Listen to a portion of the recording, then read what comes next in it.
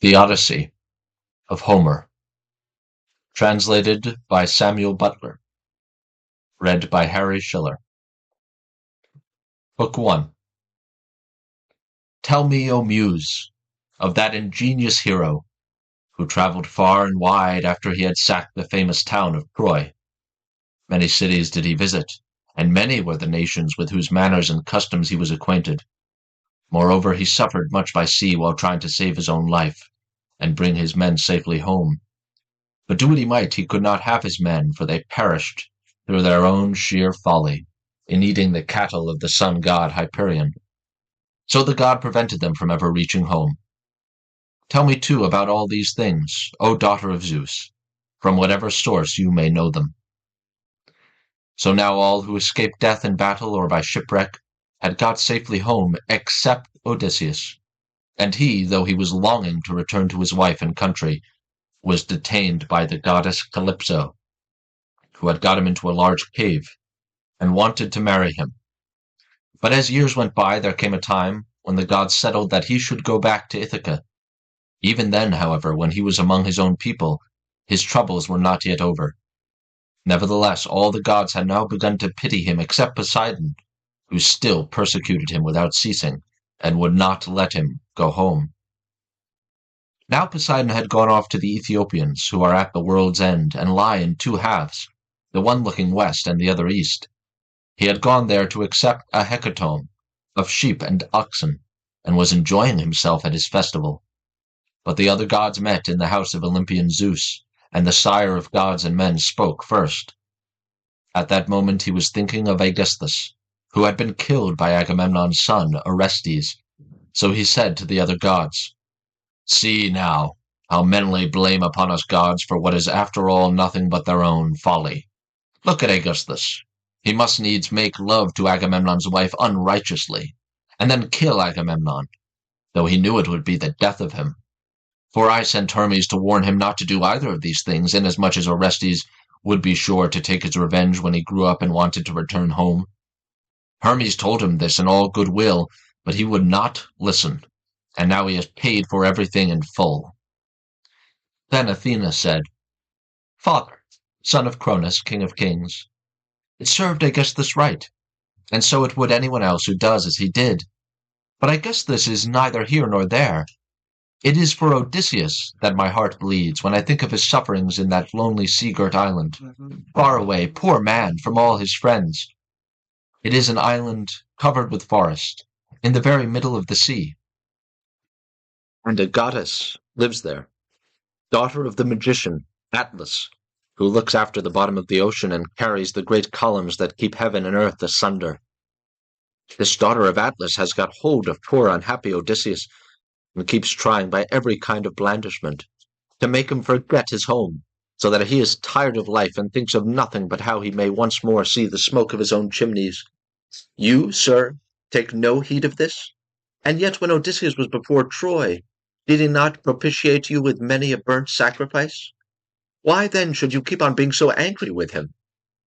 And Zeus said, My child, what are you talking about? How can I forget Odysseus, than whom there is no more capable man on earth, nor more liberal in his offerings to the immortal gods that live in heaven? Bear in mind, however, that Poseidon is still furious with Odysseus for having blinded an eye of Polyphemus, king of the Cyclops.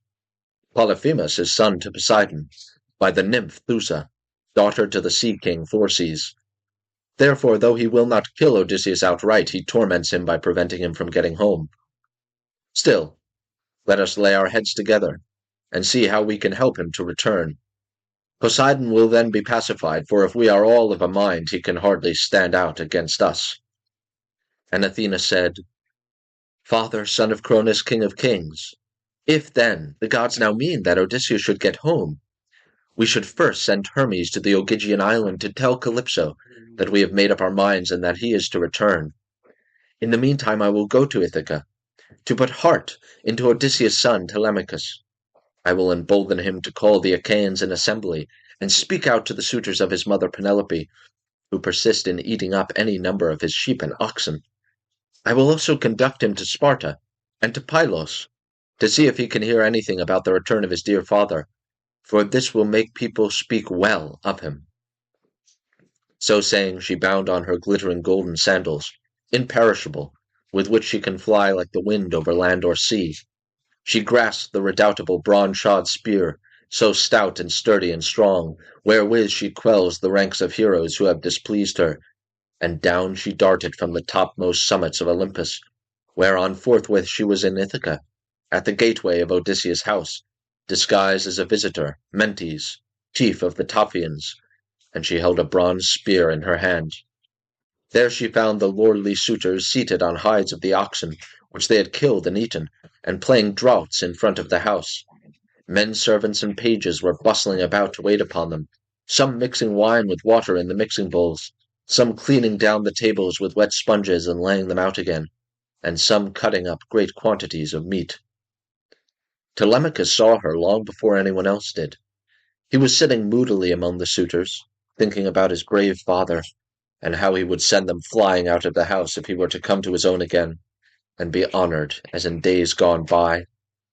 Thus brooding as he sat among them, he caught sight of Athena, and went straight to the gate, for he was vexed that a stranger should be kept waiting for admittance. He took her right hand in his own, and bade her give him her spear.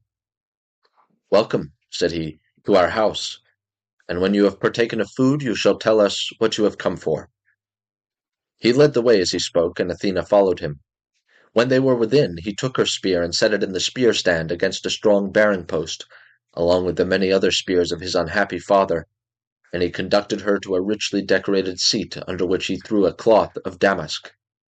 There was a footstool also for her feet, and he set another seat near her for himself, away from the suitors, that she might not be annoyed while eating by their noise and insolence, and that he might ask her more freely about his father.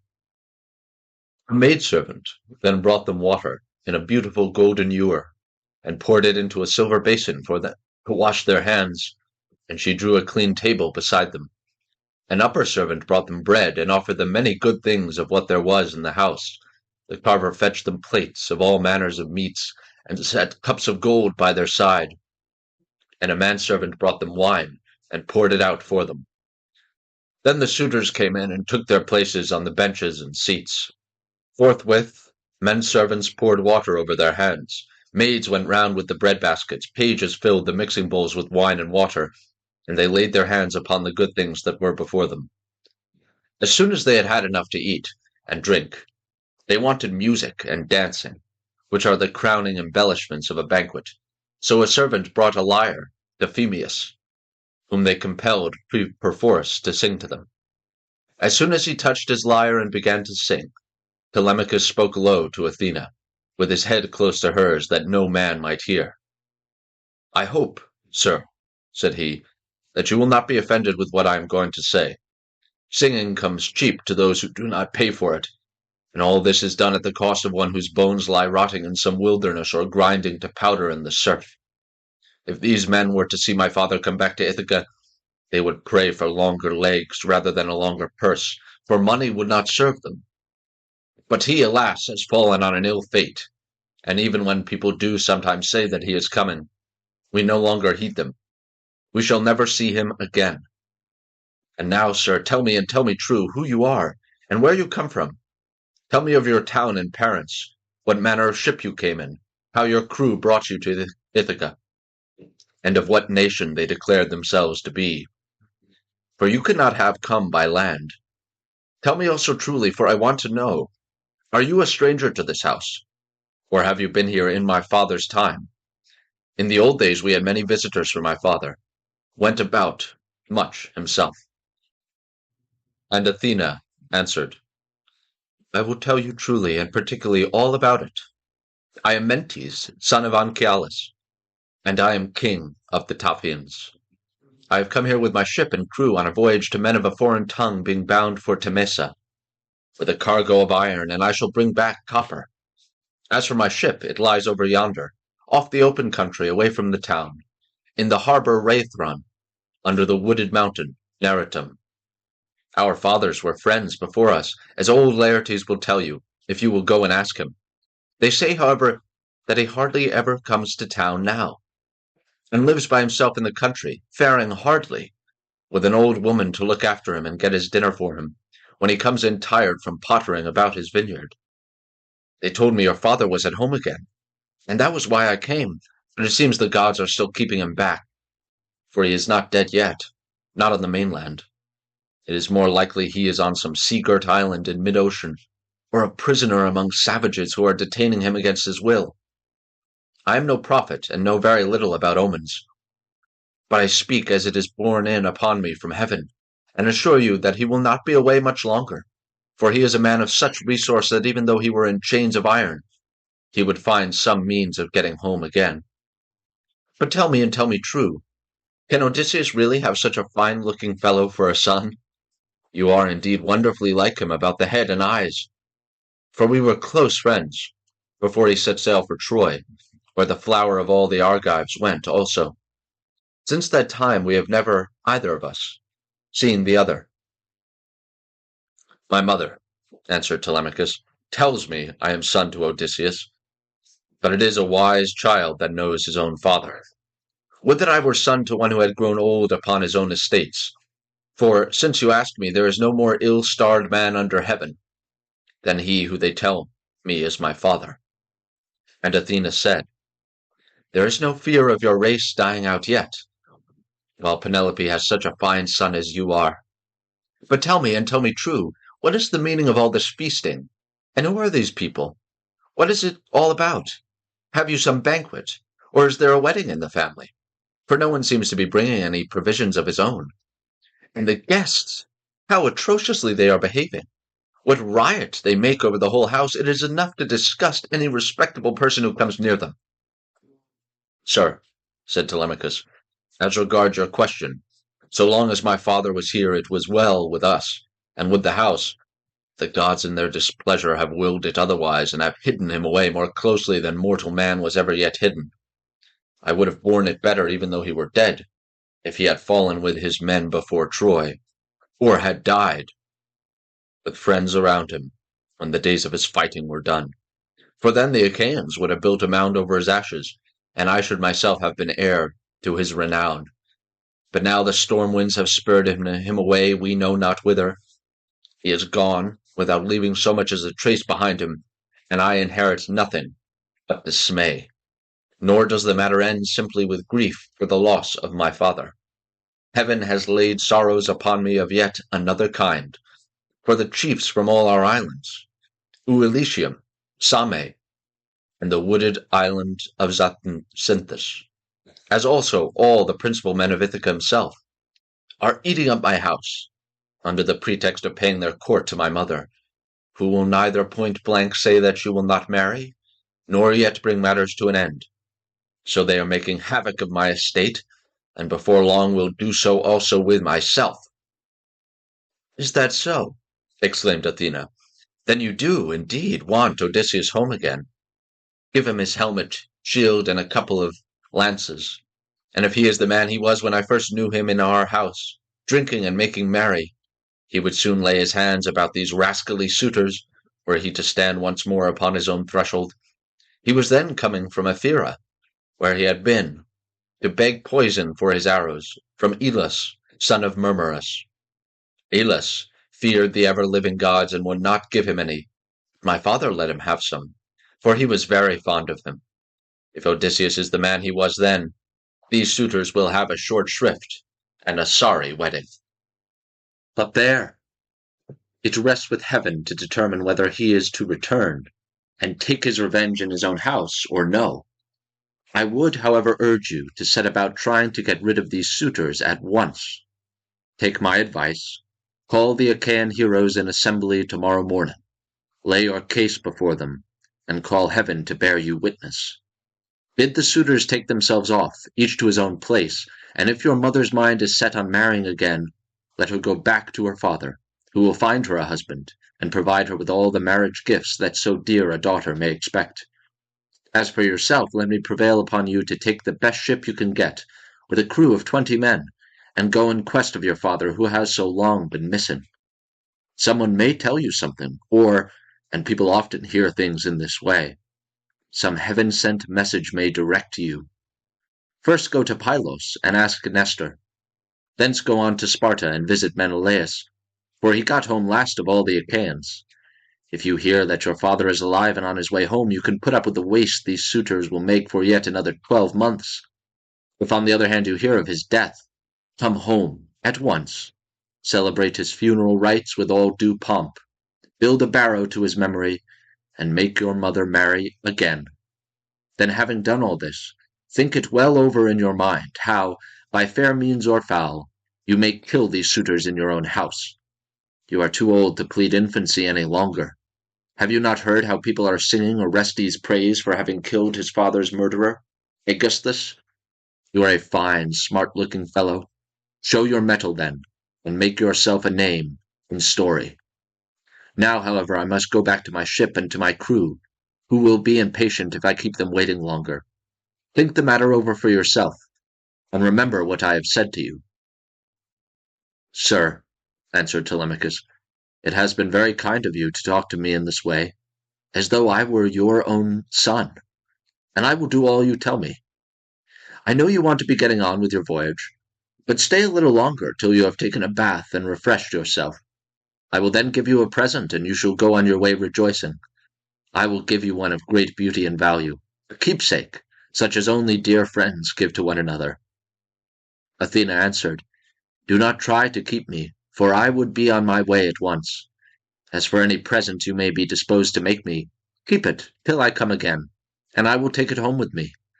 You shall give me a very good one, and I will give you one of no less value in return. With these words she flew away like a bird into the air, but she had given Telemachus courage, and had made him think more than ever about his father. He felt the change, wondered at it, and knew that the stranger had been a god. So he went straight to where the suitors were sitting. Phemius was still singing, and his hearers sat wrapped in silence as he told the sad tale of the return from Troy, and the ills Athena had laid upon the Achaeans. Penelope, daughter of Icarius, heard his song from her room upstairs, and came down by the great staircase, not alone, but attended by 2 of her handmaids. When she reached the suitors, she stood by one of the bearing posts that supported the roof of the cloisters, with a staid maiden on either side of her. She held a veil, moreover, before her face, and was weeping bitterly. Phemius, she cried, you know many other feats of gods and heroes, such as poets love to celebrate. Sing the suitors some one of these, and let them drink their wine in silence, but cease the sad tale, for it breaks my sorrowful heart, and reminds me of my lost husband, whom I mourn ever without ceasing, and whose name was great over all Hellas and middle Argos. Mother, answered Telemachus, let the bard sing what he has a mind to. Bards do not make the ills they sing of. It is Zeus, not they, who makes them, and who sends weal or woe upon mankind according to his own good pleasure. This fellow means no harm by singing the ill-fated return of the Danaans, for people always applaud the latest songs most warmly. Make up your mind to it, and bear it. Odysseus is not the only man who never came back from Troy, but many another went down as well as he. Go, then, within the house, and busy yourself with your daily duties, your loom, your distaff, and the ordering of your servants, for speech is man's matter, and mine above all others, for it is I who am master here. She went wandering back into the house, and laid her son saying in her heart. Then, going upstairs with her handmaids into her room, she mourned her dear husband till Athena shed sweet sleep over her eyes. But the suitors were clamorous throughout the covered cloisters, and prayed, each one, that he might be her bedfellow. Then Telemachus spoke. Shameless, he cried, and insolent suitors! Let us feast at our pleasure now, and let there be no brawling, for it is a rare thing to hear a man with such a divine voice as Phemius has. But in the morning meet me in full assembly, that I may give you formal notice to depart, and feast at one another's houses, turn and turn about at your own cost. If, on the other hand, you choose to persist in sponging upon one man, heaven help me, but Zeus shall reckon with you in full, and when you fall in my father's house there shall be no man to avenge you. The suitors bit their lips as they heard him, and marveled at the boldness of his speech. Then Antinous, son of Eupeithes, said, The gods seem to have given you lessons in bluster and tall talking. May Zeus never grant you to be chief in Ithaca, as your father was before you. Telemachus answered, Antinous, do not chide with me, but God willing, I will be chief too if I can. Is this the worst fate you can think of for me? It is no bad thing to be a chief, for it brings both riches and honor. Still, now that Odysseus is dead, there are many great men in Ithaca, both old and young, and some other may take the lead among them. Nevertheless, I will be chief in my own house, and will rule those whom Odysseus has won for me. Then Eurymachus, son of Polybus, answered, It rests with heaven to decide who shall be chief among us. But you shall be master in your own house and over your own possessions. While there is a man in Ithaca, no one shall do you violence or rob you. And now, my good fellow, I want to know about this stranger. What country does he come from? Of what family is he? And where is his estate? Has he brought you news about the return of your father?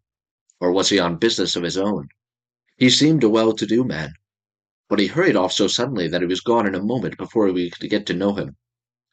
My father is dead and gone, answered Telemachus, and even if some rumor reaches me, I put no more faith in it now.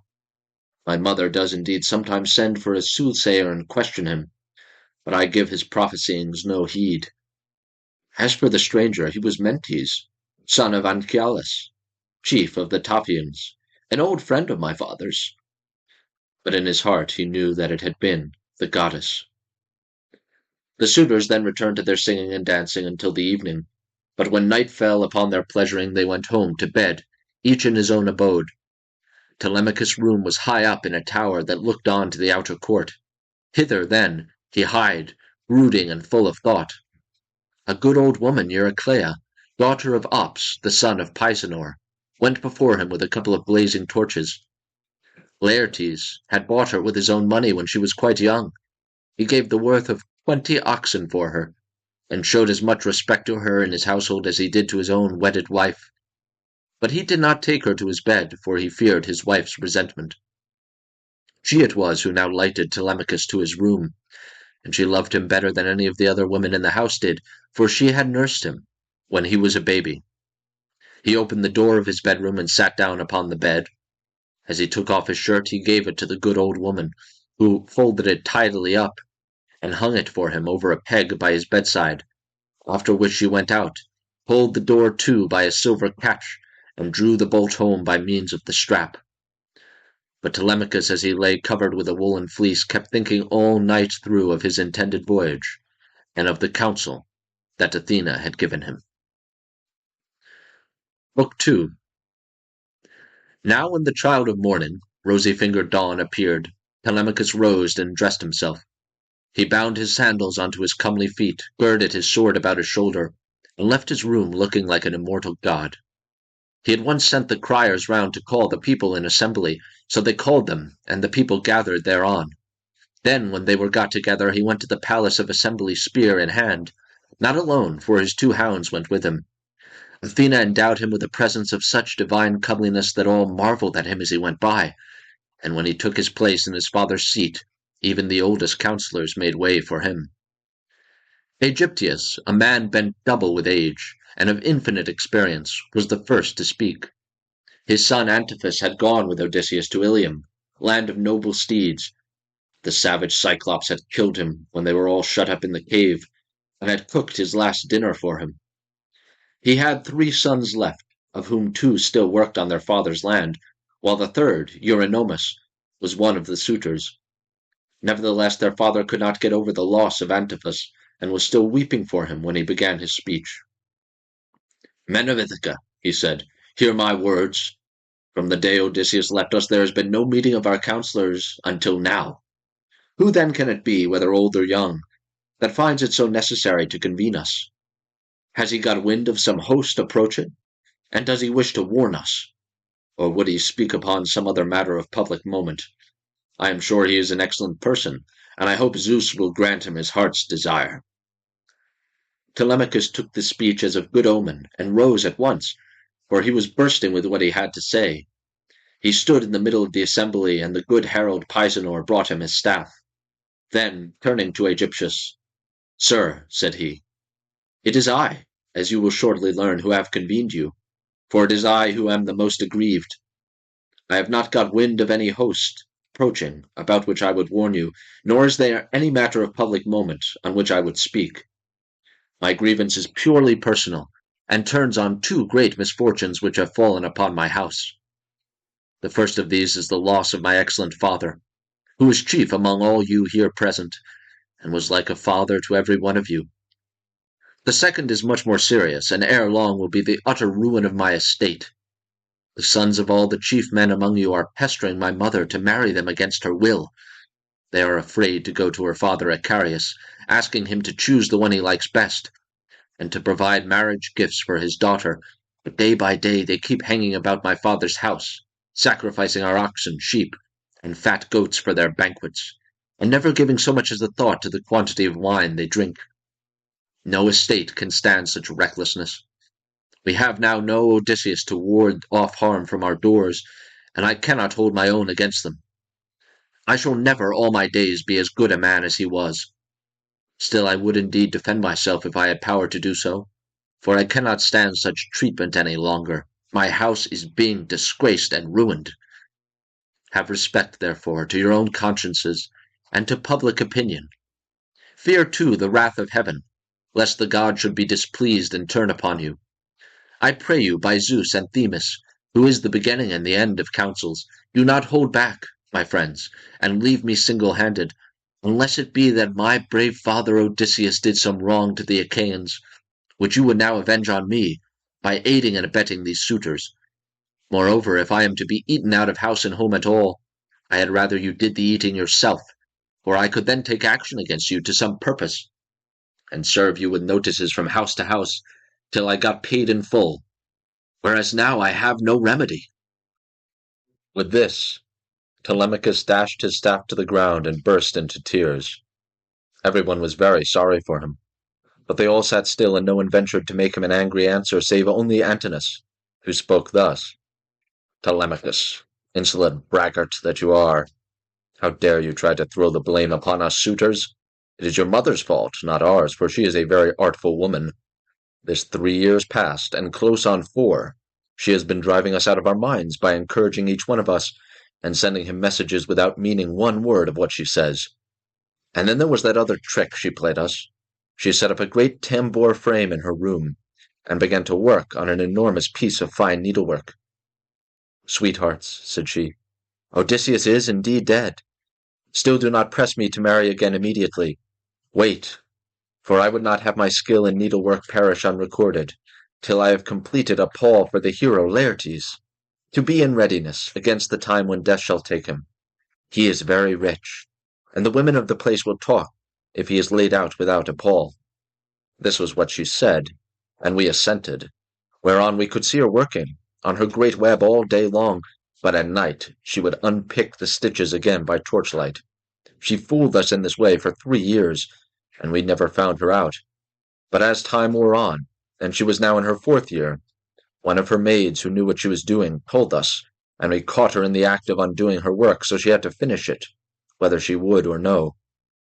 The suitors, therefore, make you this answer, that both you and the Achaeans may understand. Send your mother away, and bid her marry the man of her own and of her father's choice. For I do not know what will happen if she goes on plaguing us much longer with the airs she gives herself on the score of the accomplishments Athena has taught her, and because she is so clever. We never yet heard of such a woman. We know all about Tyro, Alcmena, Mycenae, and the famous women of old, but they were nothing to your mother, any one of them. It was not fair of her to treat us in this way, and as long as she continues in the mind with which heaven has now endowed her, so long shall we go on eating up your estate. And I do not see why she should change, for she gets all the honor and glory, and it is you who pay for it, not she. Understand, then, that we will not go back to our lands, neither here nor elsewhere, till she has made her choice and married some one or other of us. Telemachus answered, Antinous, how can I drive the mother who bore me from my father's house? My father is abroad, and we do not know whether he is alive or dead. It will be hard on me if I have to pay Icarius the large sum which I must give him if I insist on sending his daughter back to him. Not only will he deal rigorously with me, But heaven will also punish me, for my mother, when she leaves the house, will call on the Furies to avenge her. Besides, it would not be a creditable thing to do, and I will have nothing to say to it. If you choose to take offense at this, leave the house, and feast elsewhere at one another's house at your own cost, turn and turn about. If, on the other hand, you elect to persist in sponging upon one man, heaven help me, but Zeus shall reckon with you in full, and when you fall in my father's house shall be no man to avenge you. As he spoke, Zeus sent 2 eagles from the top of the mountain, and they flew on and on with the wind, sailing side by side in their own lordly flight. When they were right over the middle of the assembly, they wheeled and circled about, beating the air with their wings and glaring death into the eyes of them that were below. Then, fighting fiercely and tearing at one another, they flew off towards the right over the town. The people wondered as they saw them, and asked each other what all this might be, whereon Halitherses, who was the best prophet and reader of omens among them, spoke to them plainly and in all honesty, saying, Hear me, men of Ithaca, and I speak more particularly to the suitors, for I see mischief brewing for them. Odysseus is not going to be away much longer. Indeed, he is close at hand to deal out death and destruction, not on them alone, but on many another of us who live in Ithaca. Let us then be wise in time, and put a stop to this wickedness before he comes. Let the suitors do so of their own accord. It will be better for them, for I am not prophesying without due knowledge. Everything has happened to Odysseus as I foretold when the Argives set out for Troy, and he with them. I said that after going through much hardship and losing all his men, he should come home again in the 20th year, and that no one would know him. And now all this is coming true. Eurymachus, son of Polybus, then said, Go home, old man, and prophesy to your own children, or it may be worse for them. I can read these omens myself much better than you can. Birds are always flying about in the sunshine somewhere or other, but they seldom mean anything. Odysseus has died in a far country, and it is a pity you are not dead along with him, instead of prating here about omens and adding fuel to the anger of Telemachus, which is fierce enough as it is. I suppose you think he will give you something for your family. But I tell you, and it shall surely be, when an old man like you, who should know better, talks a young one over till he becomes troublesome, in the first place his young friend will only fare so much the worse. He will take nothing by it, for the suitors will prevent this, and in the next he will lay a heavier fine, sir, upon yourself than you will at all like paying, for it will bear hardly upon you. As for Telemachus, I warn him in the presence of you all to send his mother back to her father, who will find her a husband, and provide her with all the marriage gifts so dear a daughter may expect. Till then we shall go on harassing him with our suit, for we fear no man, and care neither for him, with all his fine speeches, nor for any fortune-telling of yours.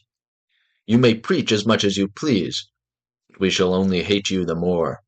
We shall go back, and continue to eat up Telemachus' estate without paying him, till such time as his mother leaves off tormenting us by keeping us day after day on the tiptoe of expectation, each vying with the other in his suit, for a prize of such rare perfection. Besides, we cannot go after the other women, whom we should marry in due course, but for the way in which she treats us. Then Telemachus said, Eurymachus, and you other suitors, I shall say no more, and entreat you no further, for the gods and the people of Ithaca now know my story. Give me then a ship and a crew of 20 men to take me hither and thither, and I will go to Sparta and to Pylos in quest of my father who has so long been missing. Someone may tell me something, or, and people often hear things in this way, some heaven-sent message may direct me. If I can hear of him as alive and on his way home, I will put up with the waste you suitors will make for yet another 12 months. If, on the other hand, I hear of his death, I will return at once, celebrate his funeral rites with all due pomp, build a barrow to his memory, and make my mother marry again. With these words he sat down, and Mentor, who had been a friend of Odysseus and had been left in charge of everything with full authority over the servants, rose to speak. He, then, plainly and in all honesty, addressed them thus. Hear me, men of Ithaca. I hope that you may never have a kind and well-disposed ruler any more, nor one who will govern you equitably. I hope that all your chiefs henceforward may be cruel and unjust, for there is not one of you but has forgotten Odysseus, who ruled you as though he were your father. I am not half so angry with the suitors, for if they choose to do violence in the naughtiness of their hearts, and wager their heads that Odysseus will not return, they can take the high hand and eat up his estate. But as for you others, I am shocked at the way in which you all sit still, without even trying to stop such scandalous goings on, which you could do, if you chose, for you are many and they are few. Leocritus, son of Avenor, answered him, saying, Mentor, what folly is all this, that you should set the people to stay us? It is a hard thing for one man to fight with many about his victuals, even though Odysseus himself were to set upon us while we are feasting in his house, and do his best to oust us. His wife, who wants him back so very badly, would have small cause for rejoicing, and his blood would be upon his own head if he fought against such great odds. There is no sense in what you have been saying. Now, therefore, do you people go about your business, and let his father's old friends, Mentor and Halitherses, speed this boy on his journey, if he goes at all, which I do not think he will, for he is more likely to stay where he is till someone comes and tells him something. On this, he broke up the assembly, and every man went back to his own abode, while the suitors returned to the house of Odysseus. Then Telemachus went all alone by the seaside, washed his hands in the grey waves, and prayed to Athena. Hear me, he cried, you god who visited me yesterday, and bade me sail the seas in search of my father who has so long been missing. I would obey you, but the Achaeans, and more particularly the wicked suitors, are hindering me that I cannot do so. As he thus prayed, Athena came close up to him, in the likeness and with the voice of Mentor. Telemachus, said she, if you are made of the same stuff as your father, you will be neither fool nor coward henceforward, for Odysseus never broke his word, nor left his work half done. If then you take after him, your voyage will not be fruitless, but unless you have the blood of Odysseus and of Penelope in your veins, I see no likelihood of your succeeding. Sons are seldom as good men as their fathers. They are generally worse, not better. Still, as you are not going to be either fool or coward henceforward, and are not entirely without some share of your father's wise discernment, I look with hope upon your undertaking. But mind you never make common cause with any of those foolish suitors, for they have neither sense nor virtue, and give no thought to death, and to the doom that will shortly fall on one and all of them, so that they shall perish on the same day. As for your voyage, it shall not be long delayed. Your father was such an old friend of mine, that I will find you a ship, and will come with you myself. Now, however, return home and go about among the suitors. Begin getting provisions ready for your voyage. See everything well stowed, the wine in jars, and the barley meal, which is the staff of life, in leathern bags, while I go round the town and beat up volunteers at once. There are many ships in Ithaca, both old and new. I will run my eye over them, for you, and will choose the best. We will get her ready, and will put out to sea without delay. Thus spoke Athena, daughter of Zeus, and Telemachus lost no time in doing as the goddess told him. He went moodily home, and found the suitors flaying goats and singeing pigs in the outer court. Antinous came up to him at once and laughed as he took his hand in his own, saying, Telemachus, my fine fire-eater, bear no more ill blood, neither in word nor deed, but eat and drink with us, as you used to do. The Achaeans will supply you with everything, a ship and a picked crew to boot, so that you can set sail for Pylos at once, and get news of your noble father. Antinous, answered Telemachus, I cannot eat in peace, nor take pleasure of any kind with such men as you are. Was it not enough that you should waste so much good property of mine while I was yet a boy? Now that I am older, and know about it, I am also stronger, and whether here among this people, or by going to Pylos, I will do you all the harm I can. I shall go, and my going will not be in vain, though, thanks to you suitors, I have neither ship nor crew of my own, and must be passenger, not captain. As he spoke, he snatched his hand from that of Antinous. Meanwhile, the others went on getting dinner ready about the buildings, jeering at him tauntingly as they did so. Telemachus, said one youngster, Means to be the death of us. I suppose he thinks he can bring friends to help him from Pylos, or again from Sparta, where he seems bent on going. Or will he go to Ephyra as well? For poison to put in our wine and kill us. Another said, perhaps if Telemachus goes on board ship, he will be like his father and perish far from his friends. In this case we should have plenty to do, for we could then divide up his property amongst us. As for the house, we can let his mother, and the man who marries her, have that. This was how they talked. But Telemachus went down into the lofty and spacious storeroom where his father's treasure of gold and bronze lay heaped up upon the floor, and where the linen and spare clothes were kept in oaken chests. Here, too, there was a store of fragrant olive oil, while casks of old, well-ripened wine, unblended and fit for a god to drink, were ranged against the wall in case Odysseus should come home again after all. The room was closed, with well-made doors opening in the middle. Moreover, the faithful old housekeeper, Eurycleia, daughter of Ops, the son of Pisanon, was in charge of everything both night and day. Telemachus called her to the storeroom, and said, "Nurse, draw me off some of the best wine you have, after what you are keeping for my father's own drinking, in case, poor man, he should escape death, and find his way home again, after all.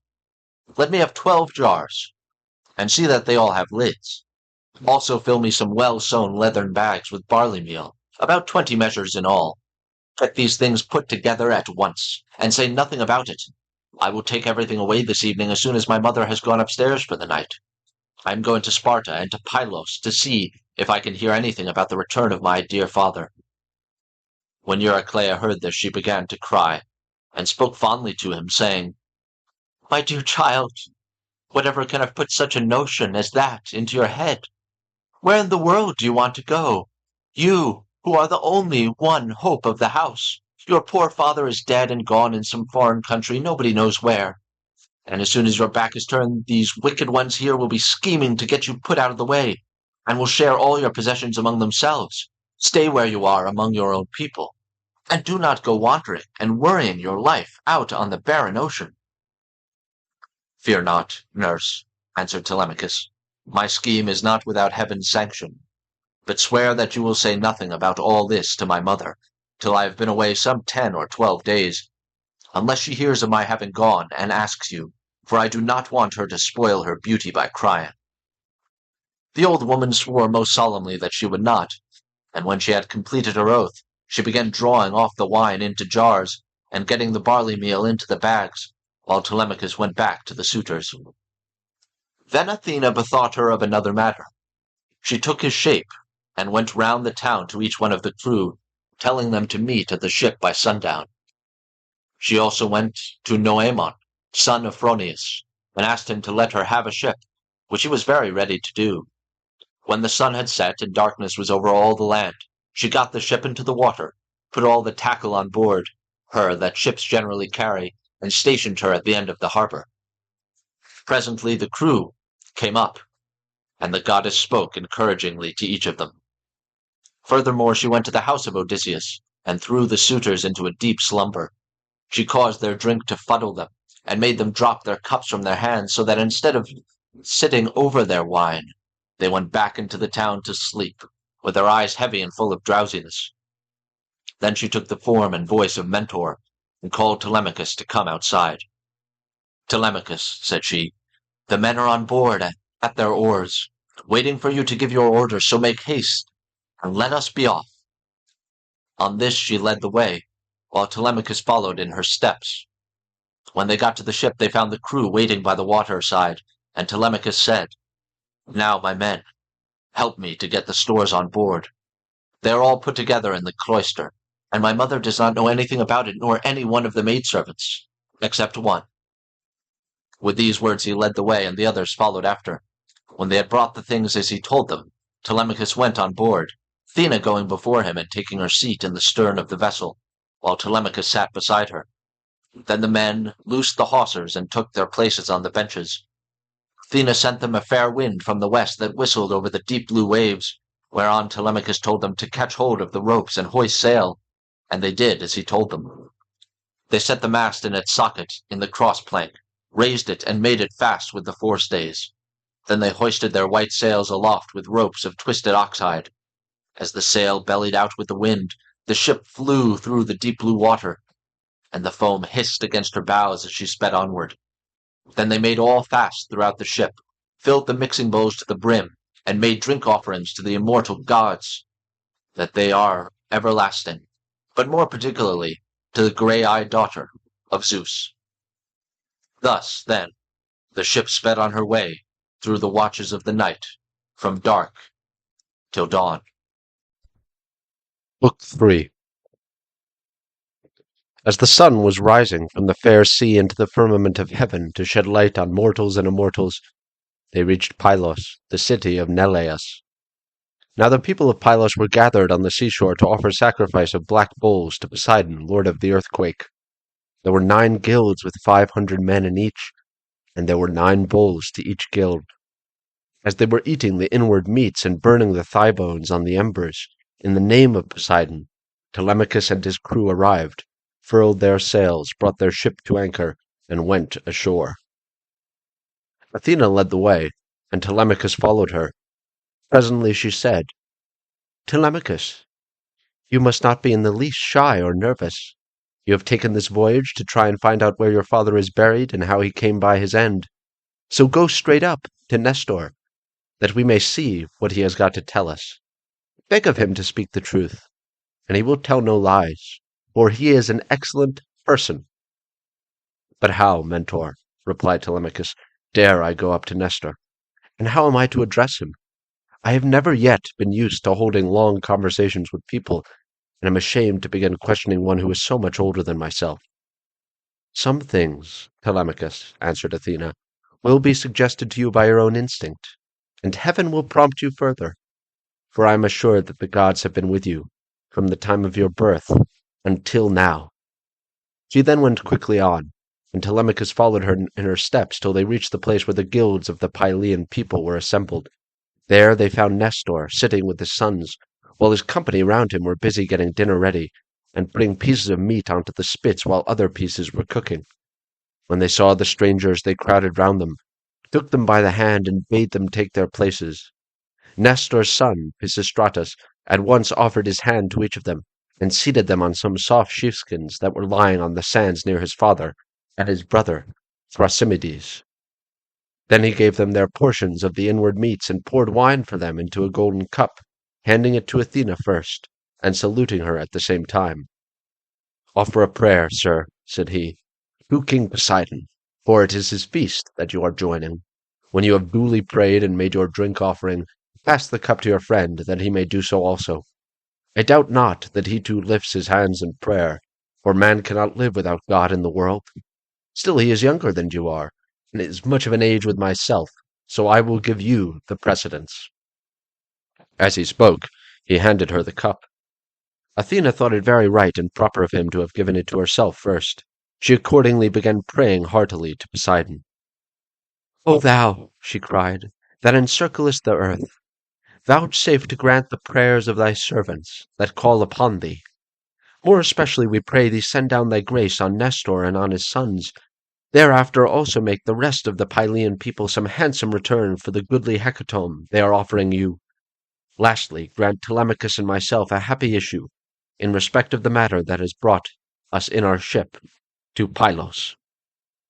When she had thus made an end of praying, she handed the cup to Telemachus, and he prayed likewise.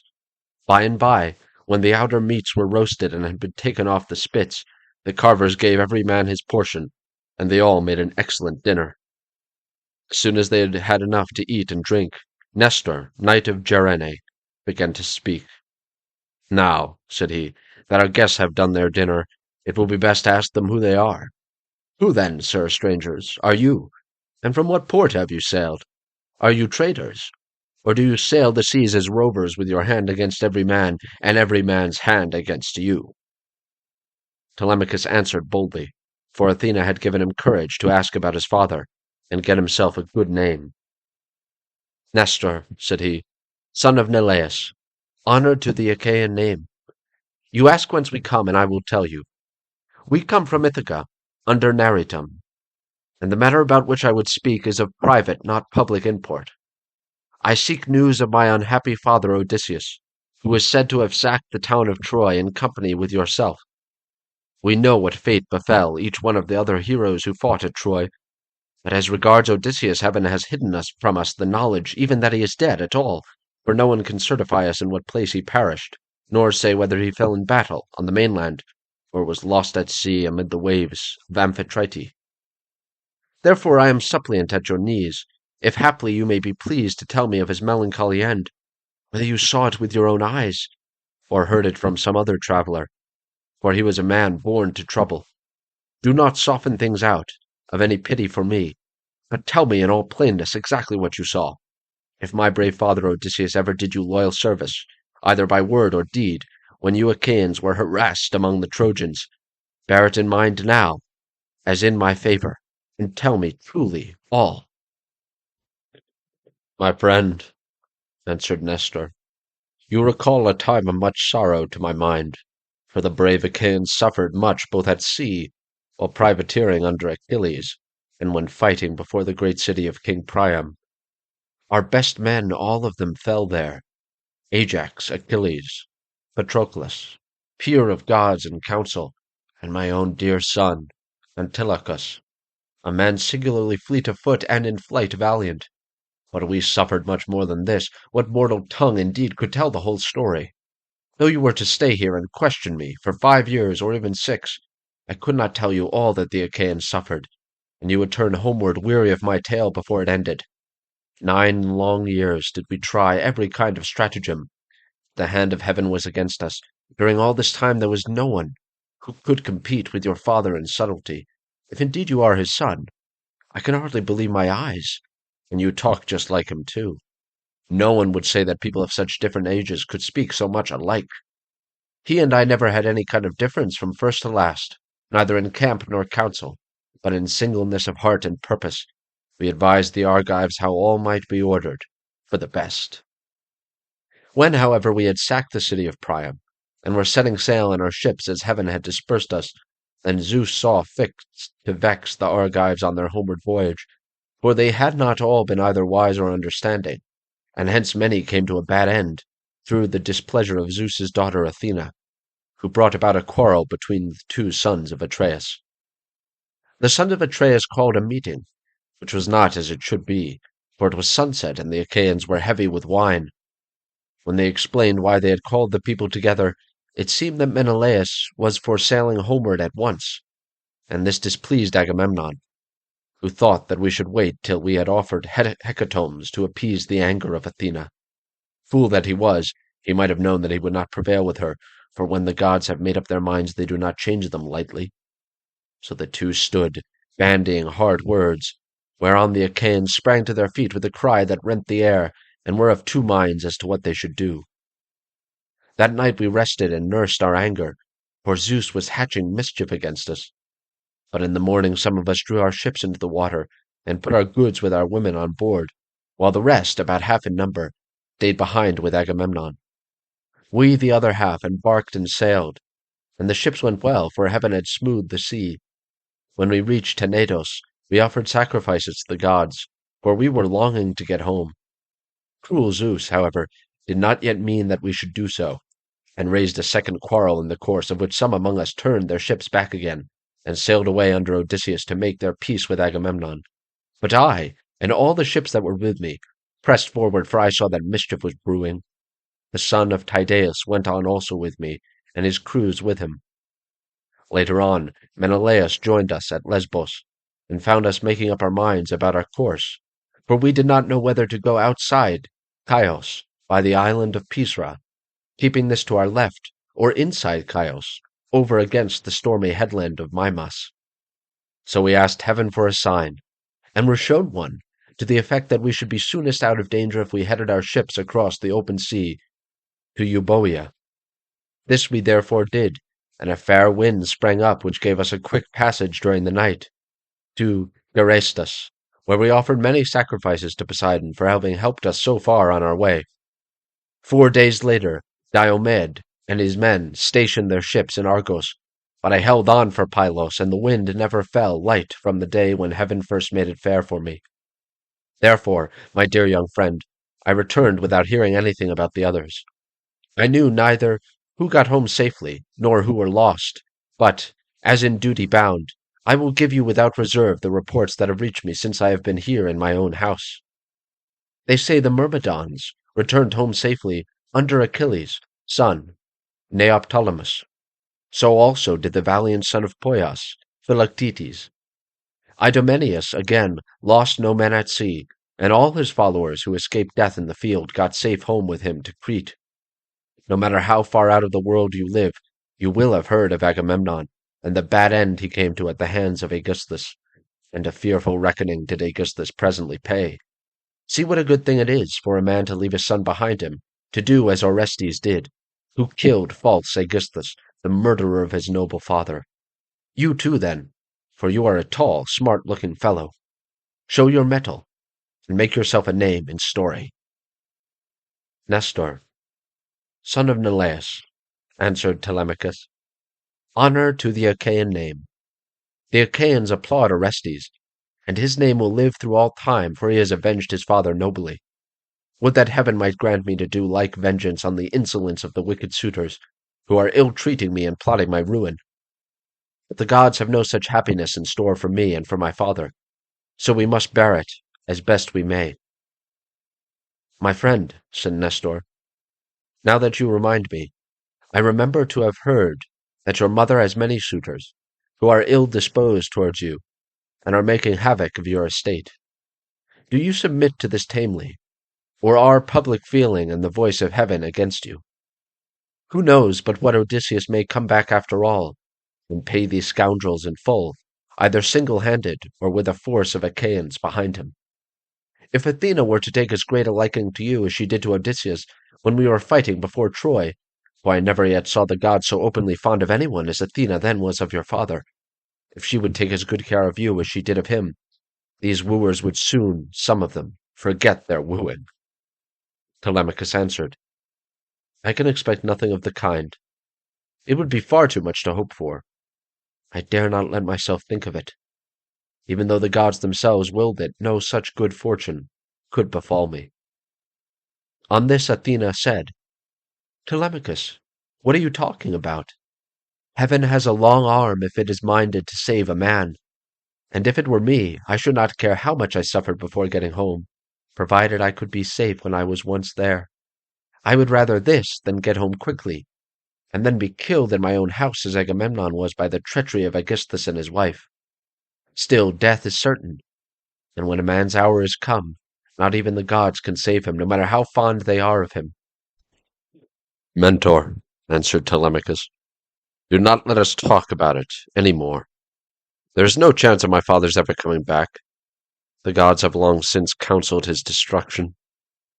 There is something else, however, about which I should like to ask Nestor, for he knows much more than anyone else does. They say he has reigned for 3 generations, so that it is like talking to an immortal. Tell me, therefore, Nestor, and tell me true, how did Agamemnon come to die in that way? What was Menelaus doing? And how came false Aegisthus to kill so far better a man than himself? Was Menelaus away from Achaean Argos, voyaging elsewhere among mankind, that Aegisthus took heart and killed Agamemnon? I will tell you truly, answered Nestor, and indeed you have yourself divined how it all happened. If Menelaus, when he got back from Troy, had found Aegisthus still alive in his house, there would have been no barrow heaped up for him, not even when he was dead. But he would have been thrown outside the city to dogs and vultures, and not a woman would have mourned him, for he had done a deed of great wickedness. But we were over there, fighting hard at Troy, while Aegisthus, who was taking his ease quietly in the heart of Argos, cajoled Agamemnon's wife, Clytemnestra, with incessant flattery. At first she would have nothing to do with his wicked scheme, for she was of a good natural disposition. Moreover, there was a bard with her, to whom Agamemnon had given strict orders on setting out for Troy, that he was to keep guard over his wife. But when heaven had counseled her destruction, Aegisthus carried this bard off to a desert island and left him there for crows and seagulls to batten upon, after which she went willingly enough to the house of Aegisthus. Then he offered many burnt sacrifices to the gods, and decorated many temples with tapestries and gilding, for he had succeeded far beyond his expectations. Meanwhile, Menelaus and I were on our way home from Troy, on good terms with one another.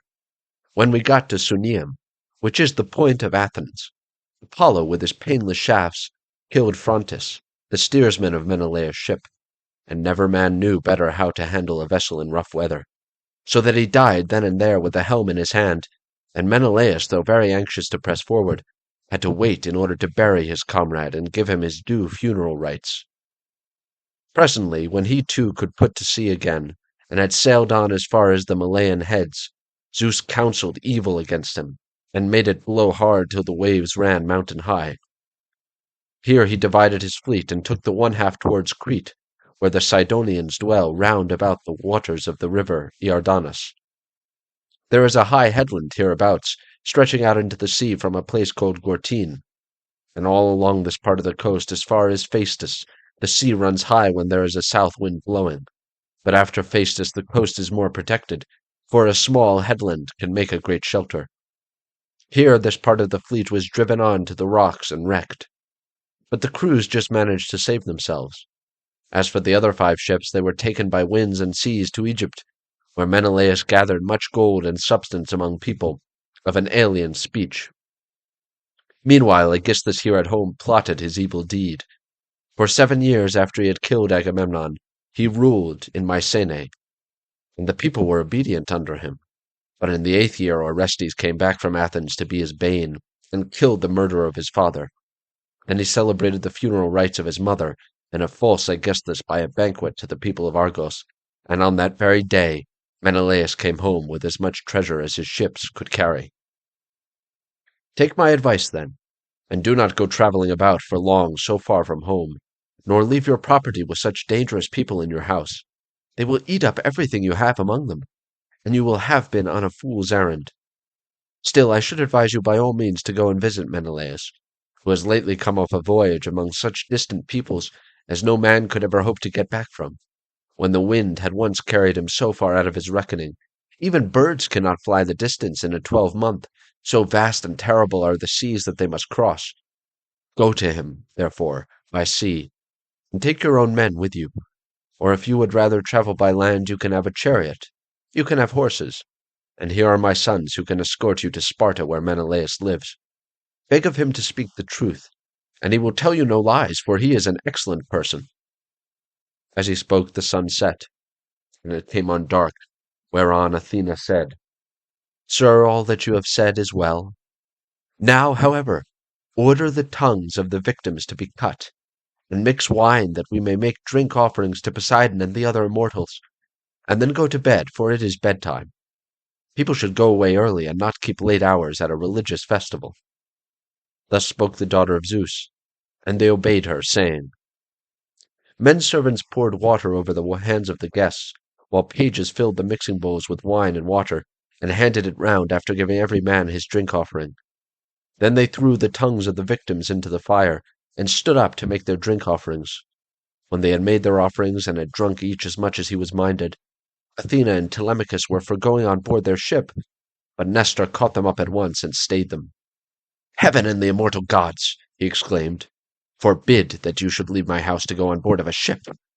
Do you think I am so poor and short of clothes, or that I have so few cloaks and rugs as to be unable to find comfortable beds both for myself and for my guests? Let me tell you, I have store both of rugs and cloaks, and shall not permit the son of my old friend Odysseus to camp down on the deck of a ship, not while I live, nor yet will my sons after me. They will keep open house, as I have done." Then Athena answered, "Sir, you have spoken well, and it will be much better that Telemachus should do as you have said. He therefore shall return with you, and sleep at your house. But I must go back to give orders to my crew, and keep them in good heart. I am the only older person among them. The rest are all young men of Telemachus' own age, who have taken this voyage out of friendship, so I must return to the ship and sleep there. Moreover, tomorrow I must go to the Coconians, where I have a large sum of money, long owing to me. As for Telemachus, now that he is your guest, send him to Sparta in a chariot, and let one of your sons go with him. Be pleased also to provide him with your best and fleetest horses." When she had thus spoken, she flew away in the form of an eagle, and all marveled as they beheld it. Nectar was astonished, and took Telemachus by the hand. "My friend," said he, "I see that you are going to be a great hero some day, since the gods wait upon you thus while you are still so young. This can have been none other of those who dwell in heaven than Zeus's redoubtable daughter, the Trito-born, who showed such favor towards your brave father among the Argives. Holy Queen," he continued, "vouchsafe to send down thy grace upon myself, my good wife, and my children. In return, I will offer you in sacrifice a broad-bowed heifer, of a year old, unbroken, and never yet brought by man under the yoke. I will gild her horns, and will offer her up to you in sacrifice." Thus did he pray, and Athena heard his prayer. He then led the way to his own house, followed by his sons and sons-in-law. When they had got there and had taken their places on the benches and seats, he mixed them a bowl of sweet wine that was 11 years old when the housekeeper took the lid off the jar that held it. As he mixed the wine, he prayed much and made drink offerings to Athena, daughter of aegis-bearing Zeus. Then, when they had made their drink offerings and had drunk each as much as he was minded, the others went home to bed, each in his own abode. But Nestor put Telemachus to sleep. In the room that was over the gateway along with Pisistratus was the only unmarried son now left him. As for himself, he slept in an inner room of the house, with the queen his wife by his side. Now when the child of morning, rosy-fingered Dawn, appeared, Nestor left his couch and took his seat on the benches of white and polished marble that stood in front of his house. Here aforetime sat Neleus, peer of gods in council, but he was now dead, and had gone to the house of Hades. So Nestor sat in his seat, scepter in hand, as guardian of the public weal. His sons, as they left their rooms, gathered round him: Echephron, Stratius, Perseus, Aretus, and Thrasymedes. The sixth son was Pisistratus, and when Telemachus joined them, they made him sit with them. Nestor then addressed them. "My sons," said he, "make haste to do as I shall bid you. I wish first and foremost to propitiate the great goddess Athena, who manifested herself visibly to me during yesterday's festivities. Go, then, one or other of you to the plain. Tell the stockman to look me out a heifer, and come on here with it at once. Another must go to Telemachus' ship, and invite all the crew, leaving 2 men only in charge of the vessel. Someone else will run and fetch Laertius, the goldsmith, to gild the horns of the heifer. The rest, stay, all of you, where you are. Tell the maids in the house to prepare an excellent dinner, and to fetch seats and logs of wood for a burnt offering. Tell them also to bring me some clear spring water." On this they hurried off on their several errands. The heifer was brought in from the plain, and Telemachus' crew came from the ship. The goldsmith brought the anvil, hammer, and tongs, with which he worked his gold, and Athena herself came to accept the sacrifice. Nestor gave out the gold, and the smith gilded the horns of the heifer that the goddess might have pleasure in their beauty. Then Stratius and Echephron brought her in by the horns. Aretus fetched water from the house in a ewer that had a flower pattern on it, and in his other hand he held a basket of barley meal. Sturdy Thrasymedes stood by with a sharp axe, ready to strike the heifer, while Perseus held the bucket. Then Nestor began with washing his hands and sprinkling the barley meal, and he offered many a prayer to Athena, as he threw a lock from the heifer's head upon the fire.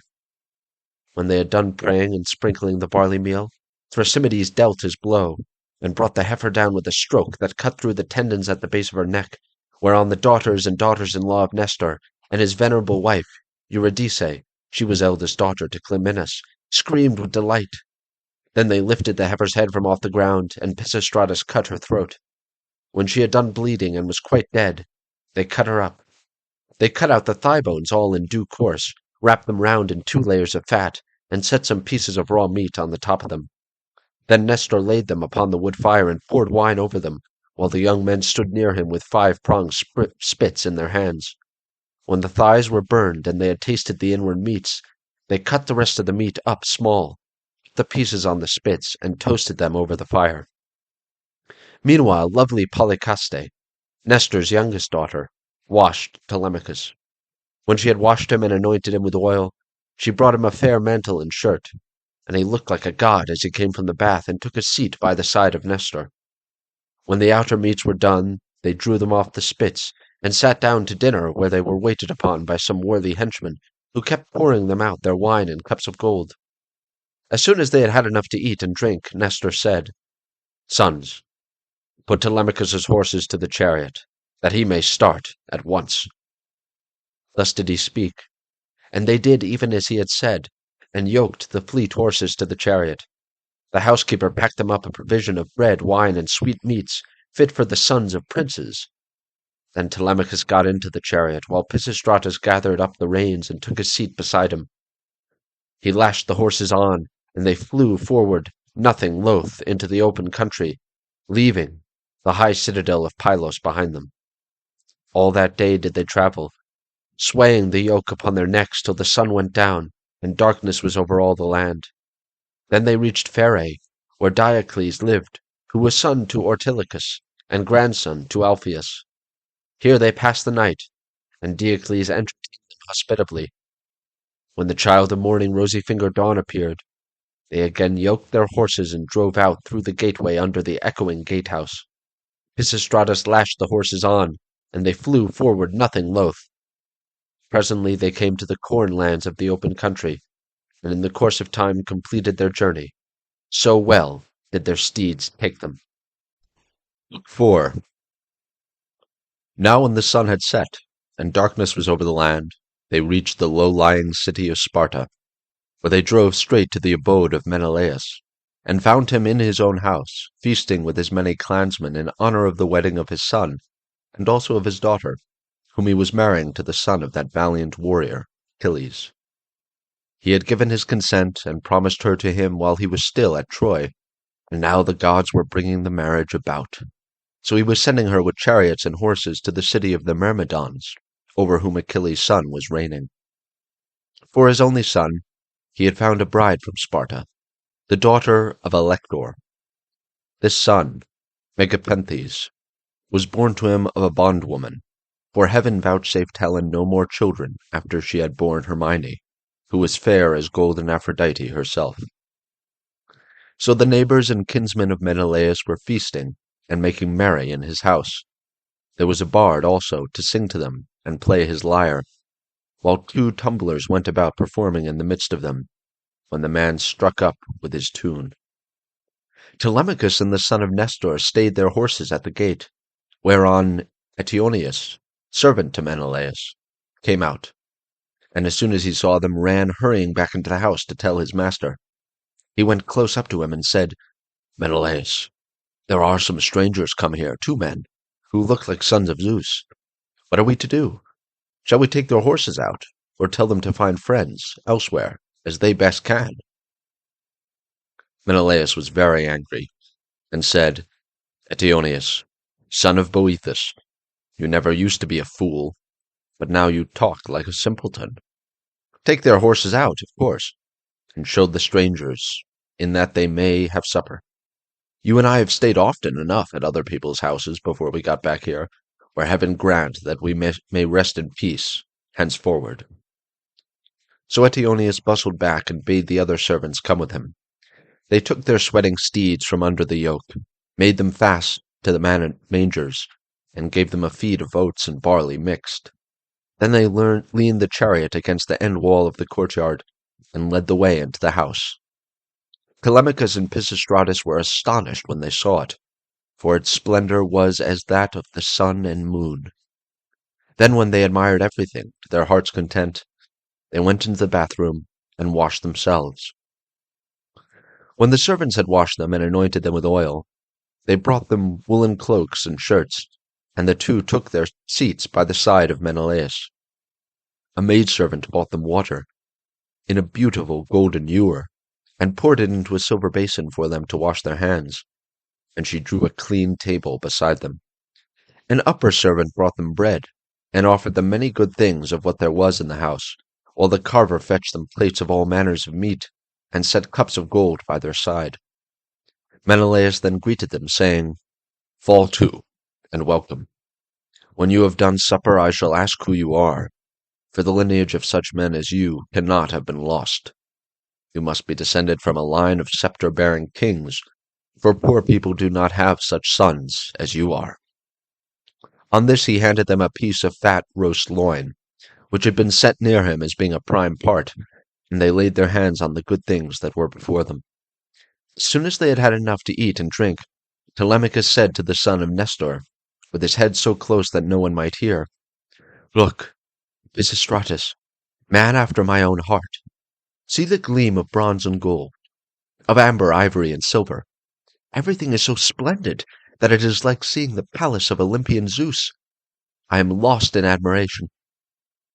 Menelaus overheard him and said, "No one, my sons, can hold his own with Zeus, for his house and everything about him is immortal. But among mortal men, well, there may be another who has as much wealth as I have, or there may not. But at all events I have traveled much, and have undergone much hardship, for it was nearly 8 years before I could get home with my fleet. I went to Cyprus, Phoenicia, and the Egyptians. I went also to the Ethiopians, the Sidonians, the Erembians, and to Libya, where the lambs have horns as soon as they are born, and the sheep lamb down 3 times a year. Everyone in that country, whether master or man, has plenty of cheese, meat, and good milk, for the ewes yield all the year round.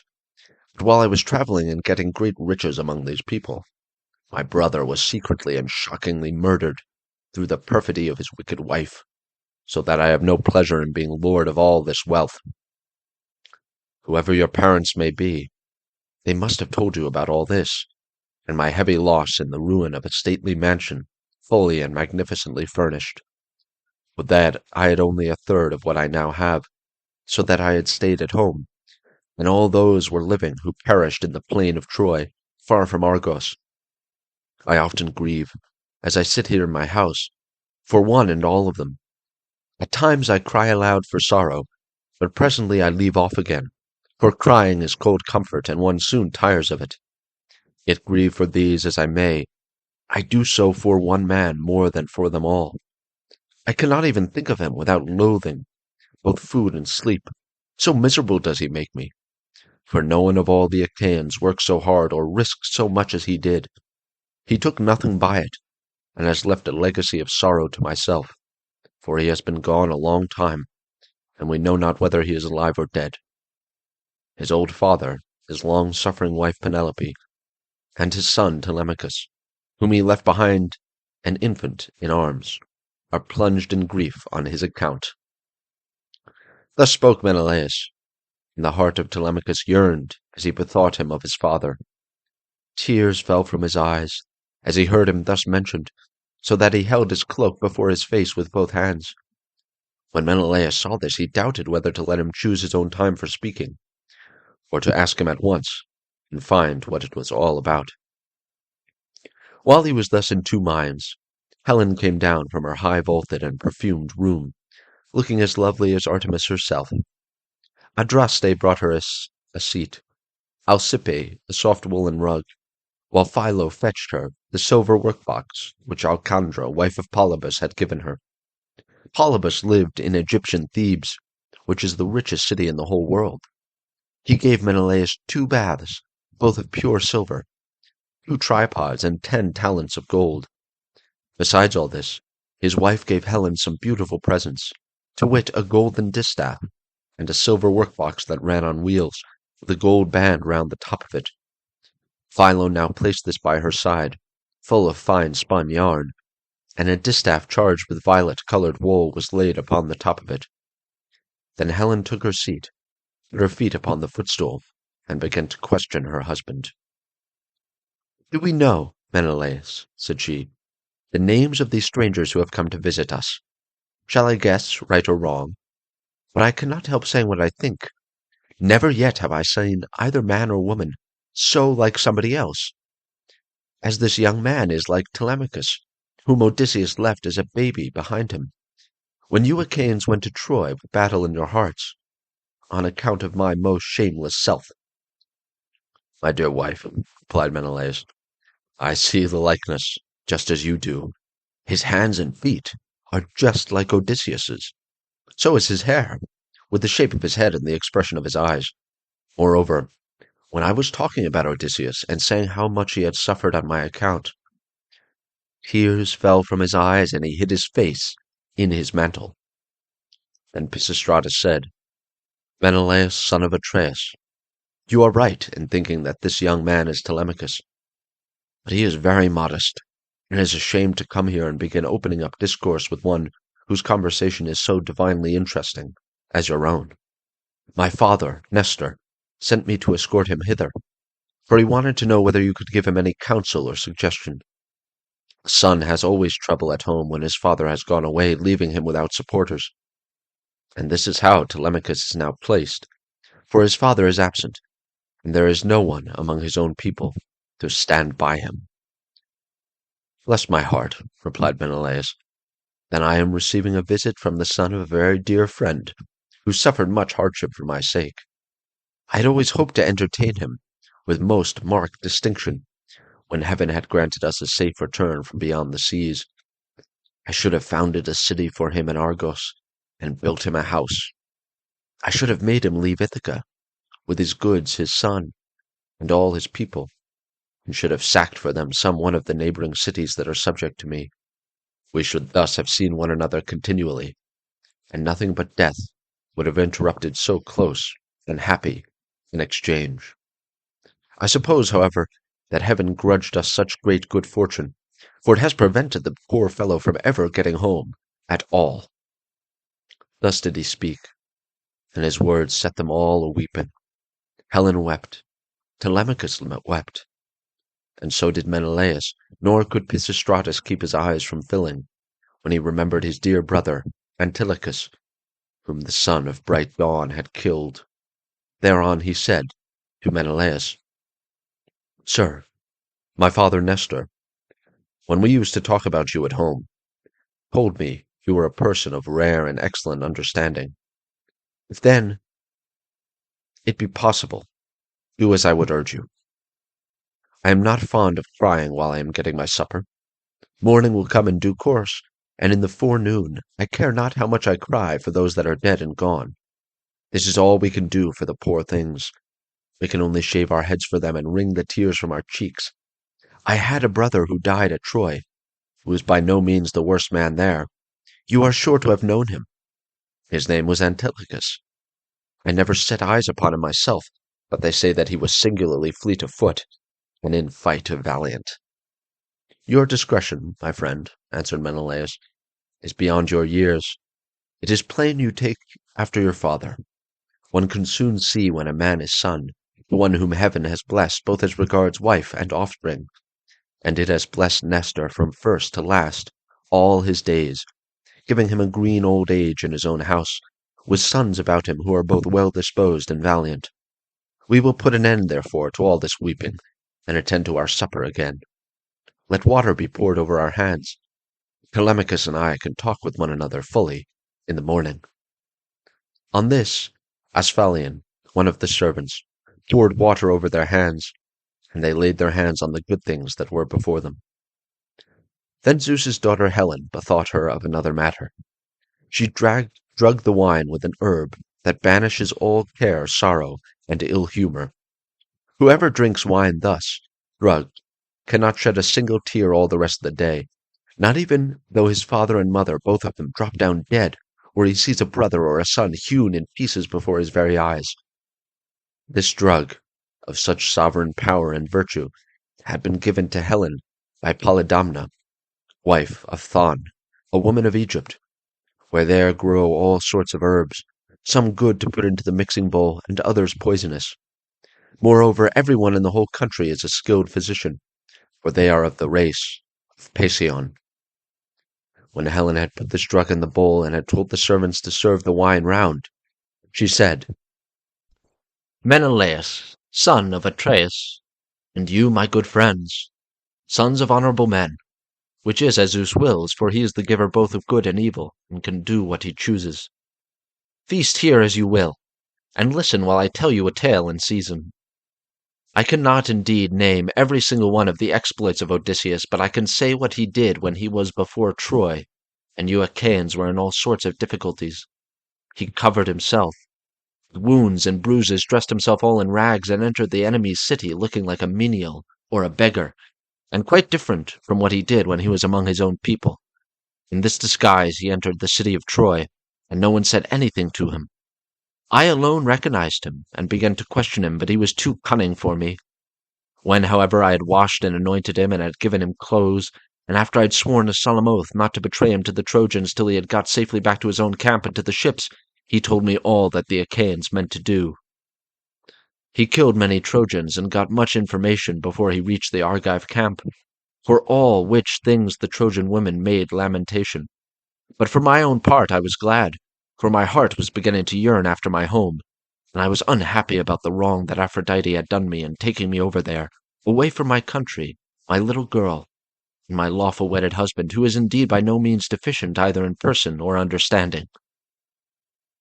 Then Menelaus said, "All that you have been saying, my dear wife, is true.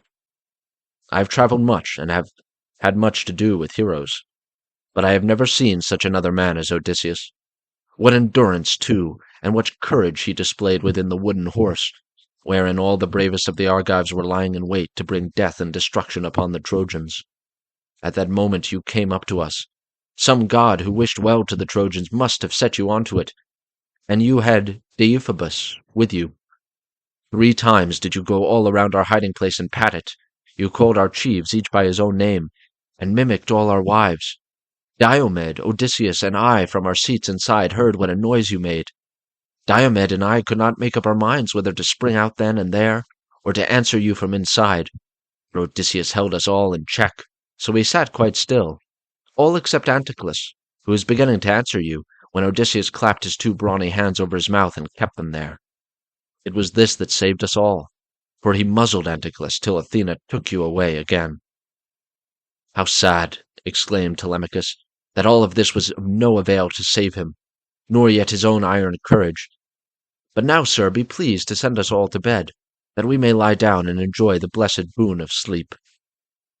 On this Helen told the maidservants to set beds in the room that was in the gatehouse, and to make them with good red rugs, and spread coverlets on the top of them with woolen cloaks for the guests to wear. So the maids went out, carrying a torch, and made the beds, to which a manservant presently conducted the strangers. Thus, then, did Telemachus and Pisistratus sleep there in the forecourt, while the son of Atreus lay in an inner room with lovely Helen by his side. When the child of morning, rosy-fingered Dawn, appeared, Menelaus rose and dressed himself. He bound his sandals onto his comely feet, girded his sword about his shoulders, and left his room looking like an immortal god. Then taking a seat near Telemachus, he said, "And what, Telemachus, has led you to take this long sea voyage to Sparta? Are you on public or private business? Tell me all about it." "I have come, sir," replied Telemachus, "to see if you can tell me anything about my father. I am being eaten out of house and home. My fair estate is being wasted, and my house is full of miscreants, who keep killing great numbers of my sheep and oxen, on the pretense of paying their addresses to my mother. Therefore I am suppliant at your knees, if haply you may tell me about my father's melancholy end, whether you saw it with your own eyes or heard it from some other traveler, for he was a man born to trouble. Do not soften things out of any pity for myself, but tell me in all plainness exactly what you saw, if my brave father Odysseus ever did you loyal service either by word or deed, when you Achaeans were harassed by the Trojans. Bear it in mind now as in my favor, and tell me truly all." Menelaus, on hearing this, was very much shocked. "So," he exclaimed, "these cowards would usurp a brave man's bed. A hind might as well lay her newborn young in the lair of a lion, and then go off to feed in the forest or in some grassy dell. The lion, when he comes back to his lair, will make short work with the pair of them, and so will Odysseus with these suitors. By Father Zeus, Athena, and Apollo, if Odysseus is still the man that he was when he wrestled with Philomelides in Lesbos, and threw him so heavily that all the Achaeans cheered him, if he is still such, and were to come near these suitors, they would have a short shrift and a sorry wedding.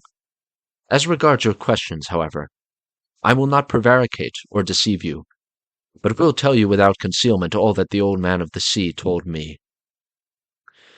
I was trying to come on here, but the gods detained me in Egypt, for my hecatombs had not given them full satisfaction, and the gods are very strict about having their dues. Now, off Egypt, about as far as a ship can sail in a day with a good stiff breeze behind her, there is an island called Pharos. It has a good harbor from which vessels can get out into open sea when they have taken in water, and here the gods becalmed me 20 days without so much as a breath of fresh wind, fair wind, to help me forward. We should have run clean out of provisions, and my men would have starved, if a goddess had not taken pity upon me and saved me in the person of Eidothea, daughter to Proteus, the old man of the sea, for she had taken a great fancy to me. She came to me one day when I was by myself, as I often was, for the men used to go with their barbed hooks all over the island in the hope of catching a fish or two to save them from the pangs of hunger. "Stranger," said she, "it seems to me that you like starving in this way. At any rate, it does not greatly trouble you, for you stick here day after day without even trying to get away, though your men are dying by inches." "Let me tell you," said I, "whichever of the goddesses you may happen to be, that I am not staying here of my own accord, but must have offended the gods that live in heaven. Tell me, therefore, for the gods know everything, which of the immortals is it that is hindering me in this way? And tell me also how I may sail the sea so as to reach my home." "Stranger," replied she, "I will make it all quite clear to you. There is an old immortal who lives under the sea hereabouts, and whose name is Proteus. He is an Egyptian, and people say he is my father. He is Poseidon's head man, and knows every inch of ground all over the bottom of the sea. If you can snare him and hold him tight, he will tell you about your voyage, what courses you are to take, and how you are to sail the sea so as to reach your home. He will also tell you, if you so will, all that has been going on at your house, both good and bad, while you have been away on your long and dangerous journey." "Can you show me," said I, "some stratagem by means of which I may catch this old god without his suspecting it, and finding me out? For a god is not easily caught, not by a mortal man." "Stranger," said she, "I will make it all quite clear to you. About the time when the sun shall have reached mid-heaven, the old man of the sea comes up from under the waves, heralded by the west wind that furs the water over his head. As soon as he has come up, he lies down and goes to sleep in a great sea cave where the seals, Halosdines chickens, as they call them, come up also from the grey sea, and go to sleep in shoals all around him, and a very strong and fish-like smell do they bring with them. Early tomorrow morning I will take you to this place, and will lay you in ambush. Pick out, therefore, the 3 best men you have in your fleet, and I will tell you all the tricks that the old man will play you. First he will look over all his seals and count them. Then when he has seen them and tallied them on his 5 fingers, he will go to sleep among them, as a shepherd among his sheep. The moment you see that he is asleep, seize him. Put forth all your strength and hold him fast, for he will do his very utmost to get away from you. He will turn himself into every kind of creature that goes upon the earth, and will become also both fire and water. But you must hold him fast and grip him tighter and tighter, till he begins to talk to you and comes back to what he was when you saw him go to sleep. Then you may slacken your hold and let him go, and you can ask him which of the gods it is that is angry with you, and what you must do to reach your home over the seas." Having so said, she dived under the waves, whereon I turned back to the place where my ships were ranged upon the shore, and my heart was clouded with care as I went along. When I reached my ship we got supper ready, for night was falling, and camped down upon the beach. When the child of morning, rosy-fingered Dawn, appeared, I took the 3 men on whose prowess of all kinds I could most rely, and went along by the seaside, praying heartily to heaven. Meanwhile, the goddess fetched me up 4 seal-skins from the bottom of the sea, all of them just skinned, for she meant playing a trick upon her father. Then she dug 4 pits for us to lie in, and sat down to wait till we should come up. When we were close to her, she made us lie down in the pits one after the other, and threw a sealskin over each of us. Our ambuscade would have been intolerable, for the stench of the fishy seals was most distressing. Who would go to bed with a sea monster if he could help it?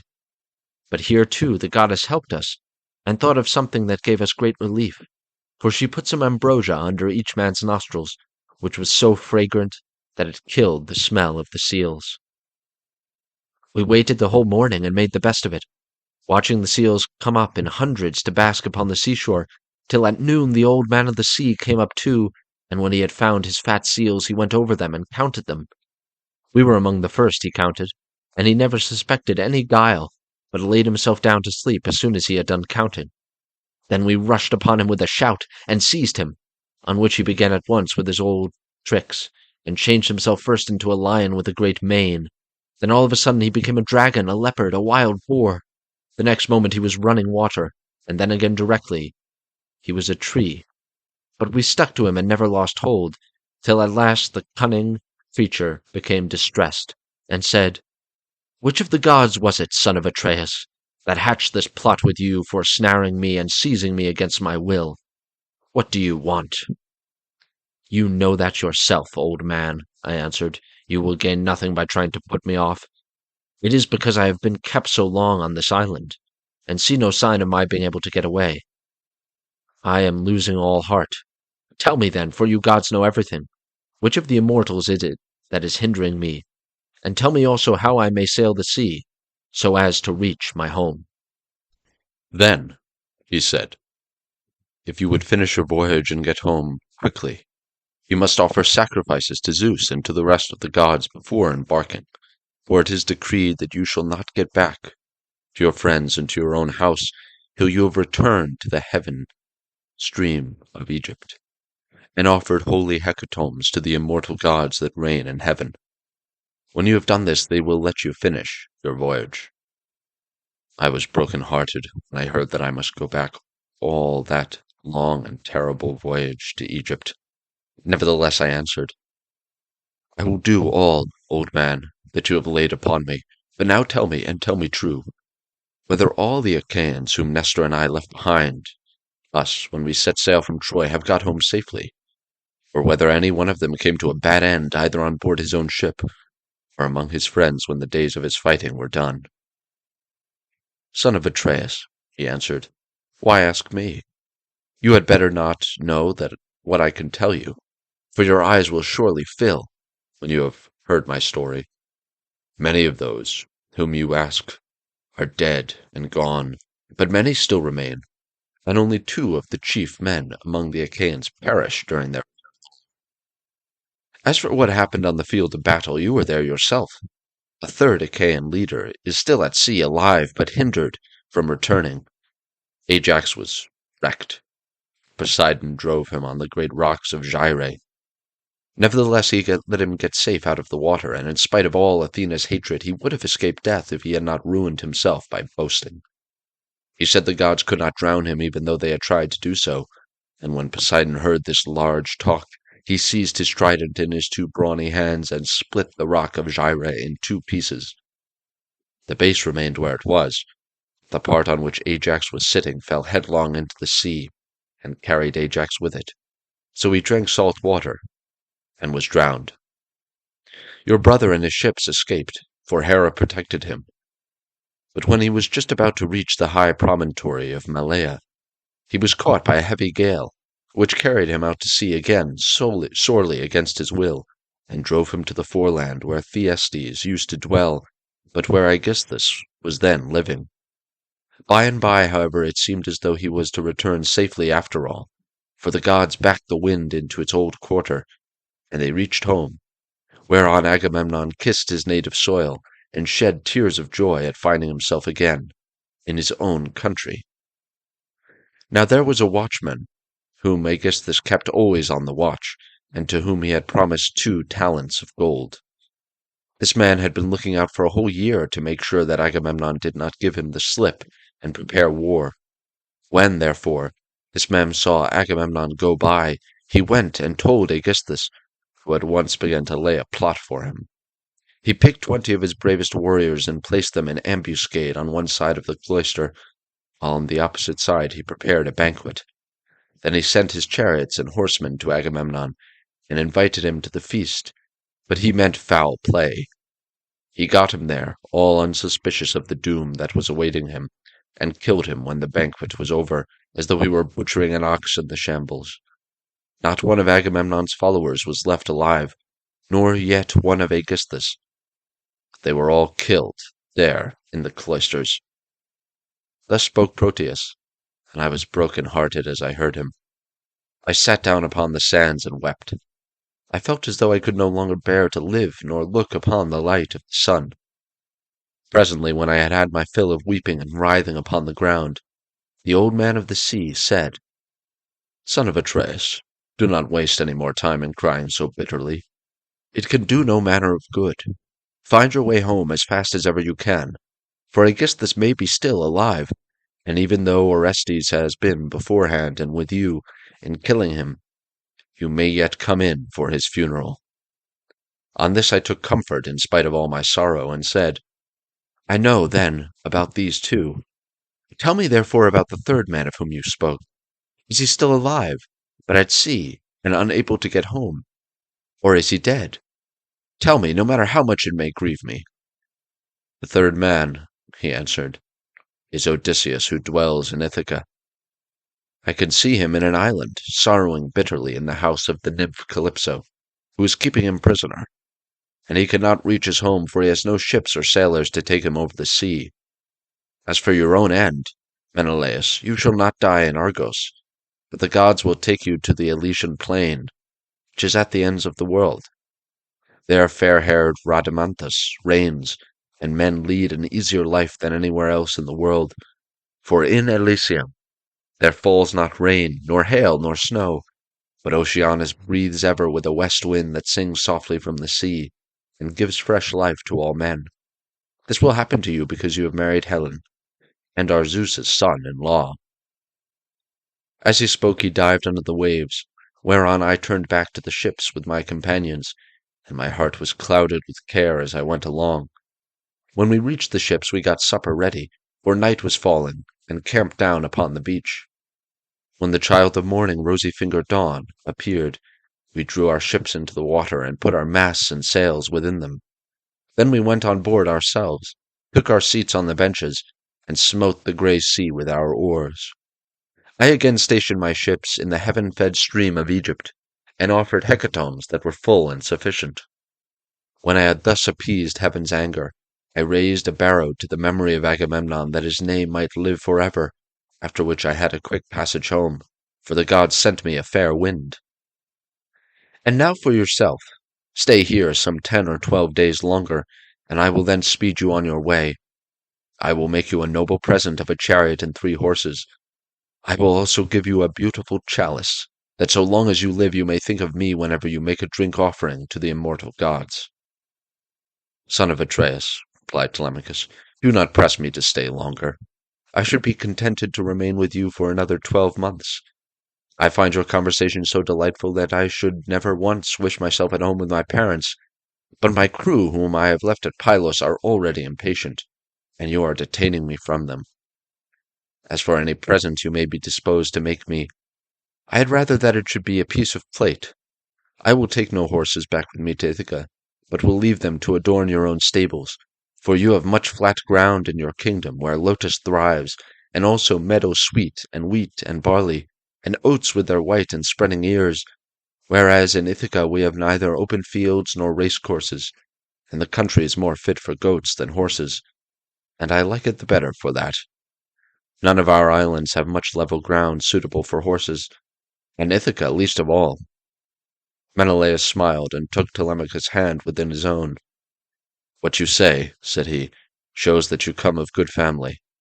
I both can and will make this exchange for you, by giving you the finest and most precious piece of plate in all my house. It is a mixing bowl, by Hephaestus' own hand, of pure silver, except the rim, which is inlaid with gold. Phaedimus, king of the Sidonians, gave it me in the course of a visit which I paid him when I returned thither on my homeward journey. I will make you a present of it." Thus did they converse, while guests kept coming to the king's house. They brought sheep and wine, while their wives had put up bread for them to take with them, so they were busy cooking their dinners in the courts. Meanwhile in Ithaca, the suitors were throwing discs or aiming with spears at a mark on the levelled ground in front of Odysseus' house, and were behaving with all their old insolence. Antinous and Eurymachus, who were their ringleaders and much the foremost among them all, were sitting together, when Noemon, son of Phronius, came up and said to Antinous, "Have we any idea, Antinous, on what day Telemachus returns from Pylos? He has a ship of mine, and I want it, to cross over to Elis. I have 12 brood mares there with yearling mule foals by their side, not yet broken in, and I want to bring one of them over here and break him." They were astounded when they heard this, for they had made sure that Telemachus had not gone to the city of Neleus. They thought he was only away somewhere on the farms, and was with the sheep, or with the swineherd. So Antinous said, "When did he go? Tell me truly, and what young men did he take with him? Were they free men, or his own bondsmen? For he might manage that too. Tell me also, did you let him have the ship of your own free will because he asked you, or did he take it without your leave?" "I lent it him," answered Noemon. "What else could I do when a man of his position said he was in a difficulty, and asked me to oblige him? I could not possibly refuse. As for those who went with him, they were the best young men we have, and I saw Mentor go on board as captain, or some god who is exactly like him. I cannot understand it, for I saw Mentor here myself yesterday morning, and yet he was then setting out for Pylos." Noemon then went back to his father's house, but Antinous and Eurymachus were very angry. They told the others to leave off playing, and to come and sit down along with themselves. When they came, Antinous' son of Eupitheus spoke in anger. His heart was black with rage, and his eyes flashed fire as he said, "Good heavens, this voyage of Telemachus is a very serious matter. We had made sure that it would come to nothing. The young fellow has got away in spite of us, and with a picked crew, too. He will be giving us trouble presently. May Zeus take him before he is full grown. Find me a ship, therefore, with a crew of 20 men, and I will lie in wait for him in the straits between Ithaca and Same. He will then rue the day that he set out to try and get news of his father." Thus did he speak, and the others applauded his saying. They then, all of them, went inside the buildings. It was not long ere Penelope came to know what the suitors were plotting, for a manservant, Medon, overheard them from outside the outer court as they were laying their schemes within, and went to tell his mistress. As he crossed the threshold of her room, Penelope said, "Medon, what have the suitors sent you here for? Is it to tell the maids to leave their master's business and cook dinner for them? I wish they may neither woo nor dine henceforward, neither here nor anywhere else, but let this be the very last time for the waste you all make of my son's estate. Did not your fathers tell you when you were children how good Odysseus had been to them? Never doing anything high-handed, nor speaking harshly to anybody? Kings may say things sometimes, and they may take a fancy to one man and dislike another, but Odysseus never did an unjust thing by anybody. It shows what bad hearts you have, and that there is no such thing as gratitude left in this world." Then Medon said, "I wish, madam, that this were all. But they are plotting something much more dreadful now. May heaven frustrate their design. They are going to try and murder Telemachus, as he is coming home from Pylos and Sparta, where he has been to get news of his father." Then Penelope's heart sank within her, and for a long time she was speechless. Her eyes filled with tears, and she could find no utterance. At last, however, she said, "Why did my son leave me?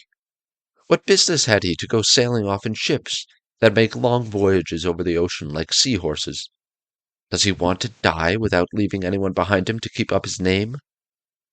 "I do not know," answered Medon, "whether some god sent him onto it, or whether he went on his own impulse to see if he could find out if his father was dead, or alive and on his way home."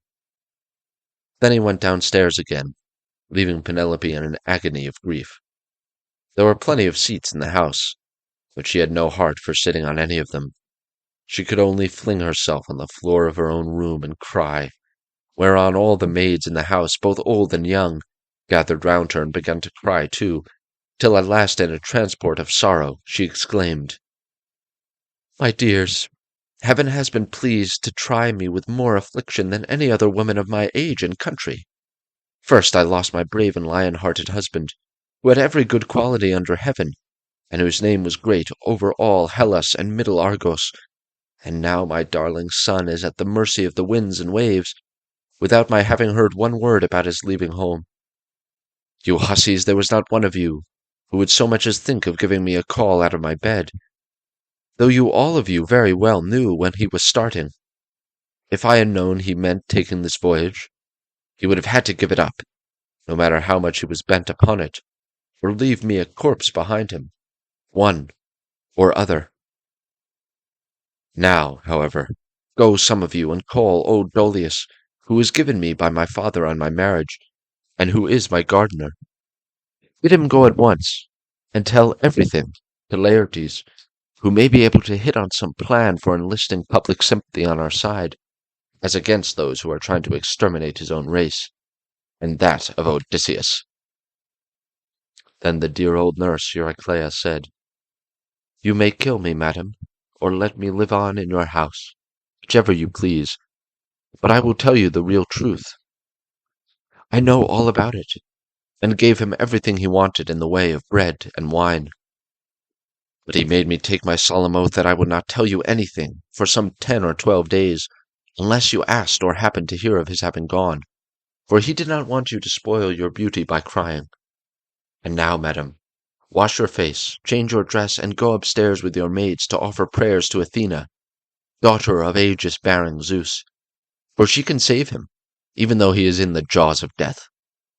Do not trouble Laertes, he has had trouble enough already. Besides, I cannot think that the gods hate the race of the son of Arceisius so much, but there will be a son left to come up after him, and inherit both the house and the fair fields that lie far all round it. With these words she made her mistress leave off crying, and dried the tears from her eyes. Penelope washed her face, changed her dress, and went upstairs with her maids. She then put some bruised barley into a basket, and began praying to Athena. Hear me, she cried, daughter of aegis-bearing Zeus, unweariable. If ever Odysseus while he was here burned you fat thigh-bones of sheep or heifer, bear it in mind now as in my favor, and save my darling son from the villainy of the suitors.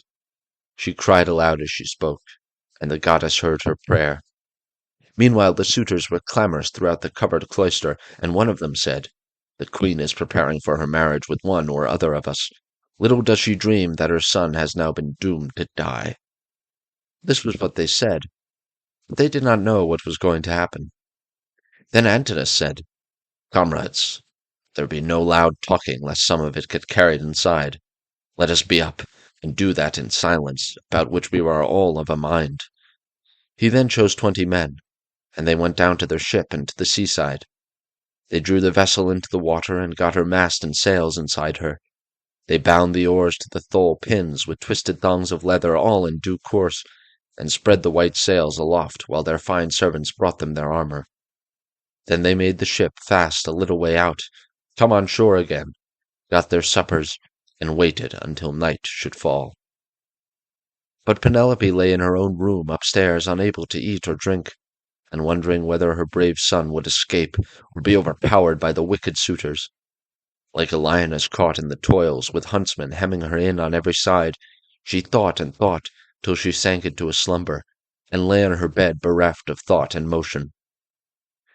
Then Athena bethought her of another matter, and made a vision in the likeness of Penelope's sister, Iphthime, daughter of Icarius, who had married Eumelus and lived in Pherae. She told the vision to go to the house of Odysseus, and to make Penelope leave off crying. So it came into a room by the hole through which the thong went for pulling the door to, and hovered over her head, saying, You are asleep, Penelope.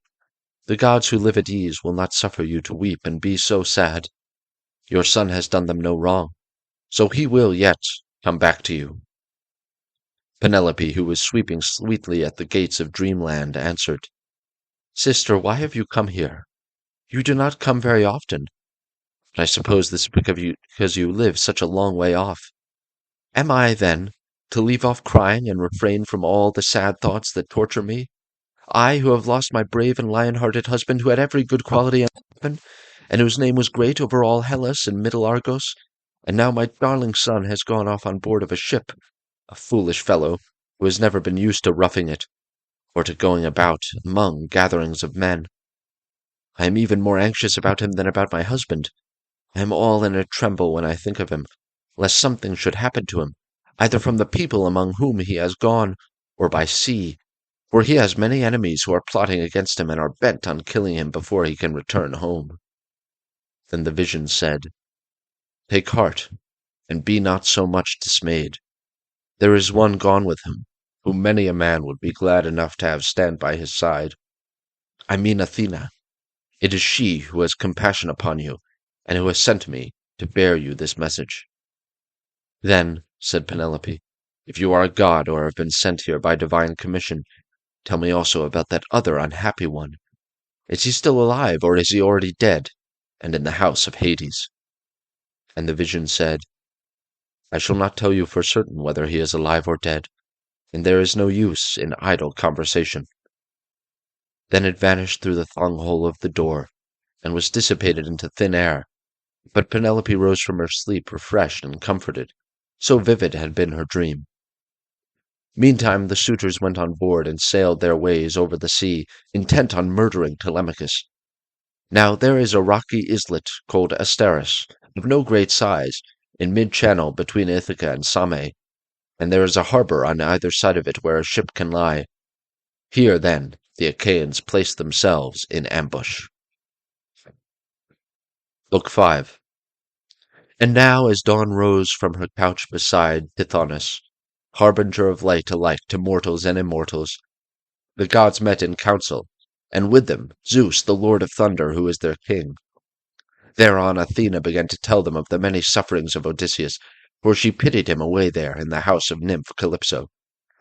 "Father Zeus," said she, "and all you other gods that live in everlasting bliss, I hope there may never be such a thing as a kind and well-disposed ruler any more, nor one who will govern equitably.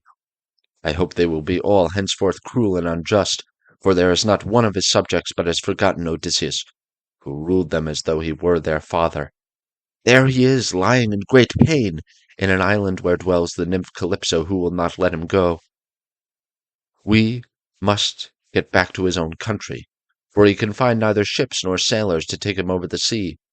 Furthermore, wicked people are now trying to murder his only son Telemachus, who is coming home from Pylos and Sparta, where he has been to see if he can get news of his father."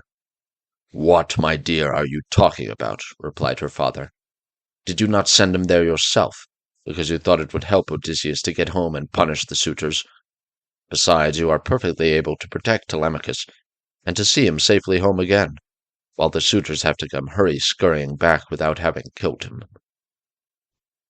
When he had thus spoken, he said to his son, Hermes, "Hermes, you are our messenger. Go, therefore, and tell Calypso we have decreed that poor Odysseus is to return home. He is to be convoyed neither by gods nor men, but after a perilous voyage of 20 days upon a raft, he is to reach fertile Scheria, the land of the Phaeacians, who are near of kin to the gods, and will honor him as though he were one of ourselves. They will send him in a ship to his own country, and will give him more bronze and gold and raiment than he would have brought back from Troy, if he had had all his prize money and had got home without disaster. This is how we have settled that he shall return to his country and his friends." Thus he spoke, and Hermes, guide and guardian, slayer of Argus, did as he was told.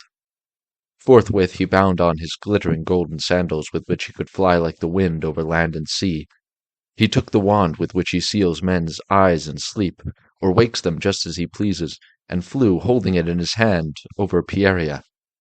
Then he swooped down through the firmament, till he reached the level of the sea, whose waves he skimmed like a cormorant that flies, fishing every hole and corner of the ocean, and drenching its thick plumage in the spray. He flew and flew over many a weary wave, but when at last he got to the island which was his journey's end, he left the sea and went on by land till he came to the cave where the nymph Calypso lived. He found her at home. There was a large fire burning on the hearth, and one could smell from far the fragrant reek of burning cedar and sandalwood. As for herself, she was busy at her loom, shooting her golden shuttle through the warp and singing beautifully. Round her cave there was a thick wood of alder, poplar, and sweet-smelling cypress trees, wherein all kinds of great birds had built their nests. owls, hawks, and chattering sea crows that occupy their business in the waters. A vine loaded with grapes was trained and grew luxuriantly about the mouth of the cave. There were also 4 running rills of water in channels cut pretty close together, and turned hither and thither so as to irrigate the beds of violets and luscious herbage over which they flowed. Even a god could not be helped being charmed with such a lovely spot, so Hermes stood still and looked at it. But when he had admired it sufficiently, he went inside the cave. Calypso knew him at once, for the gods all know each other, no matter how far they live from one another. But Odysseus was not within. He was on the seashore as usual, looking out upon the barren ocean with tears in his eyes, groaning and breaking his heart for sorrow. Calypso gave Hermes a seat and said, "Why have you come to see me, Hermes? Honored and ever welcome, for you do not visit me often. Say what you want. I will do it for you at once, if I can, and if it can be done at all. But come inside, and let me set refreshment before you." As she spoke, she drew a table loaded with ambrosia beside him and mixed him some red nectar, so Hermes ate and drank till he had had enough, and then said, "We are speaking god and goddess to one another, and you ask me why I have come here, and I will tell you truly as you would have me do. Zeus sent me. It was no doing of mine. Who could possibly want to come all this way over the sea, where there are no cities, full of people to offer me sacrifices or choice hecatombs? Nevertheless, I had to come, for none of us other gods can cross Zeus or transgress his orders. He says that you have here the most ill-starred of all those who fought 9 years before the city of King Priam, and sailed home in the 10th year after having sacked it. On their way home they sinned against Athena, who raised both winds and waves against them, so that all his brave companions perished, and he alone was carried hither by wind and tide. Zeus says that you are to let this man go at once, for it is decreed that he shall not perish here, far from his own people, but shall return to his house and country, and see his friends again." Calypso trembled with rage when she heard this. "You gods," she exclaimed, "ought to be ashamed of yourself. You are always jealous, and hate seeing a goddess take a fancy to a mortal man, and live with him in open matrimony. So when rosy-fingered Dawn made love to Orion, you precious gods were all of you furious till Artemis went and killed him in Ortygia. So again, when Demeter fell in love with the Iasion, and yielded to him in a thrice-ploughed fallow field, Zeus came to hear of it before so very long and killed Iasion with his thunderbolts. And now you are angry with me too because I have a man here? I found the poor creature sitting all alone, astride of a keel, for Zeus had struck his ship with lightning and sunk it in mid-ocean, so that all his crew were drowned, while he himself was driven by wind and waves onto my island. I got fond of him and cherished him, and had set my heart on making him immortal, so that he should never grow old all his days. Still I cannot cross Zeus or bring his counsels to nothing. Therefore, if he insists upon it, let the man go beyond the seas again. But I cannot send him anywhere myself, for I have neither ships nor men who can take him. Nevertheless, I will readily give him such advice, in all good faith, as will be likely to bring him safely to his own country." "Then send him away," said Hermes, "or Zeus will be angry with you, and punish you." On this he took his leave, and Calypso went out to look for Odysseus, for she had heard Zeus's message. She found him sitting upon the beach with his eyes ever filled with tears, and dying of sheer homesickness, for he had got tired of Calypso, and though he was forced to sleep with her in the cave by night, it was she, not he, that would have it so. As for the daytime, he spent it on the rocks and on the seashore, weeping, crying aloud for his despair, and always looking out upon the sea. Calypso then went close up to him, and said, "My poor fellow, you shall not stay here grieving and fretting your life out any longer. I am going to send you away, of my own free will. So go, cut some beams of wood, and make yourself a large raft with an upper deck, that it may carry you safely over the sea. I will put bread, wine, and water on board to save you from starving. I will also give you clothes, and will send you a fair wind to take you home, if the gods in heaven so will it, for they know more about these things and can settle them better than I can." Odysseus shuddered as he heard her. "Now, goddess," he answered, "there is something behind all this. You cannot be really meaning to help me home, when you bid me do such a dreadful thing as put to sea on a raft. Not even a well-found ship with a fair wind could venture on such a distant voyage. Nothing that you can say or do shall make me go on board a raft, unless you first solemnly swear that you mean me no mischief." Calypso smiled at this, and caressed him with her hand. "You know a great deal," said she, "but you are quite wrong here.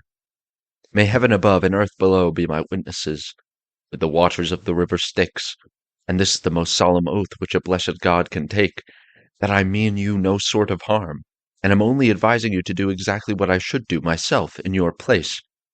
I am dealing with you quite straightforwardly. My heart is not made of iron, and I am very sorry for you." When she had thus spoken, she led the way rapidly before him, and Odysseus followed in her steps.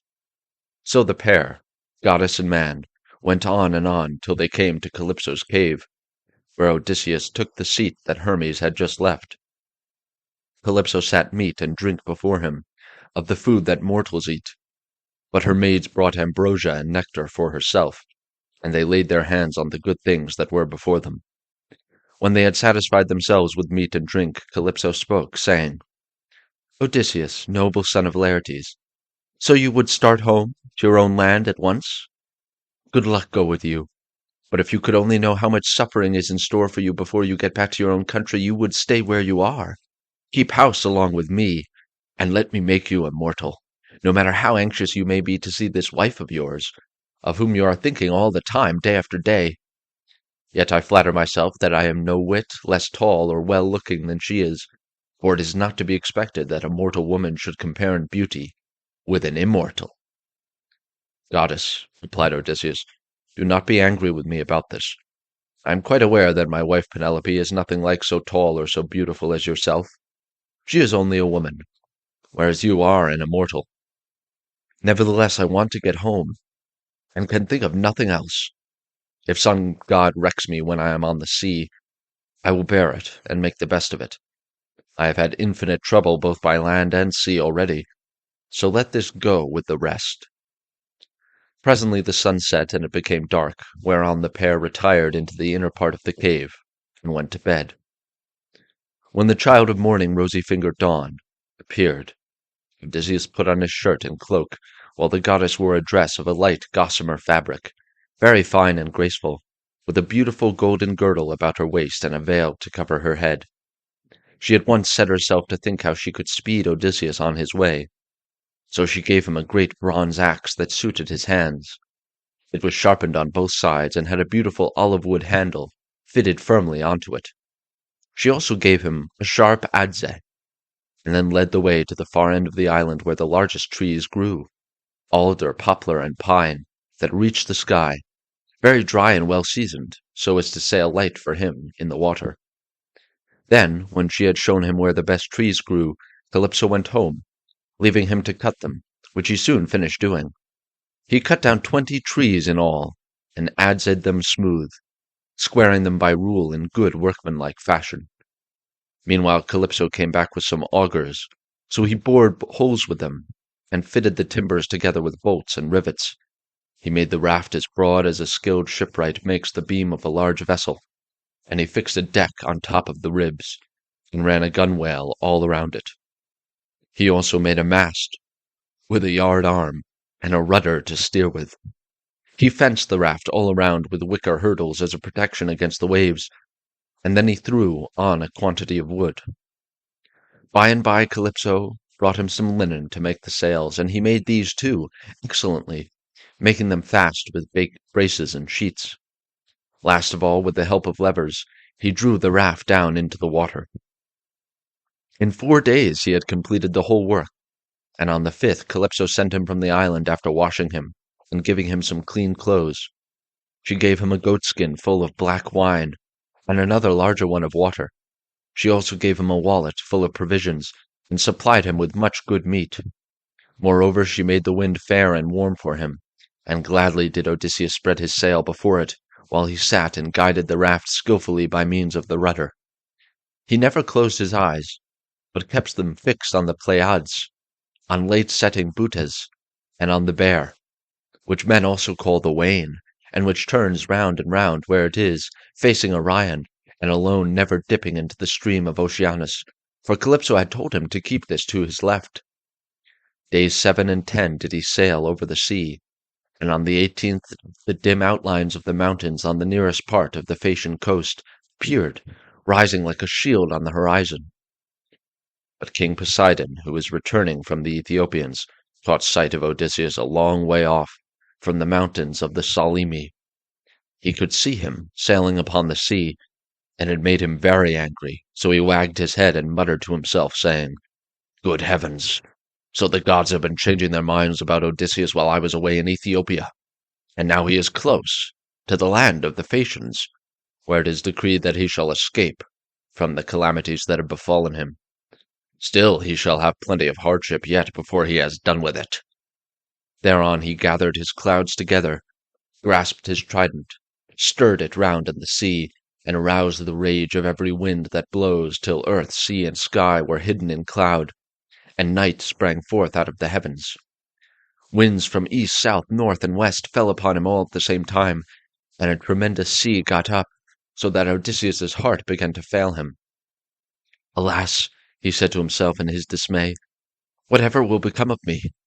I am afraid Calypso was right when she said I would have trouble by sea before I got back home. It is all coming true. How black is Zeus making heaven with his clouds! And what a sea the winds are raising from every quarter at once! I am now safe to perish. Blessed and thrice blessed were those Danaans who fell before Troy in the cause of the sons of Atreus. Would that I had been killed on the day when the Trojans were pressing me so sorely about the dead body of Achilles, for then I should have had due burial, and the Achaeans would have honored my name. But now it seems that I shall come to a most pitiable end." As he spoke, a sea broke over him with such terrific fury that the raft reeled again, and he was carried overboard a long way off. He let go the helm, and the force of the hurricane was so great that it broke the mast halfway up, and both sail and yard went over into the sea. For a long time Odysseus was under water, and it was all he could do to rise to the surface again, for the clothes Calypso had given him weighed him down. But at last he got his head above water and spat out the bitter brine that was running down his face in streams. In spite of all this, however, he did not lose sight of his raft, but swam as fast as he could towards it, got hold of it, and climbed on board again so as to escape drowning. The sea took the raft and tossed it about, as autumn winds whirl thistle down round and round upon a road. It was as though the south, north, east, and west winds were all playing battledore and shuttlecock with it at once. When he was in this plight, Ino, daughter of Cadmus, also called Leucothea, saw him. She had formerly been a mere mortal, but had been since raised to the rank of a marine goddess.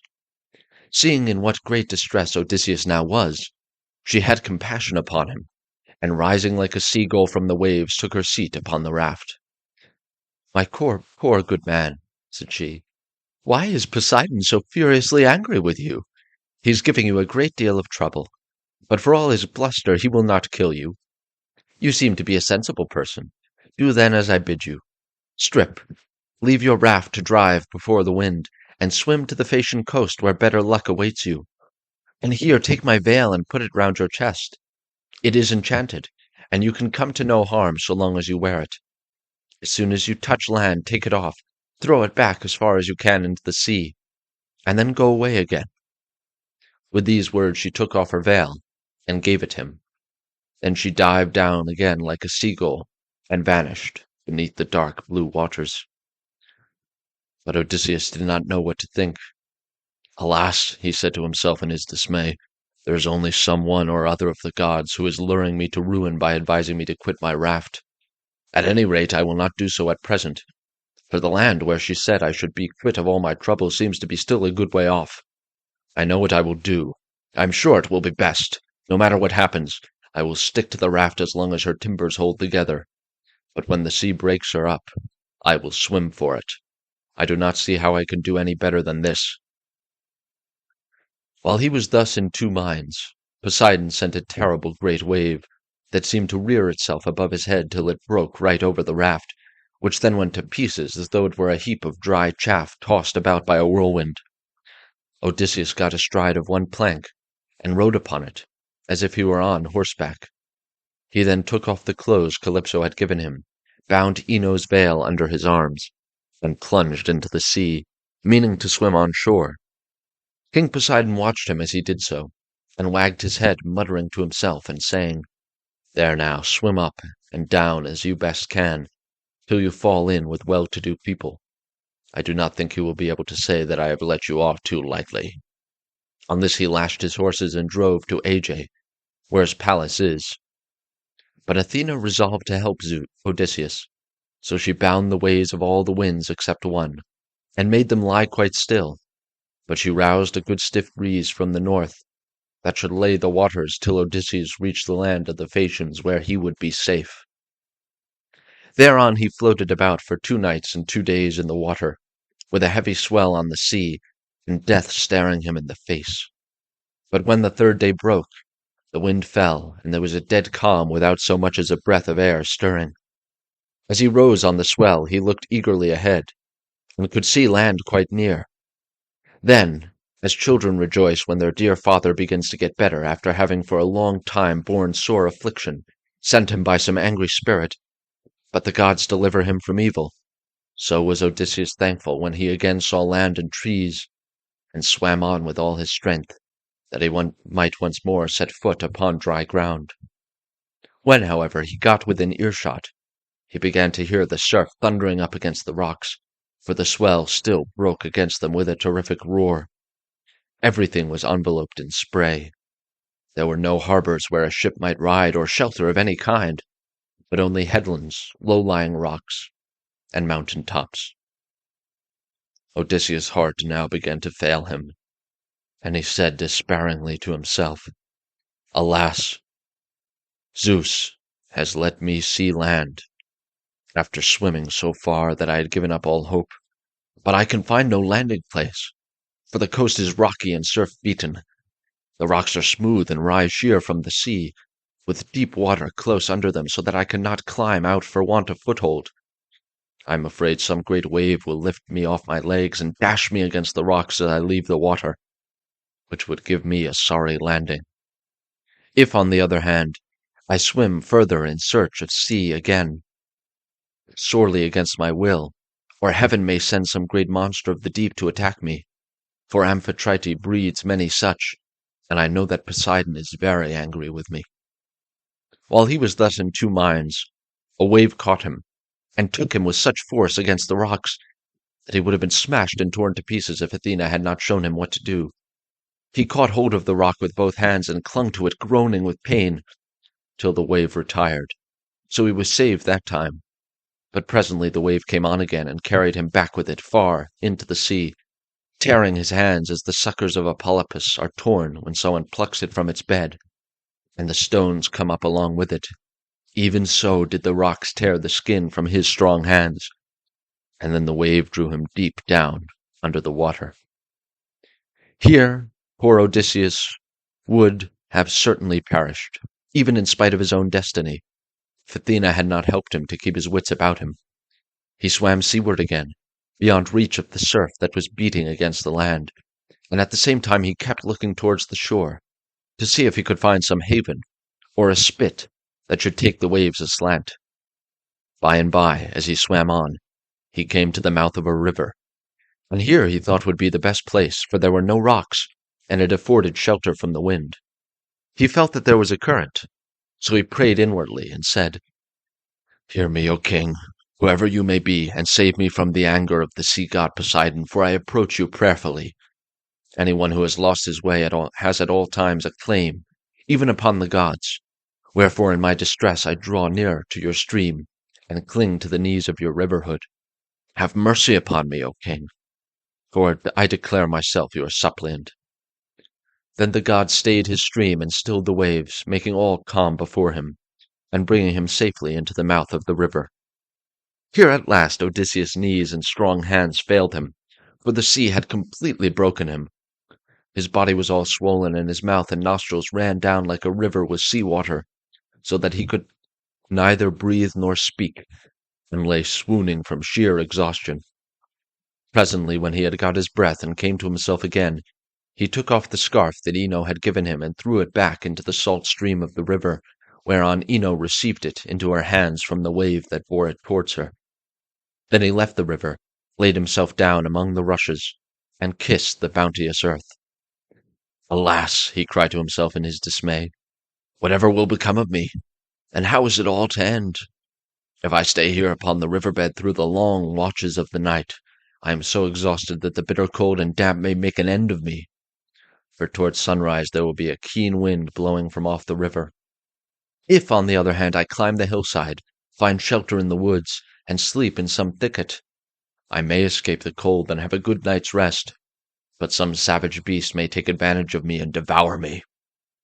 In the end he deemed it best not to take to the woods, and he found one upon some high ground not far from the water.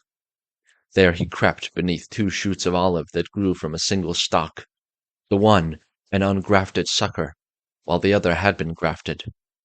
No wind, however squally, could break through the cover they afforded, nor could the sun's rays pierce them, nor the rain through them, so closely did they grow into one another.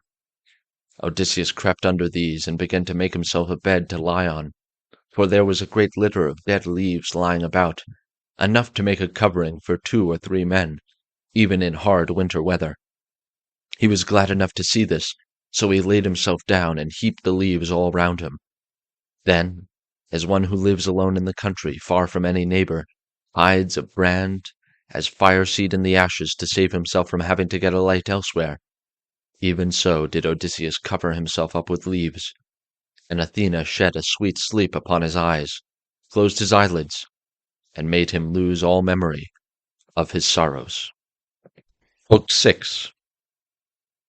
So here Odysseus slept, overcome by sleep and toil. But Athena went off to the country and city of the Phaeacians, a people who used to live in the fair town of Hyperia, near the lawless Cyclopes. Now the Cyclopes were stronger than they and plundered them, so their king, Nausithous, moved them thence and settled them in Scheria, far from all other people. He surrounded the city with a wall, built houses and temples, and divided the lands among his people.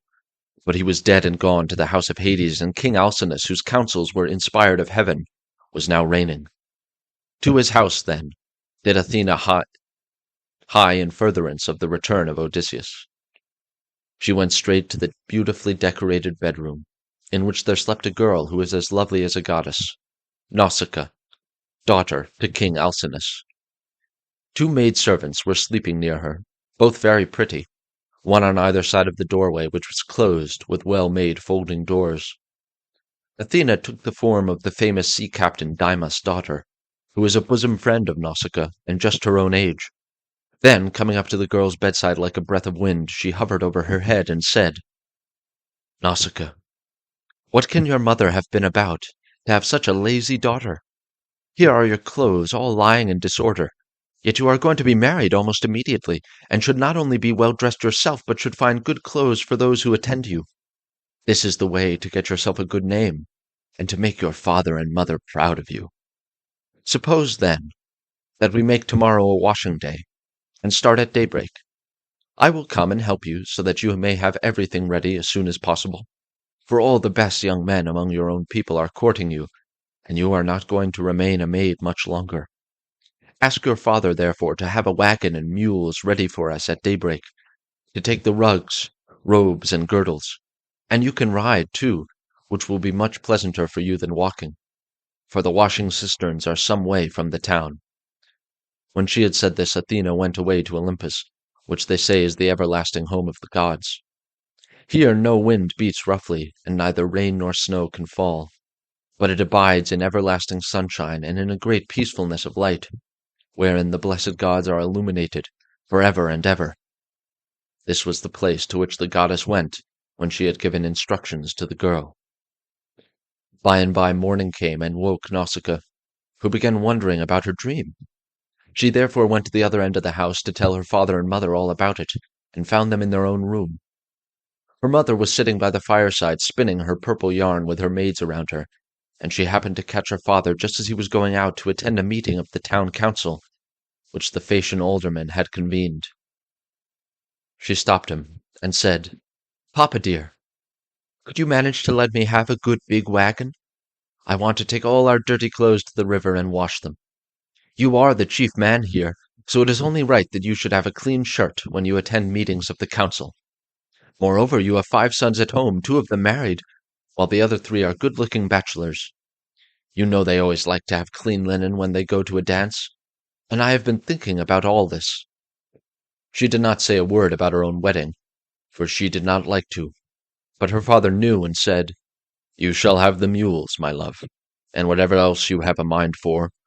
Be off with you, and the men shall get you a good strong wagon with a body to it, that will hold all your clothes." On this he gave his orders to the servants, who got the wagon out, harnessed the mules, and put them to, while the girl brought the clothes drawn from the linen room and placed them on the wagon. Her mother prepared her a basket of provisions with all sorts of good things, and a goatskin full of wine.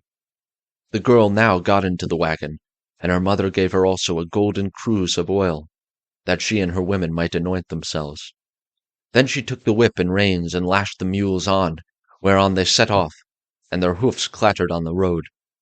They pulled without flagging, and carried not only Nausicaa and her wash of clothes, but the maids also, who were with her.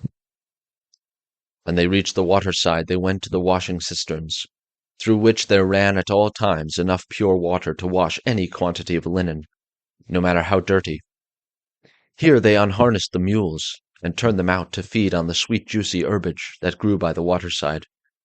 They took the clothes out of the wagon, put them in the water, and vied with one another in treading them in the pits to get the dirt out. After they had washed them and got them quite clean, they laid them out by the seaside where the waves had raised a high beach of shingle, and set about washing themselves and anointing themselves with olive oil. Then they got their dinner by the side of the stream and waited for the sun to finish drying the clothes. When they had done dinner, they threw off the veils that covered their heads and began to play at ball, while Nausicaa sang for them. As the huntress Artemis goes forth upon the mountains of Taygetus or Erymanthus to hunt wild boars and deer, and the wood nymphs, daughters of aegis-bearing Zeus, take their sport along with her.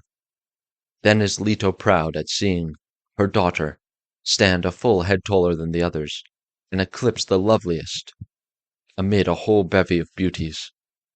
Even so did the girl outshine her handmaids.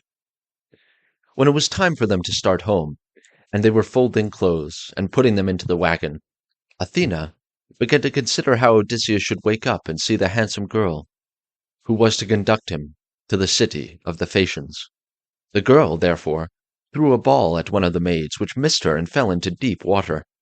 On this they all shouted, and the noise they made woke Odysseus, who sat up in his bed of leaves and began to wonder what all might be. "Alas," said he to himself, "what kind of people have I come amongst? Are they cruel, savage, and uncivilized, or hospitable and humane? I seem to hear the voices of young women, and they sound as those of the nymphs that haunt mountain tops, or springs, flowers, and meadows of green grass. At any rate, I am among a race of men and women. Let me try if I cannot manage to get a look at them." As he said this, he crept from under his bush, and broke off a bough covered with thick leaves to hide his nakedness. He looked at some lion of the wilderness that stalks about exulting in his strength and defying both wind and rain. His eyes glare as he prowls in quest of oxen, sheep, or deer, for he is famished, and will soon break even into a well-fenced homestead, trying to get at the sheep. Even such did Odysseus seem to the young women, as he grew near to them, all naked as he was, for he was in great want. On seeing one so unkempt and so begrimed with salt water, the others scampered off along the spits that jutted out into the sea. The daughter of Alcinous stood firm, for Athena put courage into her heart and took away all fear from her. He stood right in front of Odysseus, and he doubted whether he should go up to her, throw himself at her feet, and embrace her knees as a suppliant, or stay where he was, and entreat her to give him some clothes and show him the way to the town. In the end he deemed it best to entreat her from a distance, in case the girl should take offense at his coming near enough to clasp her knees, so he addressed her in honeyed and persuasive language. "O Queen," he said, "I implore your aid. But tell me, are you a goddess or are you a mortal woman? If you are a goddess and dwell in heaven, I can only conjecture that you are Zeus's daughter, Artemis, for your face and figure resemble none but hers.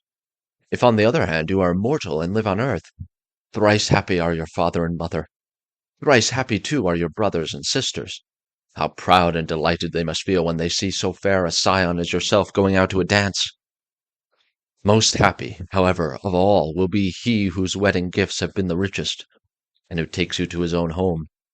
I never yet saw anyone so beautiful, neither man nor woman, and am lost in admiration as I behold you. I can only compare you to a young palm tree, which I saw when I was at Delos, growing near the altar of Apollo, for I was there too, with much people after me, when I was on that journey, which has been the source of all my troubles. Never yet did such a young plant shoot out of the ground as that was, and I admired and wondered at it exactly as I now admire and wonder at yourself. I dare not clasp your knees, but I am in great distress. Yesterday made the 20th day that I have been tossing about upon the sea. The winds and waves have taken me all the way from the Ogygian island, and now fate has flung me upon this coast that I may endure still further suffering. For I do not think that I have yet come to the end of it, but rather that heaven has still much evil in store for me. And now, O Queen, have pity upon me, for you are the first person I have met, and I know no one else in this country. Show me the way to your town, and let me have anything that you may have brought hither to wrap your clothes in. May heaven grant you in all things your heart's desire, husband, house, and a happy, peaceful home. For there is nothing better in this world than that man and wife would be of one mind in a house. It discomfits their enemies, makes the hearts of their friends glad, and they themselves know more about it than anyone. To this Nausicaa answered, Stranger, you appear to be a sensible, well-disposed person. There is no accounting for luck. Zeus gives prosperity to rich and poor just as he chooses, so you must take what he has seen fit to send you, and make the best of it. Now, however, that you have come to this our country, you shall not want for clothes or for anything else that a foreigner in distress may reasonably look for. I will show you the way to the town, and will tell you the name of our people. We are called Phaeacians, and I am daughter to Alcimus, in whom the whole power of the state is vested. Then she called her maids, and said, Stay where you are, you girls. Can you not see a man without running away from him? Do you take him for a robber or a murderer? Neither he nor anyone else can come here to do us Phaeacians any harm, for we are dear to the gods, and live apart on a land's end that juts into the sounding sea, and have nothing to do with any other people. This is only some poor man who has lost his way, and we must be kind to him, for strangers and foreigners in distress are under Zeus's protection, and will take what they can get and be thankful. So girls, give the poor fellow something to eat and drink, and wash him in the stream, at home place that is sheltered from the wind. On this the maids left off running away, and began calling one another back. They made Odysseus sit down in the shelter, as Nausicaa had told them, and brought him a shirt and cloak. They also brought him the little golden cruse of oil, and told him to go and wash in the stream. But Odysseus said, Young women, please, to hand a little on our side, that I may wash the brine from my shoulders, and anoint myself with oil, for it is long enough since my skin has had a drop of oil upon it. I cannot wash as long as you all keep standing there. I am ashamed to strip before a number of good-looking young women. Then they stood on one side and went to tell the girl, while Odysseus washed himself in the stream and scrubbed the brine from his back and from his broad shoulders. When he had thoroughly washed himself, and had got the brine out of his hair, he anointed himself with oil and put on the clothes which the girl had given him. Athena then made him look taller and stronger than before. She also made the hair grow thick on the top of his head, and flow down in curls like hyacinth blossoms. She glorified him about the head and shoulders as a skilful workman who has studied art of all kinds under Hephaestus, and Athena enriches a piece of silver plate by gilding it, and his work is full of beauty. Then he went and sat down a little way off, upon the beach, looking quite young and handsome, and the girls gazed on him with admiration. Then she said to her maids, "Hush, my dears, for I want to say something. I believe the gods who live in heaven have sent this man to the Phaeacians. When I first saw him, I thought him plain, but now his appearance is like that of the gods who dwell in heaven. I should like my future husband to be just such another as he is, if he would only stay here and not want to go away. However, give him something to eat and drink." They did as they were told, and set foot before Odysseus, who ate and drank ravenously, for it was long since he had had food of any kind. Meanwhile Nausicaa bethought her of another matter. She got the linen folded and placed in the wagon. She then yoked the mules, and as she took her seat, she called Odysseus. "Stranger," said she, "rise, and let us be going back to the town. I will introduce you at the house of my excellent father, where I can tell you that you will meet all the best people among the Phaeacians. But be sure and do as I bid you, for you seem to be a sensible person. As long as we are going past the fields and farmlands, follow briskly behind the wagon along with the maids, and I will lead the way myself.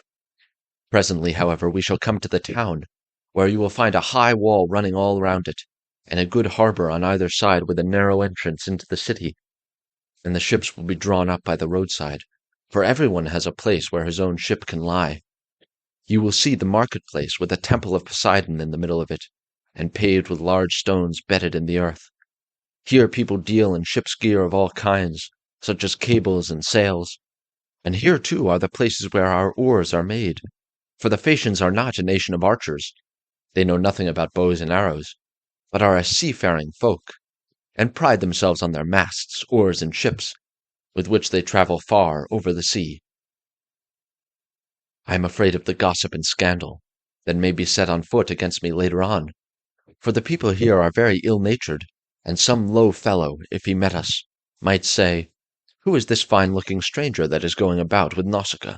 Where did she find him? I suppose she is going to marry him. Perhaps he is a vagabond sailor, whom she has taken from some foreign vessel, for we have no neighbors. Or some god has at last come down from heaven in answer to her prayers, and she is going to live with him all the rest of her life. It would be a good thing if she would take herself off and find a husband somewhere else, for she will not look at one of the many excellent young Phaeacians who are in love with her.' This is the kind of disparaging remark that would be made about me, and I would not complain, for I should myself be scandalized at seeing any other girl do the like, and go about with men in spite of everybody, while her father and mother were still alive, and without having been married in the face of all the world. If, therefore, you want my father to give you an escort and to help you home, do as I bid you. You will see a beautiful grove of poplars by the roadside dedicated to Athena. It has a well in it, and a meadow all round it.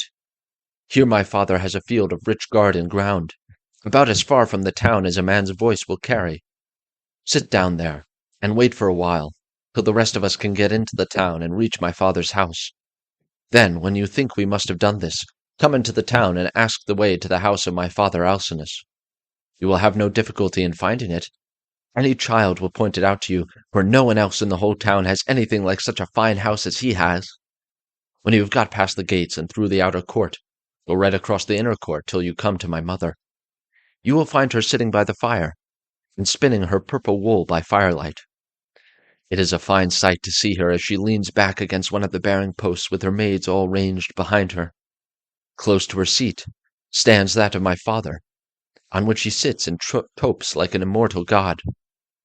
Never mind him, but go up to my mother and lay your hands upon her knees if you would get home quickly. If you can gain her over, you may hope to see your own country again, no matter how distant it may be." So saying, she lashed the mules with her whip, and they left the river. The mules drew well, and their hoofs went up and down upon the road. She was careful not to go too fast for Odysseus, and the maids who were following on foot along with the wagon, so she plied her whip with judgment. As the sun was going down, they came to the sacred grove of Athena, and there Odysseus sat down and prayed to the mighty daughter of Zeus. "Hear me," he cried, "daughter of aegis-bearing Zeus, unweariable. Hear me now, for you gave no heed to my prayers when Poseidon was wrecking me. Now therefore have pity upon me, and grant that I may find friends, and be hospitably received by the Phaeacians." Thus did he pray, and Athena heard his prayer, but she would not show herself to him openly, for she was afraid of her uncle Poseidon, who was still furious in his endeavors to prevent Odysseus from getting home. Book 7. Thus, then, did Odysseus wait and pray. But the girl drove on to the town. When she reached her father's house, she drew up at the gateway, and her brothers, comely as the gods, gathered round her, took the mules out of the wagon, and carried the clothes into the house, while she went to her own room, where an old servant, Eurymedusa, of Apeira, lit the fire for her. This old woman had been brought by sea from Apeira, and had been chosen as a prize for Alcinous because he was king over the Phaeacians, and the people obeyed him as though he were a god. She had been nursed to Nausicaa, and had now lit the fire for her, and brought her supper for her, into her own room. Presently Odysseus got up to go towards the town, and Athena shed a thick mist all round him to hide him, in case any of the proud Phaeacians who met him could be rude to him, or ask him who he was. Then, as he was just entering the town, she came towards him, in the likeness of a little girl carrying a pitcher. She stood right in front of him, and Odysseus said, "My dear, will you be so kind as to show me the house of King Alcinous? I am an unfortunate foreigner in distress, and do not know anyone in your town and country." Then Athena said, "Yes, father stranger, I will show you the house you want, for Alcinous lives quite close to my own father. I will go before you and show the way, but say not a word as you go, and do not look at any man or ask him questions, for the people here cannot abide strangers and do not like men who come from some other place. They are a seafaring folk, and sail the seas by the grace of Poseidon in ships that glide along like thought, or as a bird in the air." On this she led the way, and Odysseus followed in her steps. But not one of the Phaeacians could see him as he passed through the city in the midst of them, for the great goddess Athena, in her good will towards him, had hidden him in a thick cloud of darkness. He admired their harbors, ships, places of assembly, and the lofty walls of the city, which, with the palisade on top of them, were very striking, and when they reached the king's house, Athena said, "This is the house, father stranger, which you would have me show you. You will find a number of great people sitting at a table, but do not be afraid. Go straight in, for the bolder a man is, the more likely he is to carry his point, even though he a stranger. First find the queen. Her name is Arete, and she comes of the same family as her husband Alcinous. They both descend originally from Poseidon, who was father to Nausithous, by Paraboia, a woman of great beauty. Paraboia was the youngest daughter of Eurymedon, who at one time reigned over the giants, but he ruined his ill-fated people and lost his own life to boot. Poseidon, however, lay with his daughter, and she had a son by him, the great Nausithous, who reigned over the Phaeacians. Nausithous had two sons, Rhexenor and Alcinous. Apollo killed the first of them while he was still a bridegroom, and without male issue, but he left a daughter, Arete, whom Alcinous married, and honors as no other woman is honored of all those that keep house along with their husbands. Thus she both was and still is respected beyond measure by her children, by Alcinous himself, and by the whole people, who look upon her as a goddess, and greet her whenever she goes about the city. For she is a thoroughly good woman, both in head and heart, and when any women are friends of hers, she will help their husbands also to settle their disputes. If you can gain her good will, you may have every hope of seeing your friends again, and getting safely back to your home and country." Then Athena left Scheria, and went away over the sea. She went to Marathon, and to the spacious streets of Athens, where she entered the abode of Erechtheus. But Odysseus went on to the house of Alcinous, and he pondered much as he paused a while before reaching the threshold of bronze, for the splendor of the palace was like that of the sun or moon. The walls on either side were of bronze from end to end, and the cornice was of blue enamel. The doors were gold, and hung on pillars of silver that rose from a floor of bronze, while the lintel was silver, and the hook of the door was of gold. On either side there stood gold and silver mastiffs, which Hephaestus, with his consummate skill, had fashioned expressly to keep watch over the palace of King Alcinous, so they were immortal, and could never grow old. Seats were ranged all along the wall, here and there from one end to the other, with coverings of fine woven work which the women of the house had made. Here the chief persons of the Phaeacians used to sit and eat and drink, for there was abundance at all seasons, and there were golden figures of young men with lighted torches in their hands, raised on pedestals, to give light by night to those who are at table.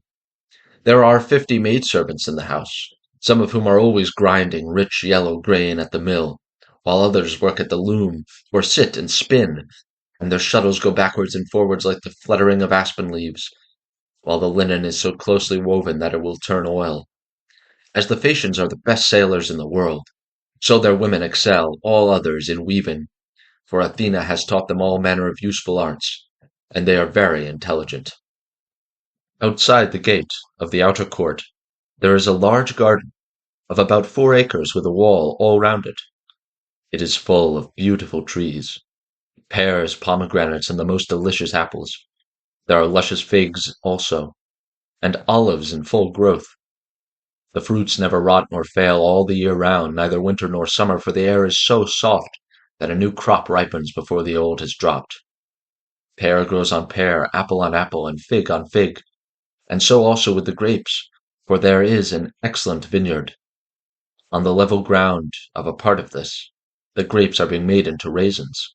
In another part they are being gathered.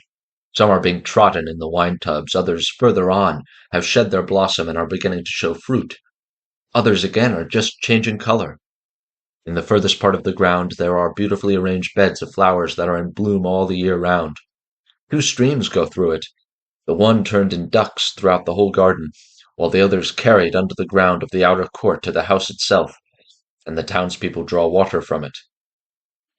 Such, then, were the splendors with which the gods had endowed the house of King Alcinous.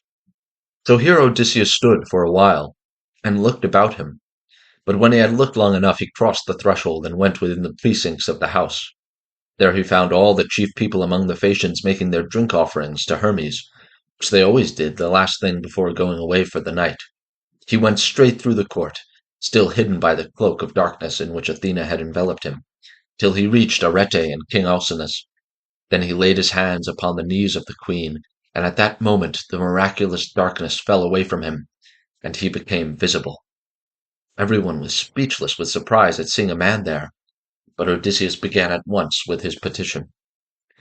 "Queen Arete," he exclaimed, "daughter of great Rhexenor, in my distress I humbly pray you, as also your husband, and these your guests, whom may heaven prosper with long life and happiness, and may they leave their possessions to their children and all the honors conferred upon them by the state, to help me home to my own country as soon as possible, for I have been long in trouble, and away from my friends." Then he sat down on the hearth among the ashes, and they all held their peace, till presently the old hero, Aeneas, who was an excellent speaker and an elder among the Phaeacians, plainly and in all honesty, addressed them thus. "Alcinous," said he, "it is not credible to you that a stranger should be seen sitting among the ashes of your hearth. Everyone is waiting to hear what you are about to say. Tell him, then, to rise and take a seat on a stool inlaid with silver, and bid your servants mix some wine and water, that we may make a drink offering to Zeus, the Lord of Thunder, who takes all well-disposed suppliants under his protection, and let the housekeeper give him some supper, of whatever there may be, in the house." When Alcinous heard this, he took Odysseus by the hand, raised him from the hearth, and bade him take the seat of Laodamas, who had been sitting beside him, and was his favorite son. A maidservant then brought him water in a beautiful golden ewer, and poured it into a silver basin for him to wash his hands, and she drew a clean table beside him. An upper servant brought him bread, and offered him many good things of what there was in the house, and Odysseus ate and drank. Then Alcinous said to one of the servants, Pontonous, mix a cup of wine, and hand it round, that we may drink offerings to Zeus, the Lord of Thunder, who is the protector of all well-disposed suppliants. Pontonous then mixed wine and water, and handed it round, after giving every man his drink-offering. When they had made their offerings, and had drunk each as much as he was minded, Alcinous said, Aldermen and town councillors of the Phaeacians, hear my words. You have had your supper, so now go home to bed. Tomorrow morning I shall invite a still larger number of aldermen, and will give a sacrificial banquet in honor of our guest. We can then discuss the question of his escort, and consider how we may at once send him back, rejoicing, to his own country without trouble or inconvenience to himself, no matter how distant it may be. We must see that he comes to no harm while on his homeward journey, but when he is once at home, he will have to take the luck he was born with, for better or worse, like other people. It is possible, however, that the stranger is one of the immortals who has come down from heaven to visit us. But in this case the gods are departing from their usual practice, for hitherto they have made themselves perfectly clear to us, when we have been offering them hecatombs. They come and sit at our feast, just like one of ourselves, and if any solitary wayfarer happens to stumble upon some one or other of them, they affect no concealment, for we are as near of kin to the gods as the Cyclops and the savage giants are. Then Odysseus said, Pray, Alcinous, do not take any such notion into your head. I have nothing of the immortal about me, neither in body nor mind, and most resemble those among you who are the most afflicted. Indeed, were I to tell you all that heaven has seen fit to lay upon me, you would say that I was still worse off than they are. Nevertheless, let me sup in spite of sorrow, for an empty stomach is a very importunate thing, and thrusts itself on a man's notice, no matter how dire is his distress. I am in great trouble, yet it insists that I shall eat and drink, bids me lay aside all memory of my sorrows and dwell only on the due replenishing of itself. As for yourselves, do as you propose, and at break of day set about helping me to get home. I shall be content to die if I may first, once more, behold my property, my bondsmen, and all the greatness of my house. Thus did he speak. Everyone approved his saying, and agreed that he should have his escort, inasmuch as he had spoken reasonably. Then, when they had made their drink offerings, and had drunk each as much as he was minded, they went home to bed, every man in his own abode, leaving Odysseus in the cloister with Arete and Alcinous, while the servants were taking the things away after supper. Arete was the first to speak, for she recognized the shirt, cloak, and good clothes that Odysseus was wearing, as the work of herself and of her maids. So she said, Stranger, before we go any further, there is a question I should like to ask you. Who and whence are you, and who gave you those clothes? Did you not say you had come here from beyond the sea? And Odysseus answered, It would be a long story, madam, were I to relate in full the tale of my misfortunes, for the hand of heaven has been laid heavy upon me. But as regards your question, there is an island, far away in the sea, which is called the Ogygian. Here dwells the cunning and powerful goddess Calypso, daughter of Atlas. She lives by herself, far from all neighbors, human or divine. Fortune, however, brought me to her hearth, all desolate and alone, for Zeus struck my ship with his thunderbolts and broke it up in mid-ocean. My brave comrades were drowned, every man of them. But I stuck to the keel and was carried hither and thither for the space of 9 days, till at last during the darkness of the 10th night, the gods brought me to the Ogygian island, where the great goddess Calypso lives. She took me in and treated me with the utmost kindness. Indeed, she wanted to make me immortal, that I might never grow old. But she could not persuade me to let her do so. I stayed with Calypso 7 years straight on end, and watered the good clothes she gave me with my tears during the whole time. But at last, when the 8th year came round, she bade me depart of her own free will, either because Zeus had told her she must, or because she had changed her mind. She sent me from her island on a raft, which she provisioned with abundance of bread and wine. Moreover, she gave me good stout clothing, and sent me a wind that blew both warm and fair. Days 7 and 10 did I sail over the sea, and on the 18th I caught sight of the first outlines of the mountains upon your coast, and glad indeed was I to set eyes upon them. Nevertheless, there was still much trouble in store for me, for at this point Poseidon would let me go no further, and raised a great storm against me. The sea was so terribly high that I could no longer keep to my raft, which went to pieces under the fury of the gale, and I had to swim for it, till wind and current brought me to your shores. There I tried to land, but could not, for it was a bad place, and the waves dashed me against the rocks, so again I took to the sea and swam on till I came to a river, that seemed the most likely landing place, for there were no rocks, and it was sheltered from the wind. Here then I got out of the water, and gathered my senses together again. Night was coming on, so I left the river and went into a thicket, where I covered myself all over with leaves, and presently heaven sent me off into a very deep sleep. Sick and sorry as I was, I slept among the leaves all night, and through the next day till afternoon, when I woke as the sun was westering, and saw your daughter's maidservants playing upon the beach, and your daughter among them looking like a goddess. I besought her aid, and she proved to be of an excellent disposition, much more so than could be expected from so young a person, for young people are apt to be thoughtless.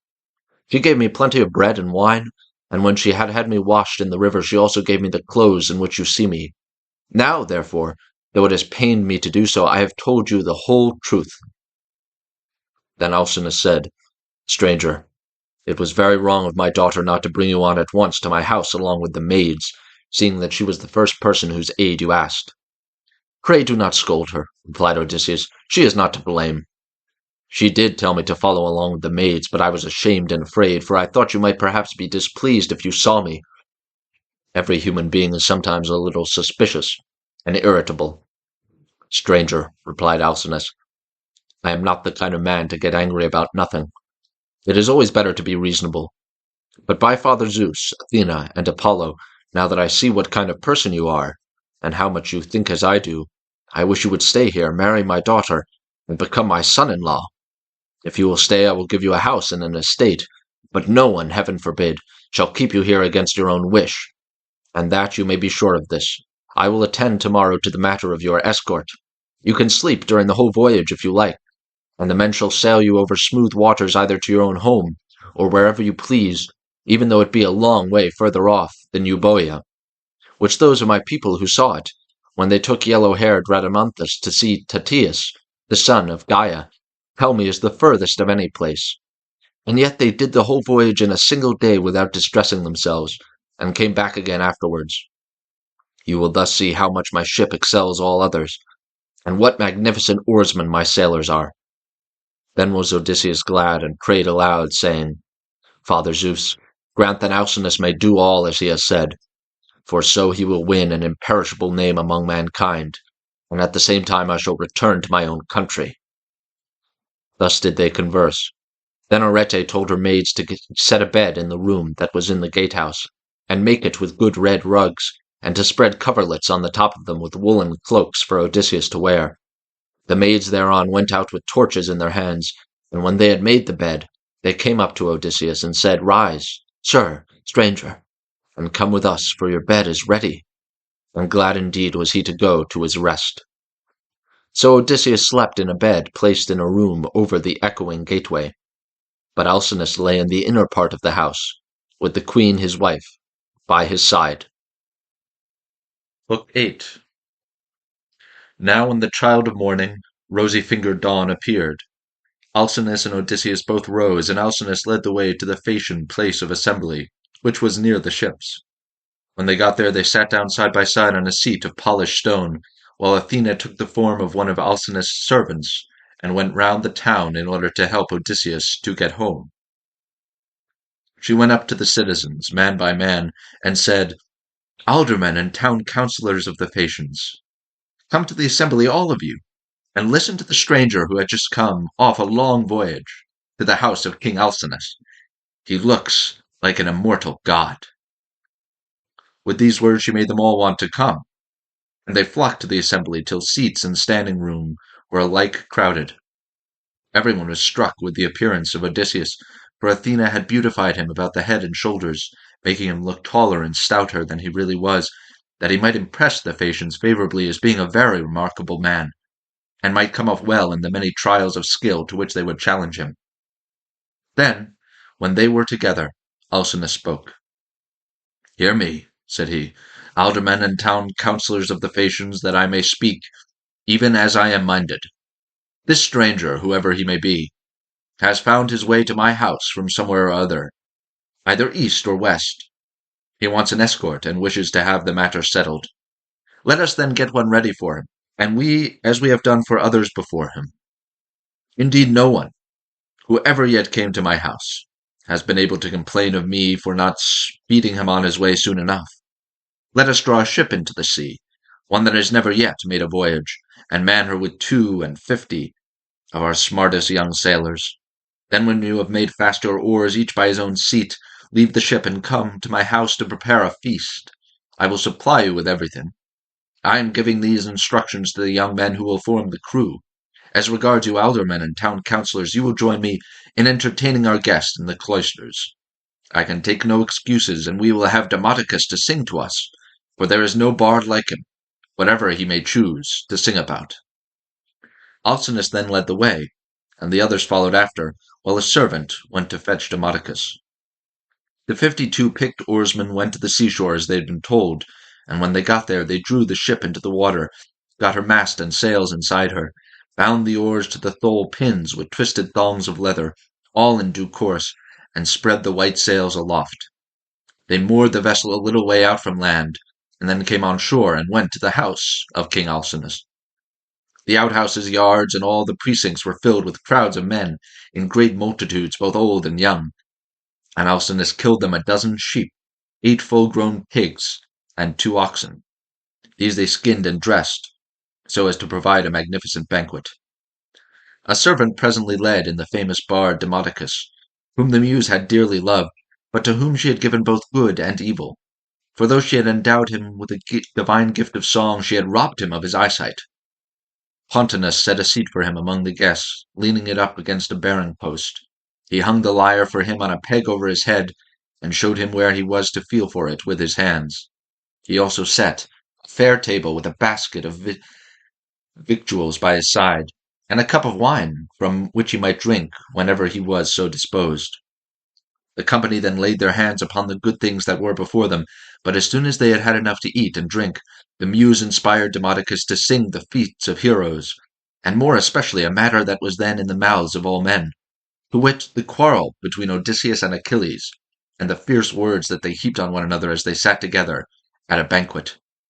But Agamemnon was glad when he heard his chieftains quarreling with one another, for Apollo had foretold this at Pytho, when he crossed the stone floor to consult the oracle.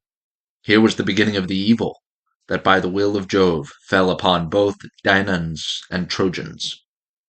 Thus sang the bard, but Ulysses drew his purple mantle over his head and covered his face, for he was ashamed to let the Phaeacians see that he was weeping. When the bard left off singing, he wiped the tears from his eyes, uncovered his face, and taking his cup, made a drink offering to the gods.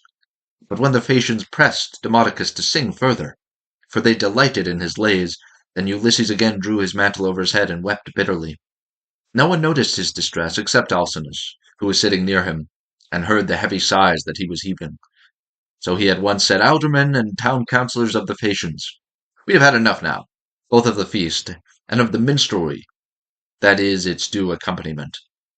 Let us proceed therefore to the athletic sports, so that our guest on his return home may be able to tell his friends how much we surpass all other nations, as boxers, wrestlers, jumpers, and runners."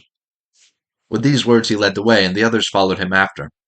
A servant hung Demodocus's lyre on its peg for him, led him out of the cloister, and set him on the same way as that along which all the chief men of the Phaeacians were going to see the sports. A crowd of several thousands of people followed them, and there were many excellent competitors for all the prizes. Acronius, Ocealus, Elytraeus, Nautius, Premnius, Anchialus, Erytmaeus, Pontius, Prorysius, Thun, Anabessanaeus, and Amphialus, son of Polynaeus, son of Tecton. There was also Euryalus, son of Naubolus, who was like Mars himself, and was the best-looking man among the Phaeacians, except Laodamas. 3 sons of Alcinous, Laodamas, Helios, and Clytoneus, completed also. The foot races came first. The course was set out for them from the starting post, and they raised a dust upon the plain as they all fled forward at the same moment. Clytoneus came in first by a long way. He left everyone else behind him by the length of the furrow that a couple of mules can plow in a fallow field. They then turned to the painful art of wrestling, and here Euryalus proved to be the best man. Amphialus excelled all the others in jumping, while at throwing the disc there was no one who could approach Elytraeus. Alcinous' son Laodamas was the best boxer, and he it was who presently said, when they had all been diverted with the games, "Let us ask the stranger whether he excels in any of these sports. He seems very powerfully built. His thighs, calves, and hands and neck are of prodigious strength, nor is he at all old, but he has suffered much lately, and there is nothing like the sea for making havoc with a man, no matter how strong he is." "You are quite right, Laodamas," replied Euryalus. "Go up to your guest, and speak to him about it yourself." When Laodamas heard this, he made his way into the middle of the crowd, and said to Ulysses, "I hope, sir, that you will enter yourself for some one or other of our competitions, if you are skilled in any of them, and you must have gone in for many a one before now. There is nothing that does any one so much credit all his life, long as the showing himself a proper man with his hands and feet. Have a try, therefore, at something, and banish all sorrow from your mind. Your return home will not be long delayed, for the ship is already drawn into the water, and the crew is found." Odysseus answered, "Laodamas, why do you taunt me in this way? My mind is set rather on cares than contests. I have been through infinite trouble, and am come along, you know, as a suppliant, praying your king and people to further me on my return home." Then Euryalus reviled him outright, and said, "I gather, then, that you are unskilled in any of the many sports that men generally delight in. I suppose you are one of these grasping traders that go about in ships as captains or merchants, and who think of nothing but of their outward freights and homeward cargoes. There does not seem to be much of the athlete about you." "For shame, sir," answered Odysseus fiercely. "You are an insolent fellow. So true is it that the gods do not grace all men alike in speech, person, and understanding. One man may be of weak presence, but heaven has adorned this with such a good conversation that he charms everyone who sees him. His honeyed moderation carries his hearers with him, so that he is leader in all assemblies of his fellows, and wherever he goes he is looked up to. Another may be as handsome as a god, but his good looks are not crowned with discretion. This is your case. No god could make a finer-looking fellow than you are, but you are a fool.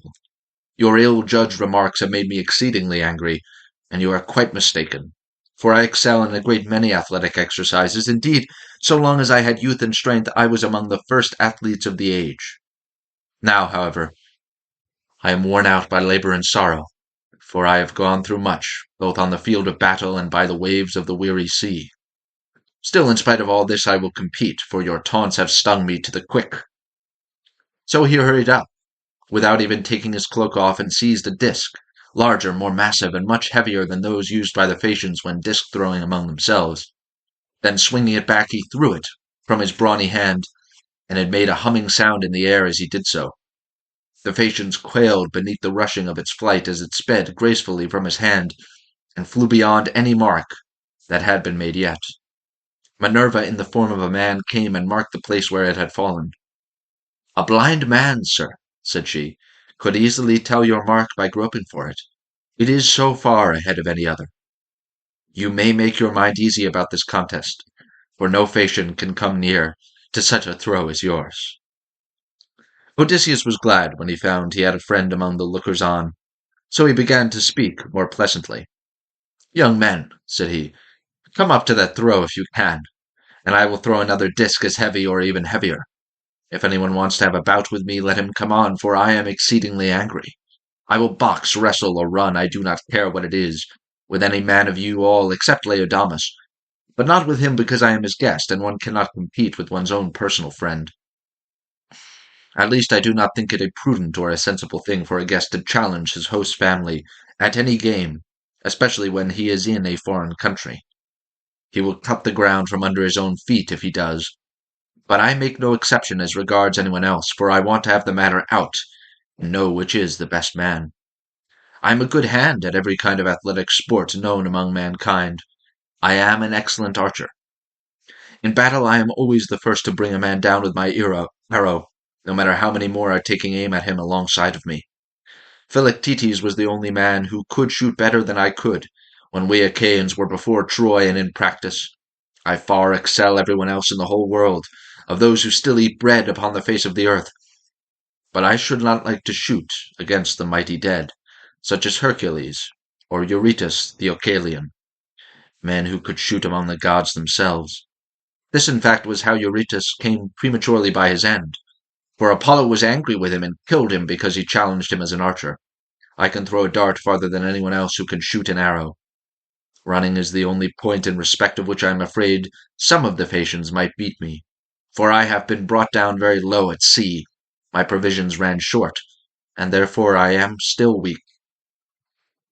They all held their peace except King Alcinous, who began, Sir, we have had much pleasure in hearing all that you have told us, from which I understand that you are willing to show your prowess, as having been displeased with some insolent remarks that have been made to you by one of our athletes, and which could never have been uttered by anyone who knows how to talk with propriety. I hope you will apprehend my meaning, and will explain to any one of your chief men who may be dining with yourself and your family when you get home, that we have a hereditary aptitude for accomplishments of all kinds. We are not particularly remarkable for our boxing, nor yet as wrestlers, but we are singularly fleet of foot, and are excellent sailors. We are extremely fond of good dinners, music, and dancing. We also like frequent changes of linen, warm baths, and good beds. So now, please, some of you, who are the best dancers, set about dancing, that our guest on his return home may be able to tell his friends how much we surpass all other nations as sailors, runners, dancers, and minstrels. Demodocus has felt his lyre at my house, so run some one or other of you, and fetch it for him. On this a servant hurried off to bring the lyre from the king's house, and the 9 men who had been chosen as stewards stood forward. It was their business to manage everything connected with the sports, so they made the ground smooth and marked a wide space for the dancers. Presently the servant came back with Demodocus's lyre, and he took his place in the midst of them, whereon the best young dancers in the town began to foot and trip it so nimbly that Odysseus was delighted with the merry twinkling of their feet. Meanwhile the bard began to sing the loves of Mars and Venus, and how they first began their intrigue in the house of Vulcan. Mars made Venus many presents, and defiled King Vulcan's marriage bed, so the sun, who saw what they were about, told Vulcan. Vulcan was very angry when he heard such dreadful news, so he went to his smithy brooding mischief, got his great anvil into its place, and began to forge some chains which none could either unloose or break, so that they might stay there in that place. When he had finished his snare, he went into his bedroom and festooned the bedposts all over with chains like cobwebs. He also let many hang down from the great beam of the ceiling. Not even a god could see them, so fine and subtle were they. As soon as he had spread the chains all over the bed, he made as though he were setting out for the fair state of Lemnos, which of all places in the world was the one he was most fond of. But Mars kept no blind lookout, and as soon as he saw him start, hurried off to his house, burning with love for Venus. Now Venus was just come in from a visit to her father Jove, and was about sitting down when Mars came inside the house, and said, as he shook her hand in his own, Let us go to the couch of Vulcan. He is not at home, but he has gone off to Lemnos among the Sintians, whose speech is barbarous. She was nothing loath, so they went to the couch to take their rest, whereon they were caught in the toils which cunning Vulcan had spread for them, and could neither get up nor stir hand or foot, but found too late that they were in a trap. Then Vulcan came up to them, for he had turned back before reaching Lemnos, when his scout the sun told him what was going on. He was in a furious passion, and stood in the vestibule making a dreadful noise as he shouted to all the gods. Father Jove, he cried, and all you other blessed gods who live forever, come here and see the ridiculous and disgraceful sight that I will show you. Jove's daughter Venus is always dishonoring me because I am lame. She is in love with Mars, who is handsome and clean built, whereas I am a cripple. But my parents are to blame for that, not I. They ought never to have begotten me. Come and see the pair together asleep on my bed. It makes me furious to look at them. They are very fond of one another, but I do not think they will lie there longer than they can help, nor do I think that they will sleep much. There, however, they shall stay, till her father has repaid me the sum I gave him for his baggage of a daughter, who is fair, but not honest. On this the gods gathered to the house of Vulcan. Earth encircling Neptune came, and Mercury the bringer of luck, and King Apollo. But the goddesses stayed at home, all of them, for shame.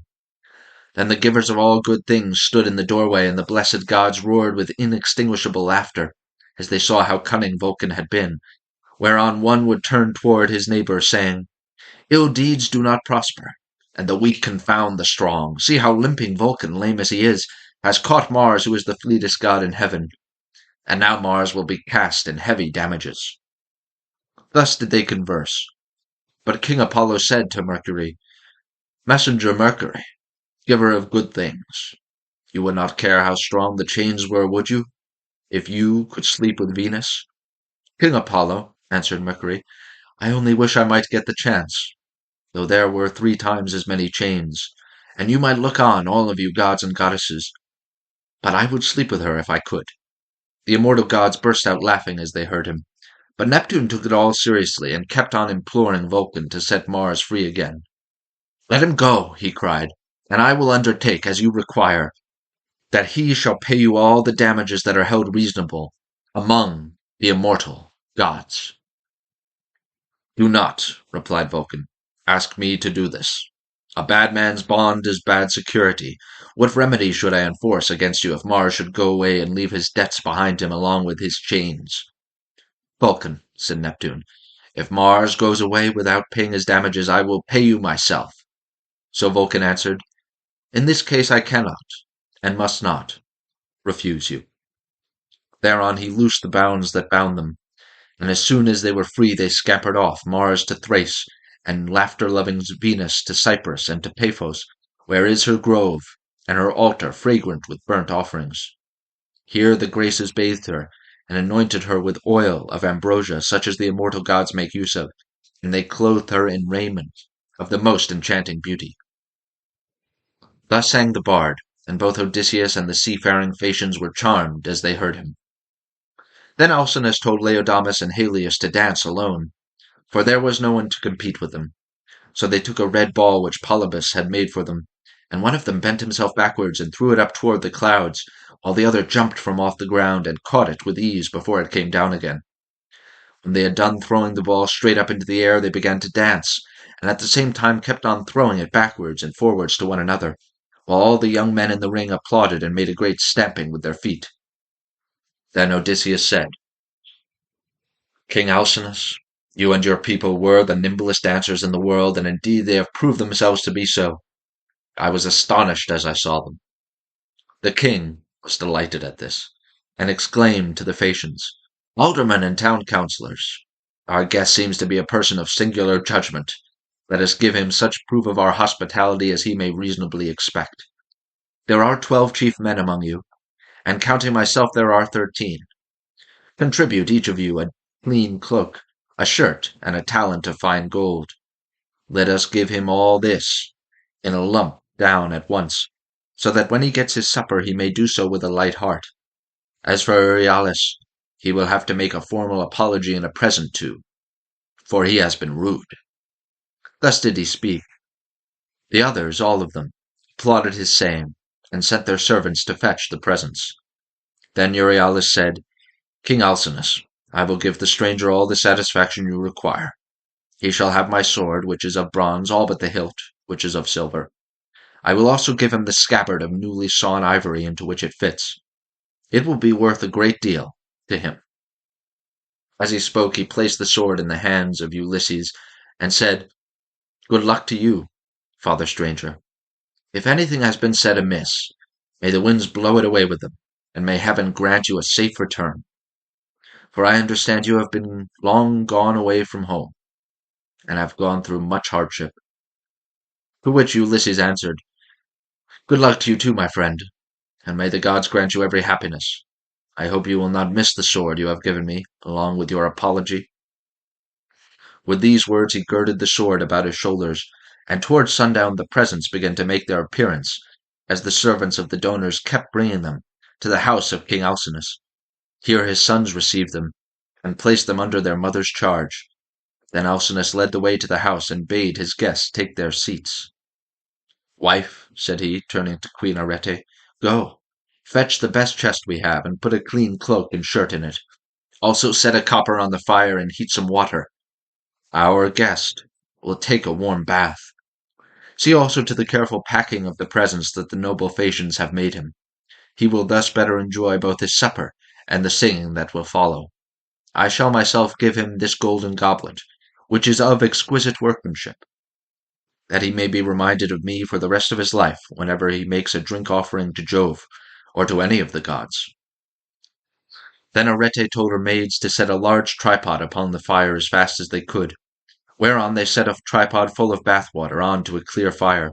They threw on sticks to make it blaze, and the water became hot as the flame played about the belly of the tripod.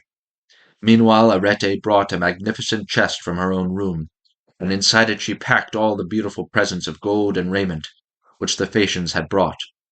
Lastly she added a cloak and a good shirt from Alcinous, and said to Ulysses, "See to the lid yourself, and have the whole bound round at once, for fear anyone should rob you by the way, when you are asleep in your ship."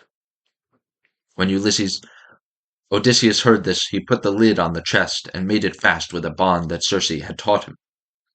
He had done so before an upper servant told him to come to the bath and wash himself. He was very glad of a warm bath, for he had had no one to wait upon him ever since he left the house of Calypso, who as long as he remained with her had taken as good care of him as though he had been a god. When the servants had done washing and anointing him with oil, and had given him a clean cloak and shirt, he left the bathroom and joined the guests who were sitting over their wine. Lovely Nausicaa stood by one of the bearing posts, supporting the roof of the cloister, and admired him as she saw him pass. "Farewell, stranger," said she. "Do not forget me when you are safe at home again, for it is to me first that you owe a ransom for having saved your life." And Odysseus said, "Nausicaa, daughter of great Alcinous, may Jove, the mighty husband of Juno, grant that I may reach my home. So shall I bless you as my guardian angel all my days, for it was you who saved me." When he had said this, he seated himself beside Alcinous. Supper was then served, and the wine was mixed for drinking. The servant led in the favorite bard, Demodocus, and set him in the midst of the company near one of the bearing posts supporting the cloister, that he might lean against it. Then Ulysses cut off a piece of roast pork with plenty of fat, for there was abundance left on the joint, and said to a servant, "Take this piece of pork over to Demodocus and tell him to eat it. For all the pain his lays may cause me, I will salute him none the less. Bards are honored and respected throughout the world, for the muse teaches them their songs and loves them." The servant carried the pork in his fingers over to Demodocus, who took it and was very much pleased. They then laid their hands on the good things that were before them, and as soon as they had had to eat and drink, Odysseus said to Demodocus, "Demodocus, there is no one in the world whom I admire more than I do you. You must have studied under the Muse, Jove's daughter, and under Apollo, so accurately do you sing the return of the Achaeans with all their sufferings and adventures. If you were not there yourself, you must have heard it all from someone who was. Now, however, change your song, and tell us of the wooden house which Epheus made with the assistance of Minerva, and which Ulysses got by stratagem into the fort of Troy, after freighting it with the men who afterwards sacked the city. If you will sing this tale aright, I will tell all the world how magnificently heaven has endowed you." The bard inspired of heaven took up the story at the point where some of the Argives set fire to their tents, and sailed away, while others, hidden within the horse, were waiting with Odysseus in the Trojan place of assembly. For the Trojans themselves had drawn the horse into their fortress, and had stood there while they sat in council round it, and were in 3 minds as to what they should do. Some were for breaking it up then and there. Others would have it dragged to the top of the rock on which the fortress stood, and then throw down the precipice, while yet others were for letting it remain as an offering and propitiation for the gods. And this was how they settled it in the end, for the city was doomed when it took in that horse, within which were all the bravest of the archives waiting to bring death and destruction on the Trojans. Anon he sang how the sons of the Achaeans issued from the horse and sacked the town, breaking out from their ambuscade. He sang how they overran the city hither and thither and ravaged it, and how Ulysses went raging like Mars along with Menelaus to the house of Deiphobus. It was there that the fight raged most furiously. Nevertheless, by Athena's help, he was victorious. All this he told, but Odysseus was overcome as he heard him, and his cheeks were wet with tears. He wept as a woman weeps when she throws herself on the body of her husband who has fallen before his own city and people, fighting bravely in defense of his home and children. She screams aloud and flings her arms about him as he lies gasping for breath and dying, but her enemies beat her from behind about the back and shoulders and carry her off into slavery, to a life of labor and sorrow, and the beauty fades from her cheeks. Even so piteously did Odysseus weep, but none of those present perceived his tears, except Alcinous, who was sitting near him, and could hear the sobs and sighs that he was heaving.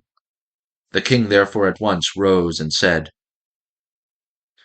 Aldermen and town councillors of the Phaeacians, let Demodocus cease his song, for there are those present who do not seem to like it. From the moment that we had done supper and Demodocus began to sing, our guest has been all the time groaning and lamenting. He is evidently in great trouble. So let the bard leave off, that we may all enjoy ourselves, hosts and guests alike.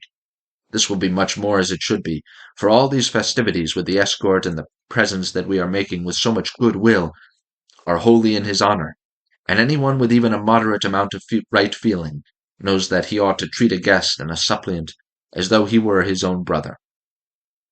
Therefore, sir, do you on your part affect no more concealment nor reserve in the matter about which I shall ask you. It will be more polite in you to give me a plain answer. Tell me the name by which your father and mother over yonder used to call you, and by which you were known among your neighbors and fellow citizens.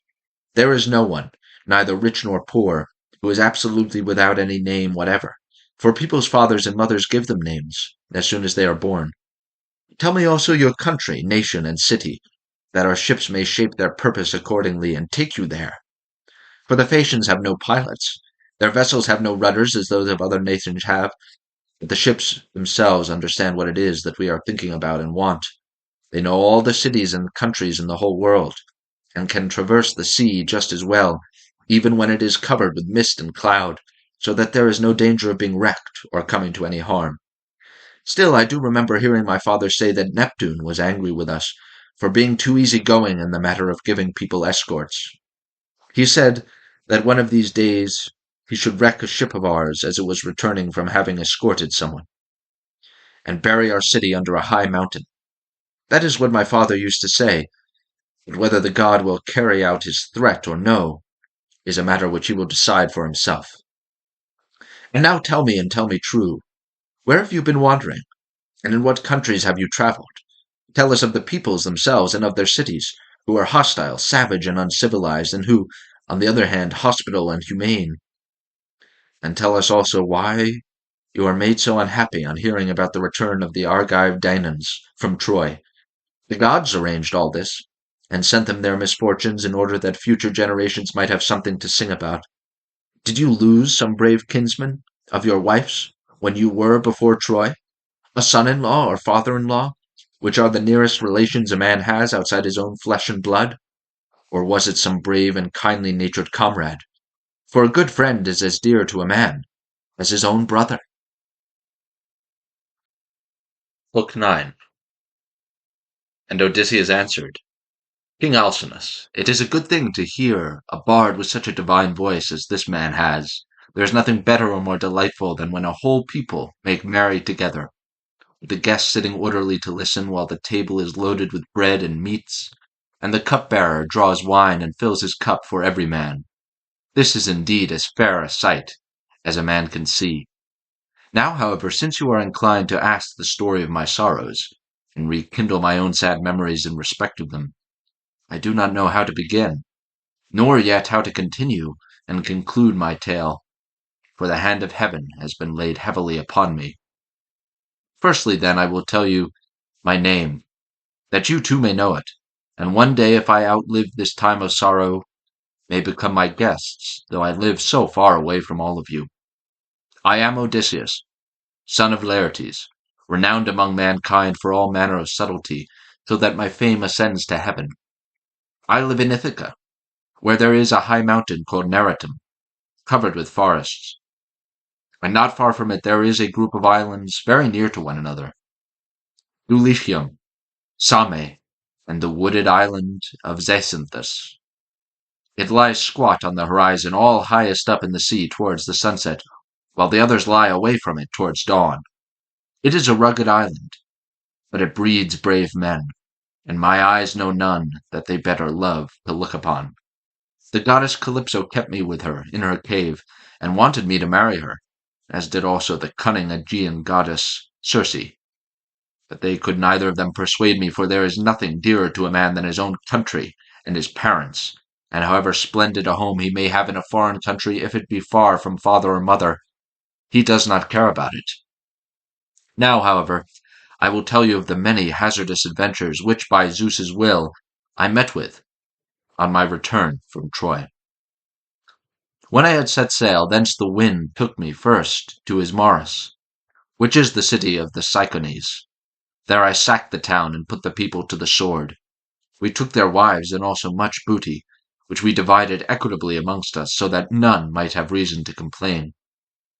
I then said that we had better make off at once, but my men very foolishly would not obey me, so they stayed there drinking much wine and killing great numbers of sheep and oxen on the seashore. Meanwhile the Cicones cried out for help to other Cicones who lived inland. These were more in number and stronger, and they were more skilled in the art of war, for they could fight either from chariots or on foot, as the occasion served. In the morning, therefore, they came as thick as leaves in bloom in summer, and the hand of heaven was against us, so that we were hard pressed. They set the battle in array near the ships, and the boats' hosts aimed their bronze-shod spears at one another. So long as the day waxed and it was still morning, we held our own against them, though they were more in number than we. But as the sun went down, towards the time when men lose their oxen, the Cicones got the better of us, and we lost 6 men from every ship we had, so we got away with those that were left. Thence we sailed onward with sorrow in our hearts, but glad to have escaped death, though we had lost our comrades. Nor did we leave till we had thrice invoked each one of the poor fellows who had perished by the hands of the Cicones. Then Zeus raised the north wind against us till it blew a hurricane, so that land and sky were hidden in thick clouds, and night sprang forth out of the heavens. We let the ships run before the gale, but the force of the wind tore our sails to tatters, so we took them down for fear of shipwreck, and rowed our hardest towards the land. There we lay 2 days and 2 nights, suffering much alike from toil and distress of mind. But on the morning of the 3rd day we again raised our masts, set sail, and took our places, letting the wind and steersman direct our ship. I should have got home at that time unharmed, had not the north wind and the currents been against me as I was doubling Cape Malea, and set me off my course hard by the island of Cythera. I was driven thence by foul winds for a space of 9 days upon the sea, but on the 10th day we reached the land of the lotus-eaters, who live on a food that comes from a kind of flower. Here we landed to take in fresh water, and our crews got their midday meal on the shore near the ships. When they had eaten and drunk, I sent 2 of my company to see what manner of men the people of the place might be, and they had a 3rd man under them. They started at once and went out about among the lotus-eaters, who did them no hurt, but gave them to eat of the lotus, which was so delicious that those who ate of it left off carrying about home, and did not even want to go back and say what had happened to them, but were for staying and munching lotus with the lotus-eaters without thinking further of their return. Nevertheless, though they wept bitterly, I forced them back to the ships and made them fast under the benches. Then I told the rest to go on board at once, lest any of them should taste of the lotus and leave off wanting to get home. So they took their places and smote the grey sea with their oars. We sailed hence, always in much distress, till we came to the hand of the lawless and inhuman Cyclopes. Now the Cyclopes neither plant nor plough, but trust in Providence, and live on such wheat, barley, and grapes as grow wild without any kind of tillage, and their wild grapes yield them wine as the sun and the rain may grow them. They have no laws or assemblies of the people, but live in caves on the tops of high mountains. Each is lord and master in his family, and they take no account of their neighbors. Now off their harbor there lies a wooded and fertile island, not quite close to the land of the Cyclops, but still not far. It is overrun with wild goats, that breed there in great numbers and are never disturbed by foot of man. For a sportsman who as a rule will suffer so much hardship in forest or among mountain precipice, do not go there, nor yet again is it ever ploughed or fed down, but it lies a wilderness untilled and unsown from year to year, and has no living thing upon it, but only goats. For the Cyclops have no ships, nor yet shipwrights who could make ships for them. They cannot therefore go from city to city or sail over the sea as to one another's country as people who have ships can do. If they had had these, they would have colonized the island, for it is a very good one, and would yield everything in due season. There are meadows that in some places come right down to the seashore, well watered and full of luscious grass. Grapes would do there excellently. There is level land for ploughing, and it would always yield heavily at harvest time, for the soil is deep. There is a good harbor where no cables are wanted, nor yet anchors, nor need a ship be moored, but all one has to do is to beach one's vessel and stay there till the wind becomes fair for putting out to sea again. At the head of the harbor there is a spring of clear water coming out of a cave, and there are poplars growing all round it. Here we entered, but so dark was the night that some god must have brought us in, for there was nothing whatsoever to be seen. A thick mist hung all around our ships. The moon was hidden behind a mass of clouds so that no one could have seen the island if he had looked for it, nor were there any breakers to tell us we were close inshore before we found ourselves upon the land itself. When, however, we had beached the ships, we took down the sails, went ashore, and camped upon the beach till daybreak. When the child of morning, rosy-fingered Dawn, appeared, we admired the island and wandered all over it, while the nymphs, Zeus's daughters, roused the wild goats that we might get some meat for our dinner. On this we fetched our spears and bows and arrows from the ships, and dividing ourselves into 3 bands began to shoot the goats. Heaven sent us excellent sport. I had 12 ships with me, and each ship got 9 goats, while my own ship had 10. Thus through the livelong day to the going down of the sun we ate and drank our fill, and we had plenty of wine left, for each one of us had taken many jars full when we sacked the city of the Cyclones, and this had not yet run out. While we were feasting, we kept turning our eyes toward the land of the Cyclops, which was hard by, and saw the smoke of their stubble fires. We could almost fancy we heard their voices and the bleating of their sheep and goats. But when the sun went down and it came on dark, we camped down upon the beach, and next morning I called a council. "Stay here, my brave fellows," said I, "all the rest of you, while I go with my ship and explore these people myself. I want to see if they are uncivilized savages or a hospitable and humane race." I went on board, bidding my men to do so also, and loosed the hawsers, so they took their places and smote the grey sea with their oars. When we got to the land, which was not far, there, on the face of a cliff near the sea, we saw a great cave overhung with laurels. It was a station for a great many sheep and goats, and outside there was a large yard with a high wall round it made of stones built into the ground, and of trees both pine and oak. This was the abode of a huge monster who was then away from home shepherding his flocks. He would have nothing to do with other people, but led the life of an outlaw. He was a horrid creature, not like a human being at all, but resembling rather some crag that stands out boldly against the sky on the top of a high mountain. I told my men to draw the ship ashore, and stay where they were, all but the 12 best among them, who were to go along with myself. I also took a goatskin of sweet black wine, which had been given me by Maron, son of Euanthes, who was priest of Apollo, the patron god of Ismarus, and lived within the wooden precincts of the temple. When we were sacking the city, we respected him, and spared his life, as also his wife and child. So he made me some presents of great value, 7 talents of fine gold, and a bowl of silver, with 12 jars of sweet wine, unblended, and of the most exquisite flavor. Not a man or maid in the house knew about it, but only himself, his wife, and 1 housekeeper. When he drank it, he mixed 20 parts of water to 1 of wine, and yet the fragrance from the mixing bowl was so exquisite that it was impossible to refrain from drinking. I filled a large skin with this wine, and took a wallet full of provisions with me, for my mind misgave me that I might have to deal with some savage who would be of great strength, and would respect neither right nor law. We soon reached his cave, but he was out shepherding, so we went inside and took stock of all that we could see. His cheese racks were loaded with cheeses, and he had more lambs and kids than his pens could hold. They were kept in separate flocks. First there were the hoggets, then the oldest of the younger lambs, and lastly the very young ones, all kept apart from one another. As for his dairy, all the vessels, bowls, and milk pails into which he milked were swimming with whey.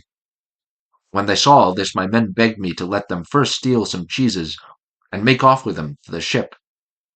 They would then return, drive down the lambs and kids, put them on board, and sail away with them. It would have been indeed better if we had done so, but I would not listen to them, for I wanted to see the owner himself, in the hope that he might give me a present. When, however, we saw him, my poor men found him ill to deal with.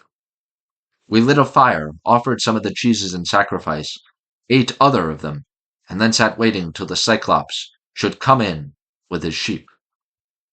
When he came, he brought in with him a huge load of dry firewood to light the fire for his supper, and this he flung with such a noise onto the floor of his cave that we hid ourselves for fear at the far end of the cavern. Meanwhile he drove all the ewes inside, as well as the she-goats that he was going to milk, leaving the males, both rams and he-goats, outside in the yards. Then he rolled a huge stone to the mouth of the cave, so huge that 22 strong four-wheeled wagons would not be enough to draw it from its place against the doorway. When he had so done, he sat down and milked his ewes and goats, all in due course, and then let each of them have her own young. He curdled half the milk and set it aside in wicker strainers, but the other half he poured into bowls that he might drink it for his supper. When he had got through with all his work, he lit the fire and then caught sight of us, whereon he said, "Strangers, who are you? Where do you sail from? Are you traders, or do you sail the sea as rovers with your hands against every man, and every man's hand against you?" We were frightened of our senses by his loud voice and monstrous form, but I managed to say, "We are Achaeans, on our way home from Troy, but by the will of Zeus and stress of weather we have been driven far out of our course. We are the people of Agamemnon, son of Atreus, who has won infinite renown throughout the whole world by sacking so great a city and killing so many people. We therefore humbly pray you to show us some hospitality, and otherwise make us such presents as visitors may reasonably expect. May your excellency fear the wrath of heaven, for we are your suppliants, and Zeus takes all respectable travelers under his protection, for he is the avenger of all suppliants and foreigners in distress." To this he gave me but a pitiless answer. "Stranger," said he, "you are a fool, or else you know nothing of this country. Talk to me, indeed, about fearing the gods or shunning their anger. We Cyclops do not care about Zeus, or any of your blessed gods, for we are ever so much stronger than they. I shall not spare either yourself or your companions out of any regard for Zeus, unless I am in the humor for doing so. And now tell me where you made your ship fast when you came on shore. Was it round the point, or is she lying straight off the land?" He said this to draw me out, but I was too cunning to be caught in that way, so I answered with a lie. "Poseidon," said I, "sent my ship on the rocks at the far end of your country, and wrecked it. We were driven onto them from the open sea, but I and those who are with me escaped the jaws of death."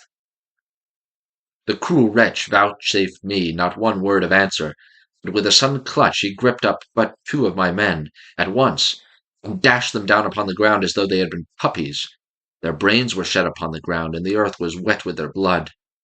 Then he tore them limb from limb, and supped upon them.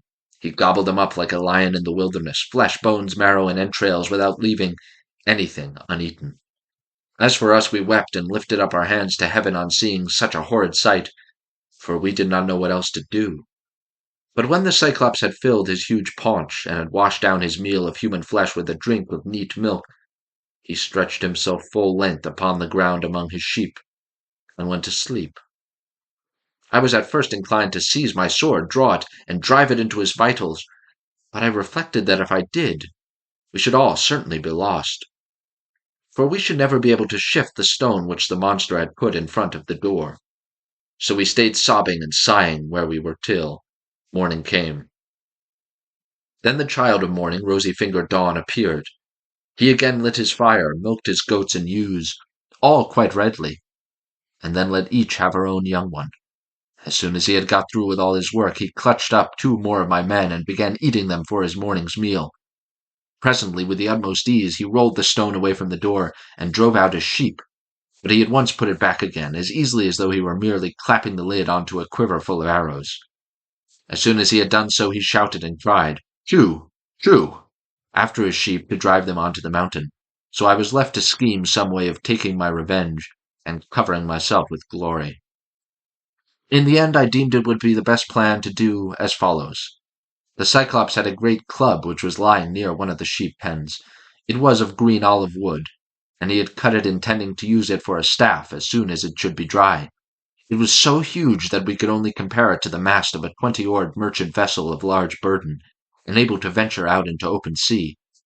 I went up to this club and cut off about 6 feet of it. I then gave this piece to the men and told them to fine it evenly off at one end, which they proceeded to do, and lastly I brought it to a point myself, charring the end in the fire to make it harder. When I had done this, I hid it under the dung, which was lying about all over the cave, and told the men to cast lots which of them should venture along with myself to lift it and bore it into the monster's eye while he was asleep. The lot fell upon the very 4 whom I should have chosen, and I myself made 5.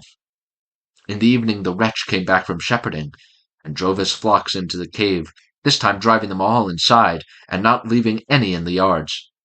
I suppose some fancy must have taken him, or a god must have prompted him to do so. As soon as he had put the stone back to its place against the door, he sat down, milked his ewes and his goats all quite rightly, and then let each have her own young one. When he had got through with all this work, he gripped up 2 more of my men and made his supper off them. So I went up to him with an ivy wood bowl of black wine in my hands. "Look here, Cyclops," said I, "you have been eating a great deal of man's flesh. So take this and drink some wine, that you may see what kind of liquor we had on board my ship. I was bringing it to you as a drink offering, in the hope that you would take compassion upon me and further me on my way home, whereas all you do is to go on ranting and raving most intolerably. You ought to be ashamed of yourself. How can you expect people to come and see you any more if you treat them in this way?" He then took the cup and drank.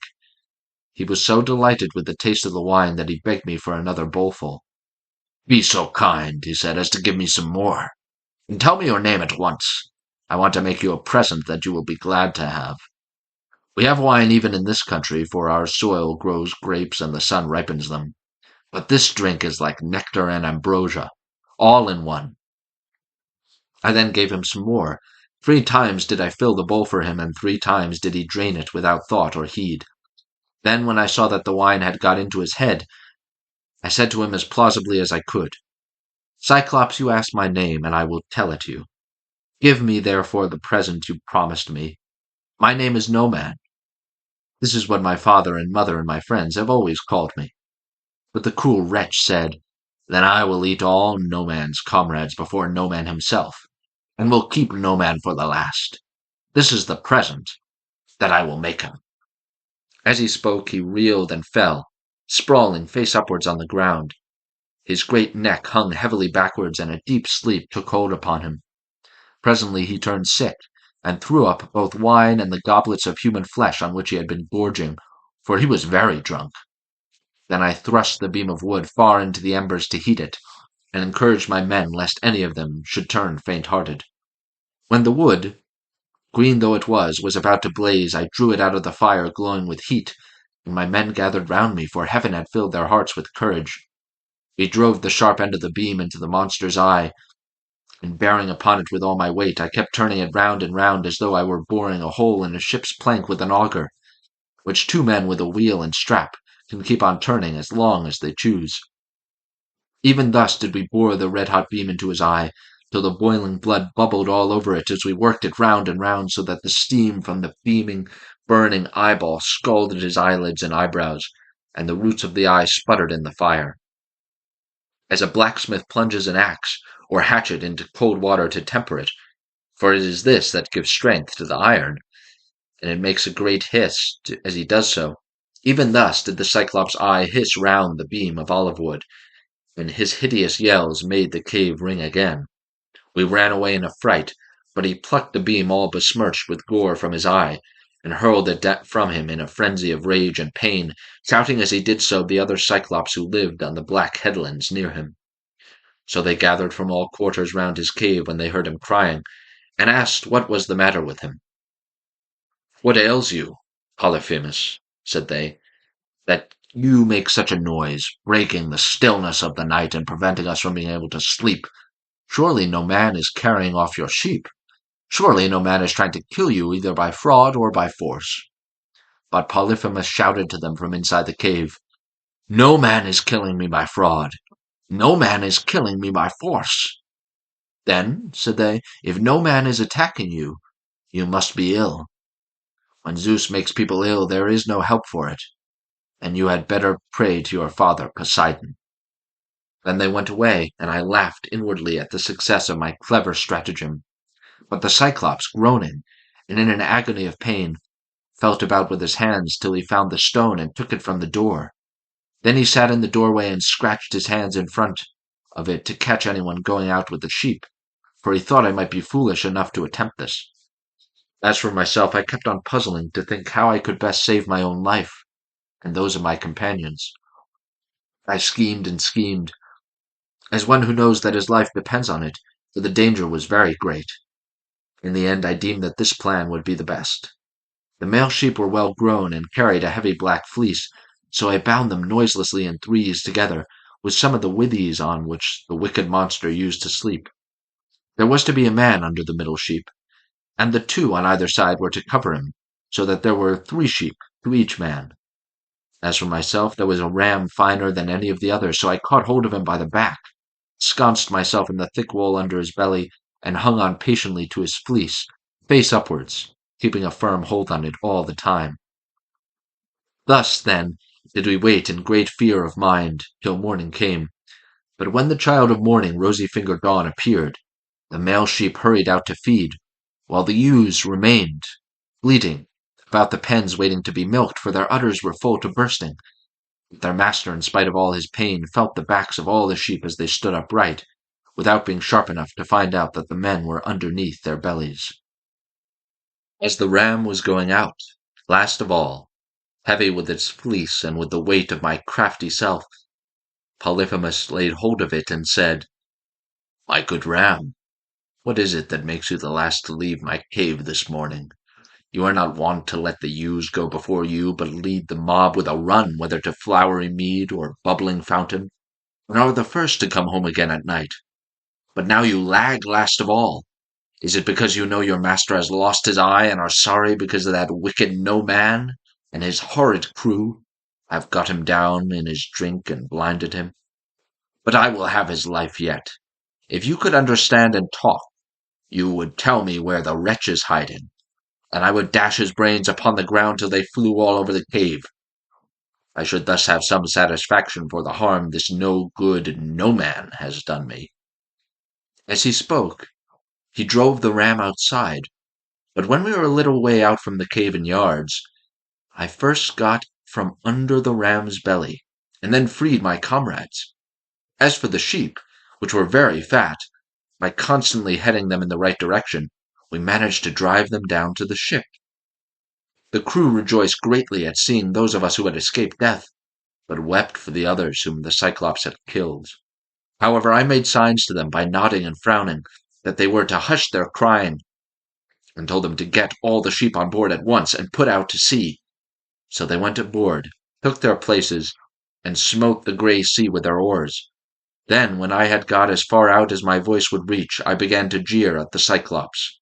"Cyclops," said I, "you should have taken better measure of your man before eating up his comrades in your cave. You wretch! Eat up your visitors in your own house? You might have known that your sin would find you out, and now Zeus and the other gods have punished you." He got more and more furious as he heard me, so he tore the top off from a high mountain and flung it just in front of my ship so that it was within a little of hitting the end of the rudder. The sea quaked as the rock fell into it, and the wash of the wave it raised carried us back toward the mainland, and forced us towards the shore. But I snatched up a long pole and kept the ship off, making signs to my men by nodding my head that they must row for their lives, whereon they laid out with a will.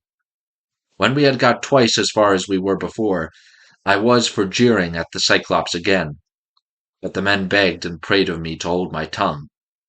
"Do not," they exclaimed, "be mad enough to provoke this savage creature further. He has thrown one rock at us already, which drove us back again to the mainland, and we made sure it had been the death of us. If he had then heard any further sound of voices, he would have pounded our heads and our ship's timbers into a jelly with the rugged rocks he would have heaved at us, for he can throw them a long way. But I would not listen to them, and shouted out to him in my rage, 'Cyclops, if anyone asks you who it was that put your eye out and spoiled your beauty, say it was the valiant warrior Odysseus, son of Laertes, who lives in Ithaca.' On this he groaned, and cried out, 'Alas! Alas! Then the old prophecy about me is coming true. There was a prophet here, at one time, a man both brave and of great stature, Telemus, son of Eurymus, who was an excellent seer, and did all the prophesying for the Cyclops till he grew old. He told me that all this would happen to me some day, and said I should lose my sight by the hand of Odysseus. I have been all along expecting someone of imposing presence and superhuman strength, whereas he turns out to be a little insignificant weakling who has managed to blind my eye by taking advantage of me and my drink. Come here, then, Odysseus, that I may make you presents to show my hospitality, and urge Poseidon to help you forward on your journey. For Poseidon and I are father and son. He, if so he will, shall heal me, which no one else, neither god nor man, can do." Then I said, "I wish I could be as sure of killing you outright, and sending you down to the house of Hades, as I am that it will take more than Poseidon to cure that eye of yours." On this he lifted up his hands to the firmament of heaven, and swayed, saying, "Hear me, great Poseidon. If I am indeed your own begotten son, grant that Odysseus may never reach his home alive, or if he must get back to his friends at last, let him do so late, and in some sore plight after losing all his men. Let him reach his home by another man's ship, and find trouble in his house." Thus did he pray, and Poseidon heard his prayer. Then he kicked up a rock, much larger than the first, swung it aloft, and hurled it with a prodigious force. It fell just short of the ship. It was within a little of hitting the end of the rudder. The sea quaked as the rock fell into it, and the wash of the wave it raised drove us downwards on our way towards the shore of the island. When at last we got to the island where we had left the rest of our ships, we found our comrades lamenting us and anxiously awaiting our return. We ran our vessel upon the sands and got out of her onto the seashore. We also landed the Cyclops sheep, and divided them equitably amongst us so that none might have reason to complain. As for the ram, my companions agreed that I should have it as an extra share, so I sacrificed it on the seashore, and burned its thigh bones to Zeus, who is the Lord of all. But he heeded not my sacrifice, and only thought how he might destroy both my ships and my comrades. Thus through the livelong day to the going down of the sun, we feasted our fill on meat and drink. But when the sun went down, and it came on dark, we camped upon the beach. When the child of morning, rosy-fingered Dawn, appeared, I bade my men go on board, and loose the hawsers.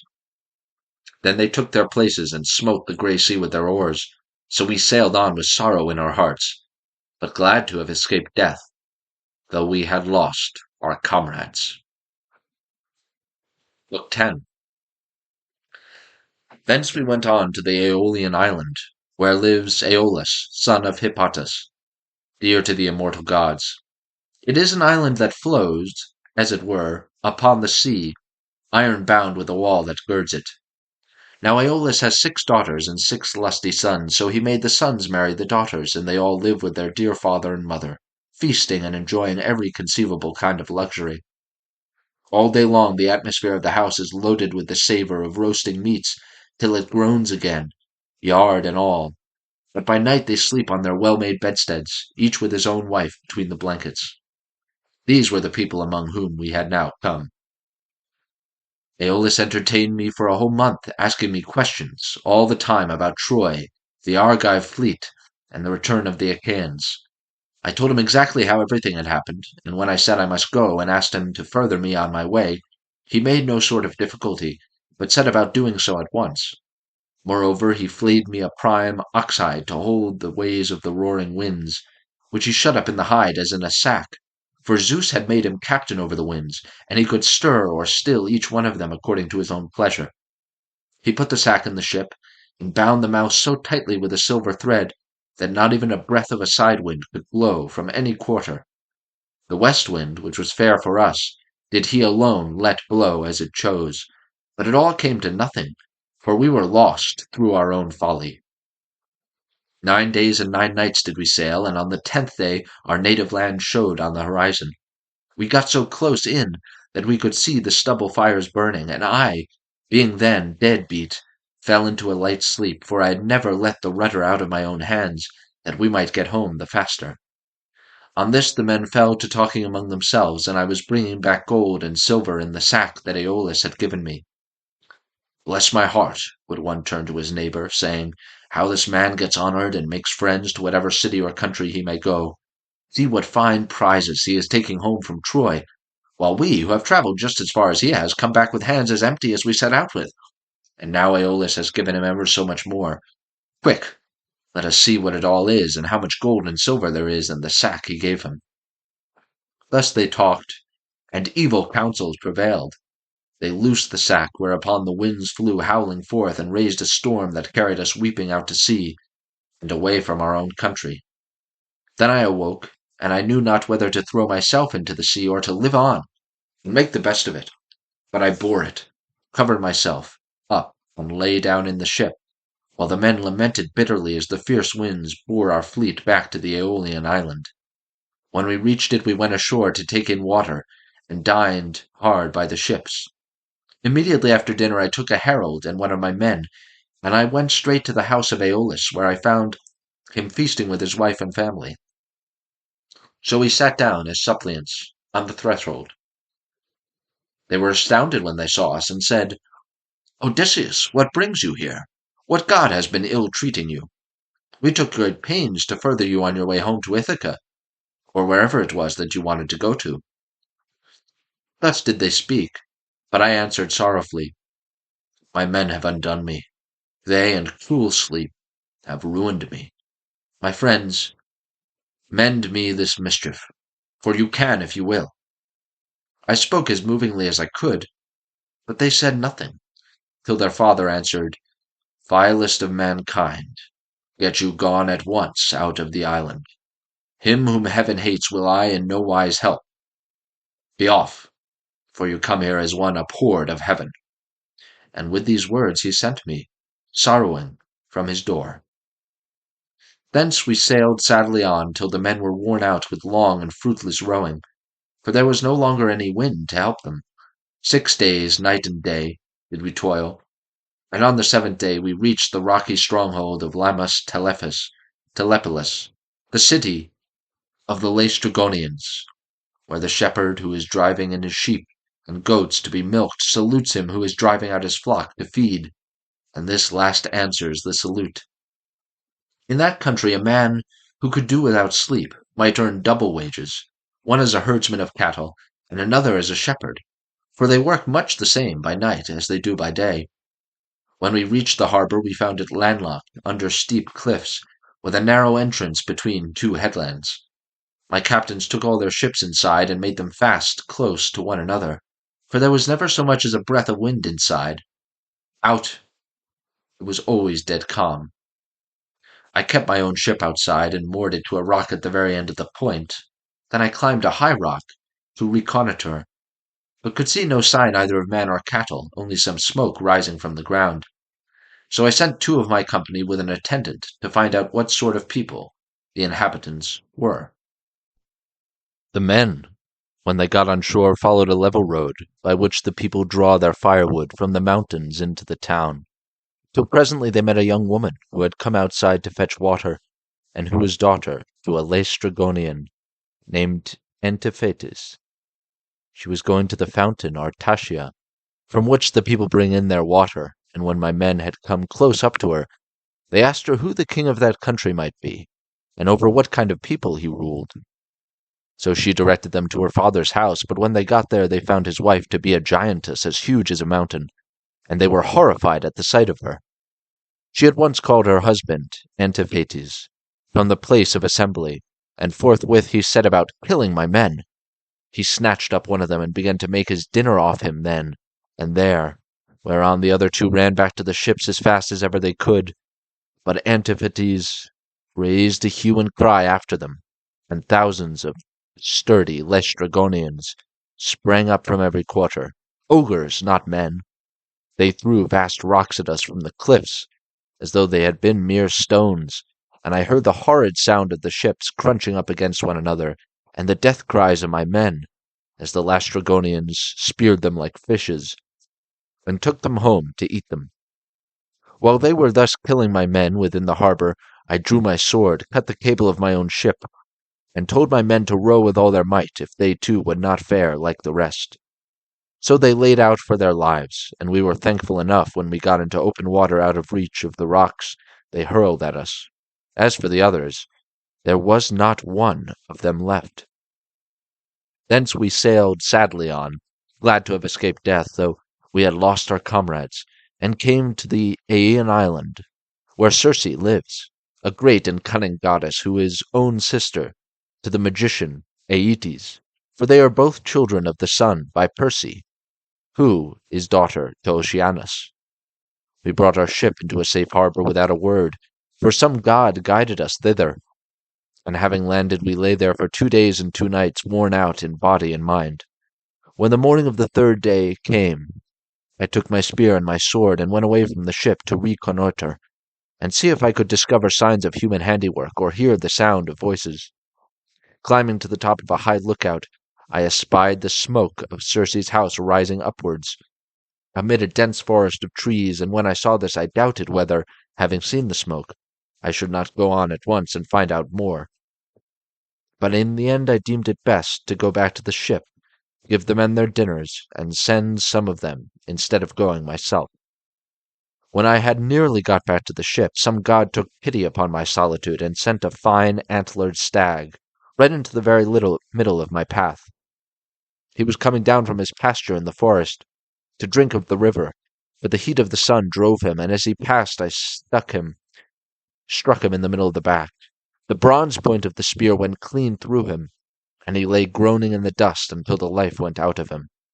Then I set my foot upon him, drew my spear from the wound, and laid it down. I also gathered rough grass and rushes, and twisted them into a fathom or so of good stout rope, with which I bound the 4 feet of the noble creature together. Having so done, I hung him round my neck, and walked back to the ship, leaning upon my spear, for the stag was much too big for me to be able to carry him on my shoulder, steadying him with one hand. As I threw him down in front of the ship, I called the men and spoke cheeringly, man by man, to each of them.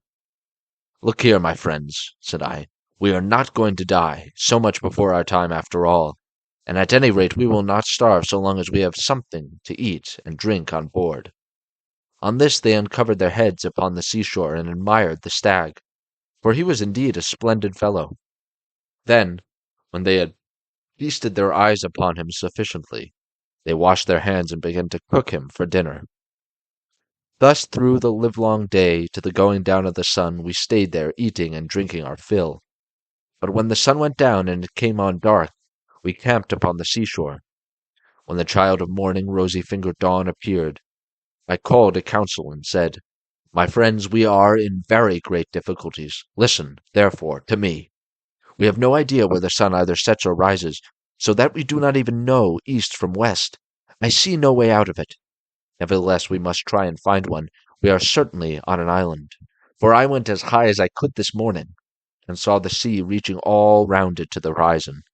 It lies low, but towards the middle I saw smoke rising from out of a thick forest of trees." Their hearts sank as they heard me, for they remembered how they had been treated by the Laestrygonian Antiphates, and by the savage ogre Polyphemus. They wept bitterly in their dismay, but there was nothing to be got by crying, so I divided them into 2 companies, and set a captain over each. I gave one company to Eurylochus, while I took command of the other myself. Then we cast lots in a helmet, and the lot fell upon Eurylochus. So he set out with his 22 men, and they wept, as also did we, who were left behind. When they reached Circe's house, they found it built of cut stones, on a site that could be seen from far, in the middle of the forest.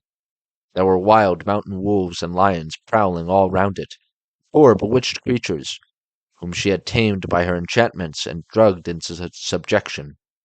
They did not attack my men, but wagged their great tails, fawned upon them, and rubbed their noses lovingly against them. As hounds crowd round their master when they see him coming from dinner, for they know he will bring them something, even so did these wolves and lions with their great claws fawn upon my men. But the men were terribly frightened at seeing such strange creatures. Presently they reached the gates of the goddess's house, and as they stood there they could hear Circe within, singing most beautifully as she worked at her loom, making a web so fine, so soft, and of such dazzling colors as no one but a goddess could weave. On this Polites, whom I valued and trusted more than any other of my men, said, "There is someone inside working at a loom, and singing most beautifully. The whole place resounds with it. Let us call her, and see whether she is woman or goddess." They called her, and she came down, unfastened the door, and bade them enter. They, thinking no evil, followed her, all except Eurylochus, who suspected mischief and stayed outside. When she had got them into her house, she set them upon benches and seats, and mixed them a mess with cheese, honey, meal, and Bromnian wine. But she drugged it with wicked poisons to make them forget their homes, and when they had drunk she turned them into pigs by a stroke of her wand, and shut them up in her pigsties.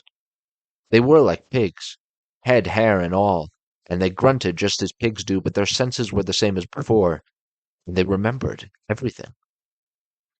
Thus then were they shut up squealing, and Circe threw them some acorns and beech mast such as pigs eat. But Eurylochus hurried back to tell me about the sad fate of our comrades. He was so overcome with dismay that though he tried to speak, he could find no words to do so. His eyes filled with tears, and he could only sob and sigh, till at last we forced his story out of him, and he told us what had happened to the others. "We went," said he, "as you told us, through the forest, and in the middle of it there was a fine house built with cut stones in a place that could be seen from far. There we found a woman, or else she was a goddess, working at her loom and singing sweetly. So the men shouted to her and called her, whereon she at once came down, opened the door, and invited us in. The others did not suspect any mischief, so they followed her into the house, but I stayed where I was, for I thought there might be some treachery. From that moment I saw them no more, for not one of them ever came out, though I sat a long time watching for them. Then I took my sword of bronze and slung it over my shoulders. I also took my bow, and told Eurylochus to come back with me and show me the way. But he laid hold of me with both his hands and spoke piteously, saying, "Sir, do not force me to go with you, but let me stay here, for I know you will not bring one of them back with you, nor even return alive yourself. Let us rather see if we cannot escape at any rate, with the few that are left us, for we may still save our lives." "Stay where you are, then," answered I, "eating and drinking at the ship. But I must go, for I am most urgently bound to do so." With this I left the ship and went up inland. When I got through the charmed grove, and was near the great house of the enchantress Circe, I met Hermes with his golden wand, disguised as a young man in the heyday of his youth and beauty, with the down just coming upon his face. He came up to me and took my hand from within his own, saying, "My poor unhappy man, whither are you going over this mountain top, alone, and without knowing the way? Your men are shut up in Circe's pigsties like so many wild boars in their lairs. You surely do not fancy that you can set them free. I can tell you that you will never get back, and will have to stay there with the rest of them. But never mind, I will protect you and get you out of your difficulty. Take this herb, which is one of great virtue, and keep it about you when you go to Circe's house. It will be a talisman to you against every kind of mischief. And I will tell you of all the wicked witchcraft that Circe will try to practice upon you. She will mix a mess for you to drink, and she will drug the meal with which she makes it. But she will not be able to charm you, for the virtue of the herb that I shall give you will prevent her spells from working. I will tell you all about it. When Circe strikes you with her wand, draw your sword, and spring upon her as though you were going to kill her. She will then be frightened and will desire you to go to bed with her. On this you must not point-blank refuse her, for you want her to set your companions free, and to take good care also of yourself. But you must make her swear solemnly by all the blessed gods that she will plot no further mischief against you, or else when she has got you naked, she will unman you and make you fit for nothing." As he spoke, he pulled the herb out of the ground, and showed me what it was like. The root was black, while the flower was as white as milk. The gods call it Mali, and mortal men cannot uproot it. But the gods can do whatever they like. Then Hermes went back to high Olympus, passing over the wooded islands, but I fared onward to the house of Circe, and my heart was clouded with care as I walked along.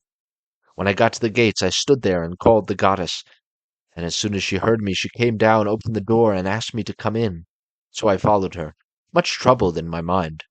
She sat me on a richly decorated seat inlaid with silver. There was a footstool also under my feet, and she mixed a mess in a golden goblet for me to drink. But she drugged it, for she meant me mischief. When she had given it me, and I had drunk it without its charming me, she struck me with her wand.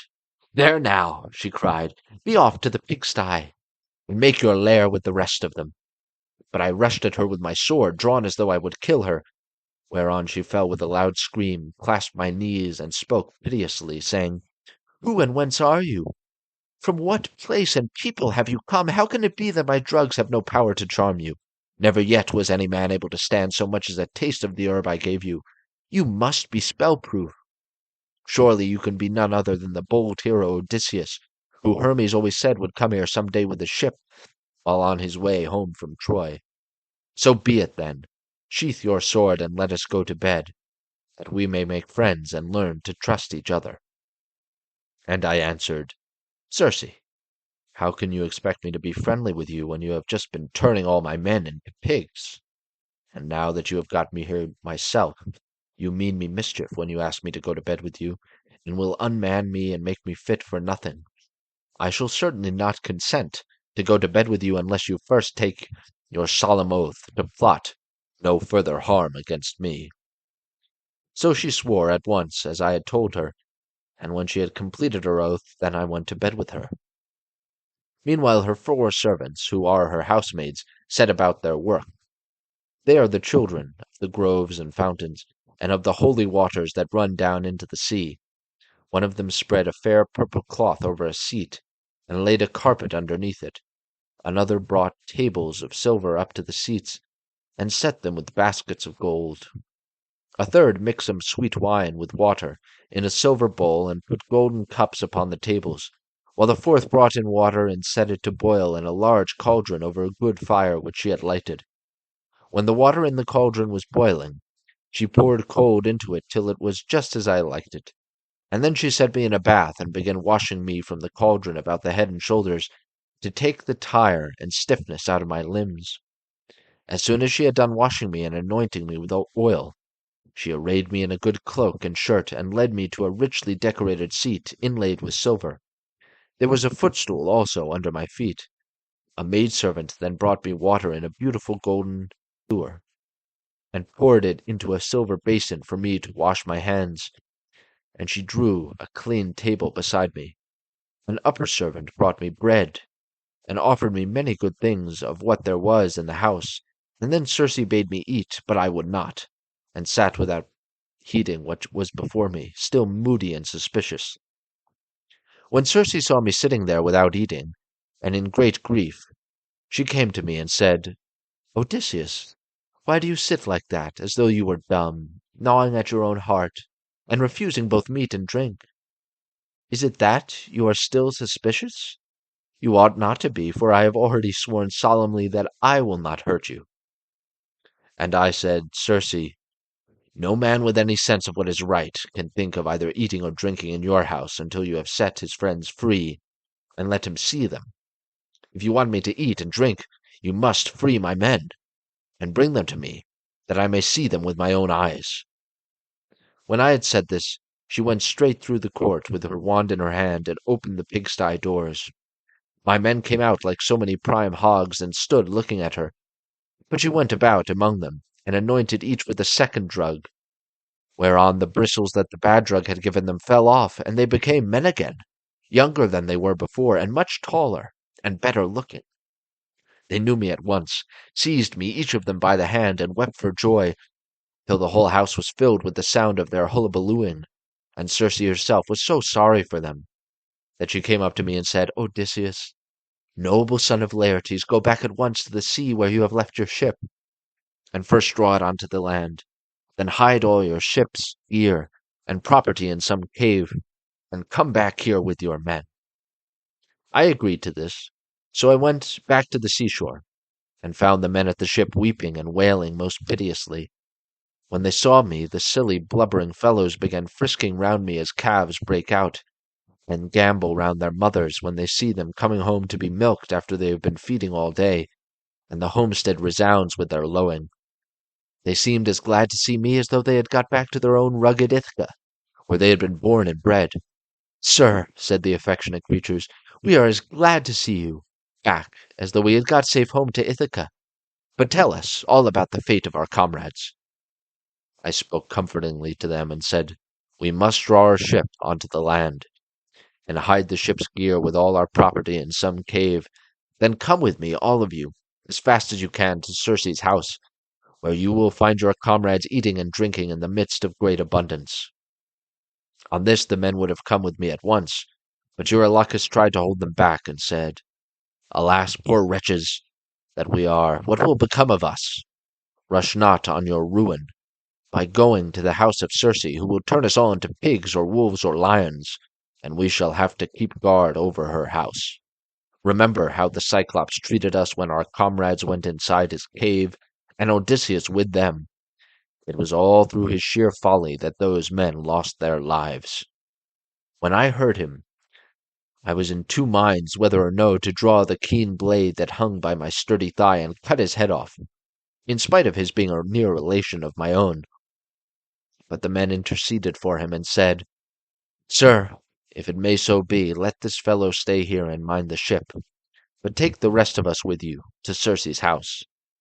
On this we all went inland, and Eurylochus was not left behind after all, but came on too, for he was frightened by the severe reprimand that I had given him.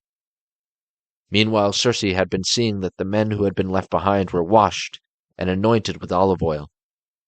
She had also given them woolen cloaks and shirts, and when we came we found them all comfortably at dinner in her house. As soon as the men saw each other face to face and knew one another, they wept for joy and cried aloud till the whole place rang again. Thereon Circe came up to me and said, "Odysseus, noble son of Laertes, tell your men to leave off crying. I know how much you have all of you suffered at sea, and how ill you have fared among cruel savages on the mainland. But that is over now. So stay here and eat and drink, till you are once more as strong and hearty as you were when you left Ithaca. For at present you are weakened, both in body and mind. You keep all the time thinking of the hardships you have suffered during your travels, so that you have no more cheerfulness left in you." Thus did she speak, and we assented. We stayed with Circe for a whole 12-month, feasting upon an untold quantity, both of meat and wine.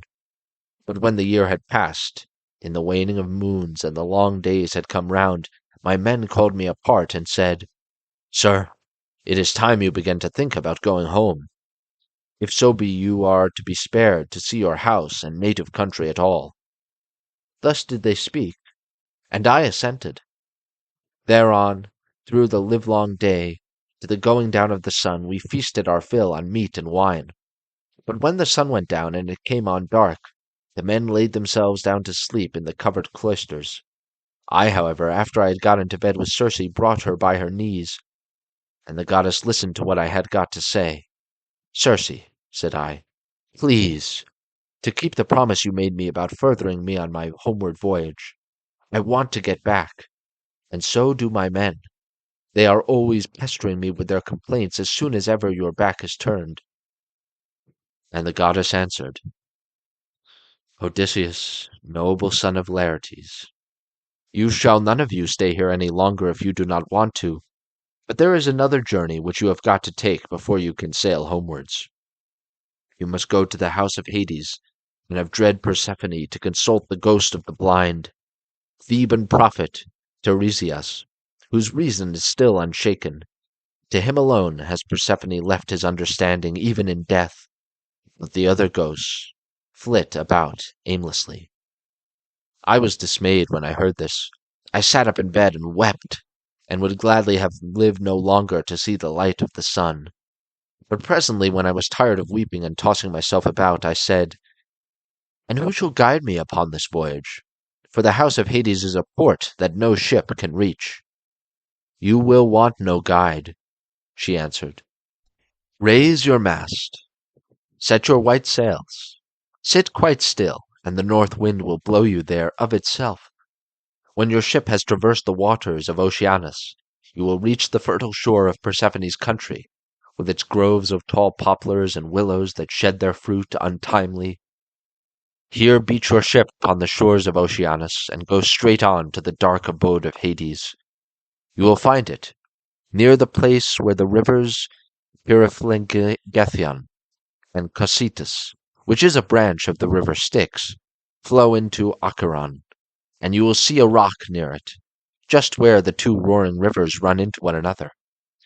When you have reached the spot as I now tell you, dig a trench a cubit or so in length, breadth, and depth, and pour into it as a drink offering to all the dead, first honey mixed with milk, then wine, and in the third place water, sprinkling white barley meal over the whole.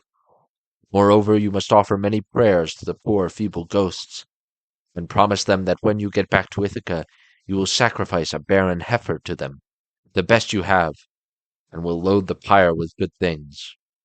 More particularly, you must promise that Tiresias shall have a black sheep all to himself, the finest in all your flocks. When you shall have thus besought the ghosts with your prayers, offer them a ram and a black ewe, bending their heads towards Erebus, but yourself turn away from them as though you would make towards the river. On this many dead men's ghosts will come to you, and you must tell your men to skin the 2 sheep that you have just killed, and offer them as a burnt sacrifice with prayers to Hades and to Persephone. Then draw your sword and sit there, so as to prevent any other ghost from coming near the spilt blood, before Tiresias shall have answered your questions. The seer will presently come to you, and will tell you about your voyage, what stages you are to make, and how you are to sail the sea so as to reach your home." It was daybreak by the time she had done speaking, so she dressed me in my shirt and cloak. As for herself, she threw a beautiful light gossamer fabric over her shoulders, fastening it with a golden girdle round her waist, and covered her head with a mantle. Then I went about among the men everywhere all over the house, and spoke kindly to each of them, man by man. "You must not lie sleeping here any longer," said I to them. "We must be going, for Circe has told me all about it." And on this they did as I bade them. Even so, however, I did not get them away without misadventure. We had with us a certain youth named Elpenor, not very remarkable for sense or courage, who had got drunk and was lying on the housetop, away from the rest of the men, to sleep off his liquor in the cool. When he heard the noise of the men bustling about, he jumped up on a sudden, and forgot all about coming down by the main staircase, so he tumbled right off the roof, and broke his neck, and his soul went down to the house of Hades. When I had got the men together, I said to them, "You think you are about to start home again, but Circe has explained to me that instead of this we have got to go to the house of Hades and Persephone to consult the ghost of the Theban prophet Tiresias." The men were broken-hearted as they heard me, and threw themselves on the ground, groaning and tearing their hair. But they did not mend matters by crying. When we reached the seashore, weeping and lamenting our fate, Circe brought the ram and the ewe, and we made them fast hard by the ship. She passed through the midst of us without our knowing it, for who can see the comings and goings of a god? if the god does not wish to be seen. 11. Then, when we had got down to the seashore, we drew our ship into the water, and got her mast and sails into her. We also put the sheep on board, and took our places, weeping, and in great distress of mind. Circe, that great and cunning goddess, sent us a fair wind that blew dead aft, and stayed steadily with us, keeping our sails all the time well filled. So we did whatever wanted doing to the ship's gear, and let her go as the wind and helmsman headed her. All day long her sails were full as she held her course over the sea. But when the sun went down and darkness was over all the earth, we got into the deep waters of the river Oceanus, where lie the land and city of the Cimmerians, who live enshrouded in mist and darkness, which the rays of the sun never pierce, either at his rising or as he goes down again out of the heavens. The poor wretches live in one long melancholy night. When we got there, we beached the ship, took the sheep out of her, and went along by the waters of Oceanus, till we came to the place of which Circe had told us. Here Parimedes and Eurylochus held the victims, while I drew my sword and dug the trench a cubit each way. I made a drink offering to all the dead, first with honey and milk, then with wine, and thirdly with water, and I sprinkled white barley meal over the whole, praying earnestly to the poor feckless ghosts, and promising them that when I got back to Ithaca, I would sacrifice a barren heifer for them, the best I had, and would load the pyre with good things. I also particularly promised that Tiresias should have a black sheep to himself, the best in all my flocks.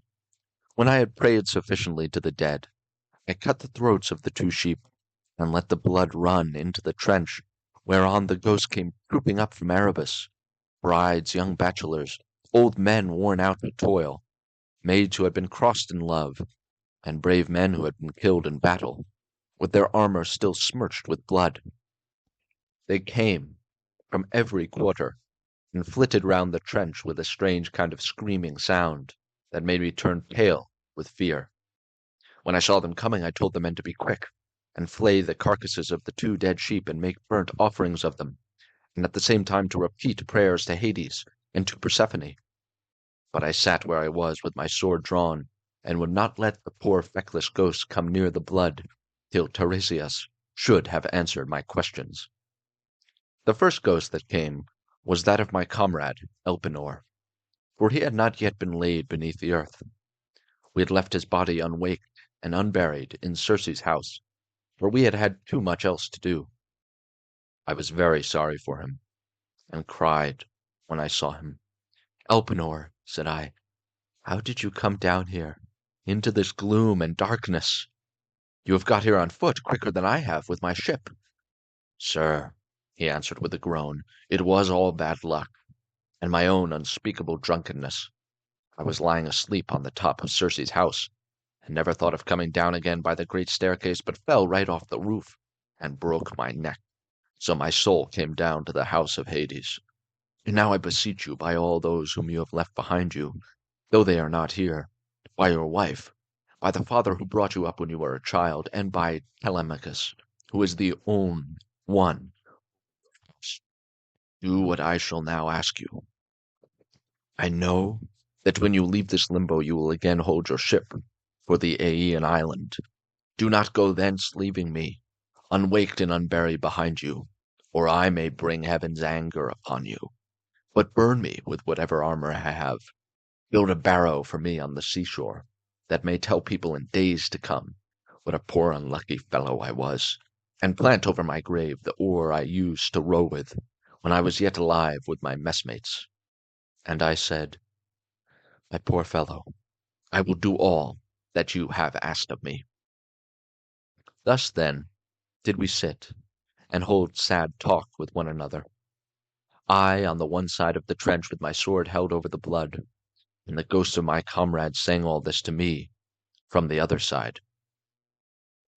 Then came the ghost of my dead mother, Anticlea, daughter to Autolycus. I had left her alive when I set out for Troy, and was moved to tears when I saw her. But even so, for all my sorrow, I would not let her come near the blood till I had asked my question of Tiresias. Then came also the ghost of Theban Tiresias, with his golden scepter in his hand. He knew me, and said, Odysseus, noble son of Laertes, why, poor man, have you left the light of day, and come down to visit the dead in this sad place? Stand back from the trench and withdraw your sword, that I may drink of the blood, and answer your questions truly. So I drew back, and sheathed my sword, whereon when he had drank of the blood, he began with his prophecy. You want to know, said he, about your return home, but heaven will make this hard for you. I do not think that you will escape the eye of Poseidon, who still nurses his bitter grudge against you for having blinded his son. Still, after much suffering you may get home, if you can restrain yourself and your companions, when your ship reaches the Thrinacian island, where you will find the sheep and cattle belonging to the sun, who sees and gives ear to everything. If you leave these flocks unharmed and think of nothing but of getting home, you may yet after much hardship reach Ithaca. But if you harm them, then I forewarn you of the destruction both of your ship and of your men. Even though you may yourself escape, you will return in bad plight after losing all your men, in another man's ship, and you will find trouble in your house, which will be overrun by high-handed people, who are devouring your substance under the pretext of paying court and making presents to your wife. When you get home, you will take your revenge on these suitors, and after you have killed them by force or fraud in your own house, you must take a well-made oar and carry it on, till you come to a country where the people have never heard of the sea, and do not even mix salt with their food, nor do they know anything about ships, and oars that are as the wings of a ship. I will give you this certain token, which cannot escape your notice. A wayfarer will meet you, and will say it must be a winnowing shovel that you have got upon your shoulder. On this you must fix the oar in the ground, and sacrifice a ram, a bull, and a boar to Poseidon. Then go home and offer hecatombs to all the gods in heaven one after the other. As for yourself, death shall come to you from the sea, and your life shall ebb away very gently when you are full of years and peace of mind, and your people shall bless you. All that I have said will come true. This, I answered, must be as it may please heaven. But tell me, and tell me true. I see my poor mother's ghost close by us. She is sitting by the blood, without saying a word, and though I am her own son, she does not remember me and speak to me. Tell me, sir, how can I make her know me? That, said he, I can soon do. Any ghost that you let taste of the blood will talk with you like a reasonable being, but if you do not let them have any blood, they will go away again. On this, the ghost of Tiresias went back to the house of Hades, for his prophesyings had now been spoken. But I sat still where I was until my mother came up and tasted the blood. Then she knew me at once, and spoke fondly to me, saying, My son, how did you come down to this abode of darkness while you were still alive? It is a hard thing for the living to see these places, for between us and them there are great and terrible waters, and there is Oceanus, which no man can cross on foot, but he must have a good ship to take him. And you all this time trying to find your way home from Troy. And have you never got back to Ithaca, nor seen your wife in your own house? Mother, said I was forced to come here to consult the ghost of the Theban prophet Tiresias. I have never yet been near the Achaean land, nor set foot on my native country, and I have had nothing but one long series of misfortunes from the very first day that I set out with Agamemnon for Ilium, the land of noble steeds, to fight the Trojans. But tell me, and tell me true, in what way did you die? Did you have a long illness, or did heaven vouchsafe you a gentle, easy passage to eternity? Tell me also about my father and the son whom I left behind me. Is my property still in their hands, or has someone else got hold of it, who thinks that I shall not return to claim it? Tell me again what my wife intends doing, and in what mind she is. Does she live with my son, and guard my estate securely? Or has she made the best match she could, and married again?" My mother answered, "Your wife still remains in your house, but she is in great distress of mind, and spends her whole time in tears both night and day. No one as yet has got possession of your fine property, and Telemachus still holds your lands undisturbed. He has to entertain largely, as of course he must, considering his position as a magistrate, and how everyone invites him. Your father remains at his old place in the country, and never goes near the town. He has no comfortable bed nor bedding. In the winter he sleeps on the floor in front of the fire with the men, and goes about all in rags. But in summer, when the warm weather comes on again, he lies out in the vineyard, on a bed of vine leaves thrown anyhow upon the ground. He grieves continually about your never having come home, and suffers more and more as he grows older. As for my own end, it was in this wise.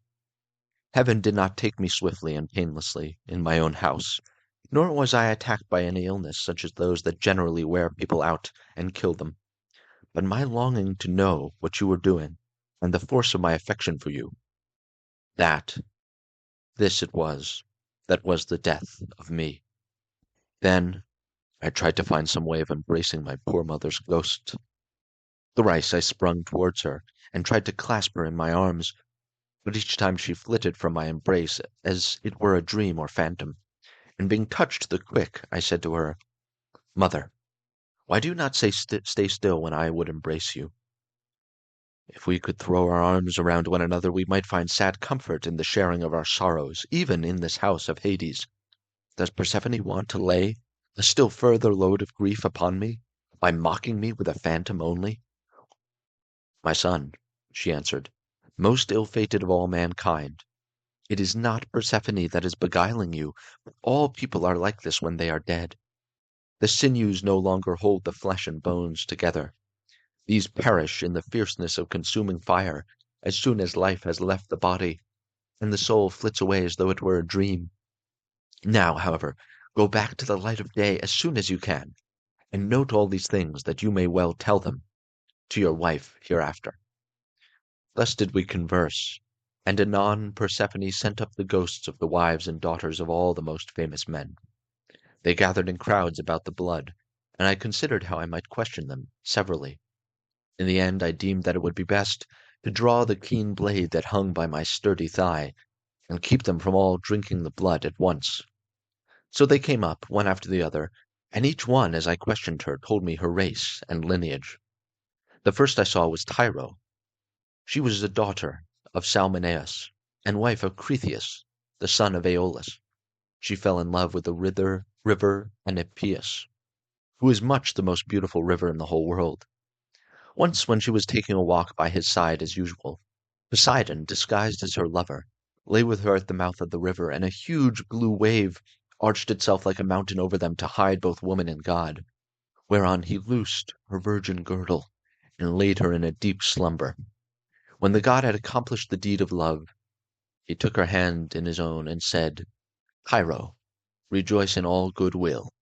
The embraces of the gods are not fruitless, and you will have fine twins about this time, 12 months. Take great care of them. I am Poseidon, so now go home, but hold your tongue and do not tell anyone." Then he dived under the sea, and she in due course bore Peleus and Neleus, who both of them served Zeus with all their might. Peleus was a great breeder of sheep, and lived in Iolcus, but the other lived in Pylos. The rest of her children were by Cretheus, namely Aeson, Pheres, and Amathaon, who was a mighty warrior and charioteer. Next to her I saw Antiope, daughter of Aesopus, who could boast of having slept in the arms of even Zeus himself, and who bore him 2 sons, Amphion and Zethus. These founded Thebes with its 7 gates, and built a wall all round it, for strong though they were, they could not hold Thebes till they had walled it. Then I saw Alcmena, the wife of Amphitryon, who also bore to Zeus indomitable Heracles, and Megara, who was daughter to great King Creon, and married the redoubtable son of Amphitryon. I also saw fair Epicaste, mother of King Oedipus, whose awful lot it was to marry her own son without suspecting it. He married her after having killed his father. The gods proclaimed the whole story to the world, whereon he remained king of Thebes in great grief for the spite the gods had borne him. But Epicaste went to the house of the mighty jailer Hades, having hanged herself for grief, and the avenging spirits haunted him, as for an outraged mother, to his ruling bitterly thereafter. Then I saw Chloris, whom Neleus married for her beauty, having given priceless presents for her. She was youngest daughter to Amphion, son of Iasus, and king of Minion or Comines, and was queen in Pylos. She bore Nestor, Chromius, and Periclymenus, and she also bore that marvelously lovely woman Pero, who was wooed by all the country round. But Neleus would only give her to him, who should raid the castle of Iphicles from the grazing grounds of Phlius. And this was a hard task. The only man who would undertake to raid them was a certain excellent seer, but the will of heaven was against him, for the rangers of the cattle caught him and put him in prison. Nevertheless, when a full year had passed and the same season came round again, Iphicles set him at liberty, after he had expounded all the oracles of heaven. Thus, then, was the will of Zeus accomplished. And I saw Leda, the wife of Tyndarus, who bore him two famous sons, Castor, breaker of horses, and Pollux, mighty boxer. Both these heroes are lying under the earth, though they are still alive, for by a special dispensation of Zeus, they die and come to life again, each one of them every other day throughout all time, and they have the rank of gods. After her I saw Iphimedeia, wife of Aloeus, who boasted the embrace of Poseidon. She bore two sons, Ottus and Ephialtes, but both were short-lived. They were the finest children that were ever born in this world, and the best-looking, Orion only excepted, for at 9 years old they were 9 fathoms high, and measured 9 cubits round the chest. They threatened to make war with the gods in Olympus, and tried to scent Mount Ossa on the top of Mount Olympus, and Mount Pelion on the top of Ossa, that they might scale heaven itself, and they would have done it too, if they had been grown up. But Apollo, son of Leto, killed both of them, before they had got so much as a sign of hair upon cheeks or chin. Then I saw Phaedra, and Procris, and fair Ariadne, daughter of the magician Minos, whom Theseus was carrying off from Crete to Athens, but he did not enjoy her, for before he could do so, Artemis killed her in the island of Dia, on account of what Dionysus had said against her. I also saw Maera, and Clymene, and hateful Eriphyle, who sold her own husband for gold. But it would take me all night if I were to name every single one of the wives and daughters of heroes whom I saw, and it is time for me to go to bed, either on board ship with my crew, or here. As for my escort, heaven and yourselves will see to it. Here he ended, and the guests sat all of them enthralled and speechless throughout the covered cloister. Then Arete said to them, "What do you think of this man, O Phaeacians? Is he not tall and good-looking, and is he not clever?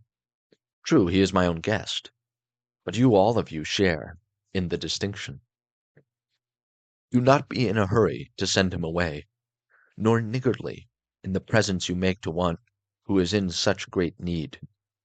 For heaven has blessed all of you with great abundance." Then spoke the aged hero, Caeneus, who was one of the oldest men among them.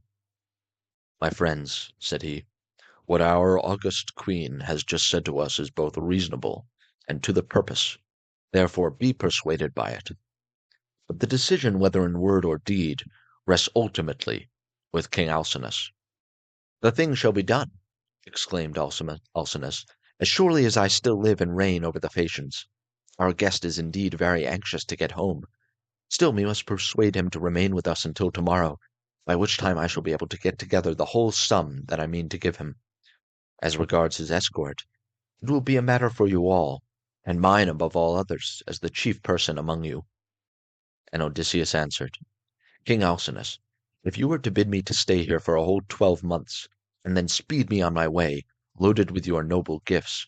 I should obey you gladly, and it would redound greatly to my advantage, for I should return fuller-handed to my own people, and should thus be more respected and beloved by all who see me when I get back to Ithaca."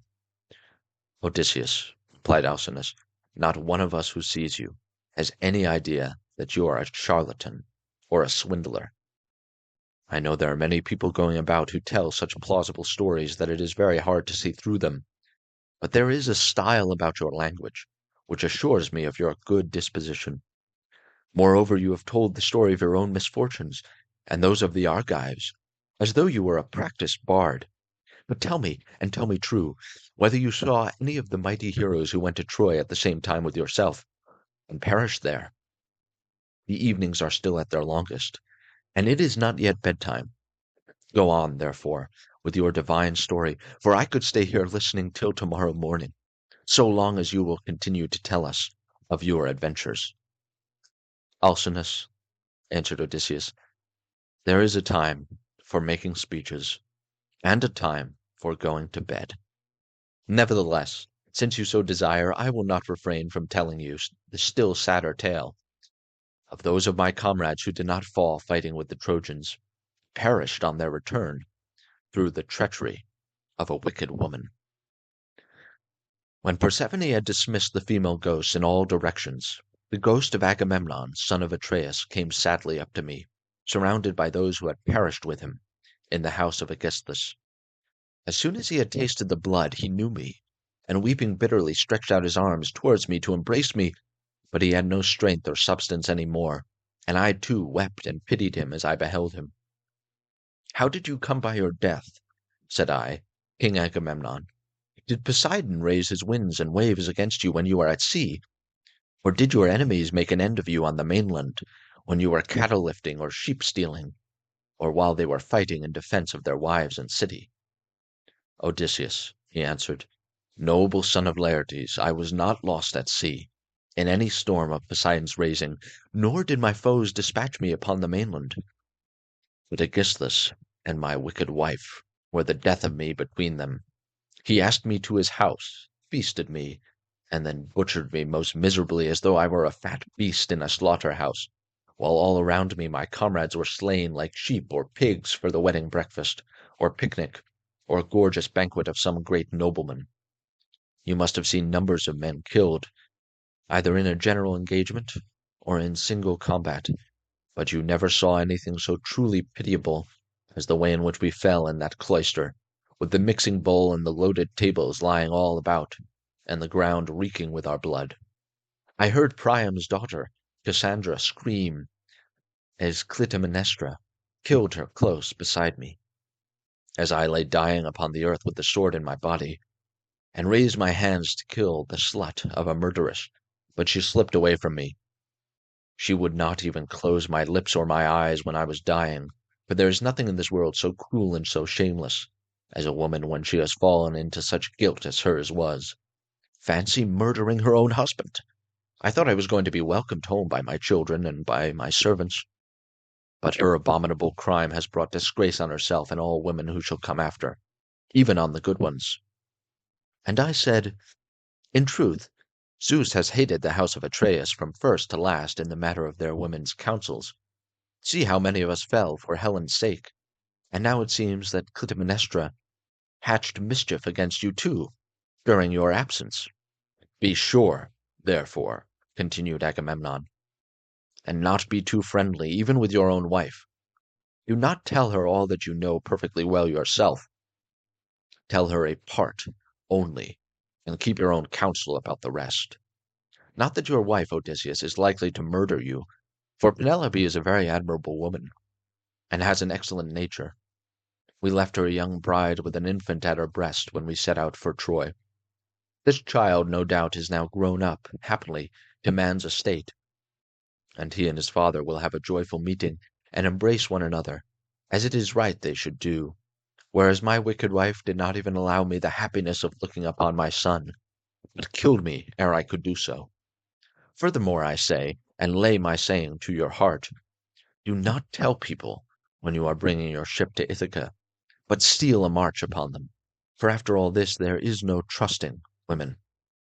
But now tell me, and tell me true, can you give me any news of my son, Orestes? Is he in Orchomenus, or at Pylos, or is he at Sparta with Menelaus? For I presume that he is still living. And I said, Agamemnon, why do you ask me? I do not know whether your son is alive or dead, and it is not right to talk when one does not know. As we two sat weeping and talking thus sadly with one another, the ghost of Achilles came up to us, with Patroclus, and Antiochus, and Ajax, who was the finest and goodliest man of all the Danaans after the son of Peleus. The fleet descendant of Aeacus knew me and spoke piteously, saying, Odysseus, noble son of Laertes, what deed of daring will you undertake next, that you venture down to the house of Hades among us silly dead, who are but the ghosts of them that can labor no more? And I said, Achilles, son of Peleus, foremost champion of the Achaeans, I came to consult Tiresias, and see if he could advise me about my return home to Ithaca, for I have never yet been able to get near the Achaean land or to set foot in my own country, but have been in trouble all the time. As for you, Achilles, no one was ever yet so fortunate as you have been, nor ever will be, for you were adored by all us Argives as long as you were alive, and now that you are here, you are a great prince among the dead. Do not, therefore, take it so much to heart, even if you are dead. Say not a word, he answered, in death's favor. I would rather be a paid servant in a poor man's house and be above ground than king of kings among the dead. But give me news about my son. Is he gone to the wars? And will he be a great soldier? Or is this not so? Tell me also if you have heard anything about my father Peleus. Does he still rule among the Myrmidons, or do they show him no respect throughout Hellas and Phthia, now that he is old and his limbs fail him? Could I but stand by his side in the light of day, with the same strength that I had when I killed the bravest of our foes upon the plain of Troy, could I but be as I then was, and go even for a short time to my father's house, anyone who tried to do him violence or supersede him would soon rue it. I have heard nothing, I answered, of Peleus, but I can tell you all about your son, Neoptolemus, for I took him in my own ship, from Scyros, with the Achaeans. In our councils of war before Troy he was always first to speak, and his judgment was unerring. Nestor and I were the only two who could surpass him, and when it came to fighting on the plain of Troy, he would never remain with the body of his men, but would dash on far in front, foremost of them all in valor. Many a man did he kill in battle. I cannot name every single one of those whom he slew while fighting on the side of the Argives, but will only say how he killed that valiant hero, Eurypylus, son of Telephus, who was the handsomest man I ever saw, except Memnon. Many others also of the Cetians fell around him by reason of a woman's bribes. Moreover, when all the bravest of the Argives went inside the house that Epeius had made, and it was left to me to settle when we would either open the door of our ambuscade or keep it closed, though all the other leaders and chief men among the Danaans were drying their eyes and quaking in every limb, I never once saw him turn pale or wipe a tear from his cheek. He was all the time urging me to break out from the horse grasping the hand of his sword and his bronze-shod spear, and breathing fury against the foe. Yet when he had sacked the city of Priam, he got his handsome share of the prize money, and went on board, such is the fortune of war, without a wound upon him, neither from a thrown spear nor in close combat, for the rage of Ares is a matter of great chance. When I had told him this, the ghost of Achilles strode off across a meadow full of asphodel, exulting over what I had said concerning the prowess of his son. The ghosts of other dead men stood near me, and told me each his own melancholy tale, but that of Ajax, son of Telamon, alone held aloof, still angry with me for having won the cause in our dispute about the armor of Achilles. Thetis had offered it as a prize, but the Trojan prisoners and Athena were the judges. Would that I had never gained the day in such a contest, for it cost the life of Ajax, who is foremost of all the Danaans after the son of Peleus, alike in stature and prowess. When I saw him, I tried to pacify him and said, Ajax, will you not forget and forgive, even in death? But must the judgment about that hateful armor still rankle with you? It cost us Argives dear enough to lose such a tower of strength as you were to us. We mourned you, as much as we mourned Achilles son of Peleus himself, nor can the blame be laid on anything but on the spite which Zeus bore against the Danaans. For it was this that made him counsel your destruction.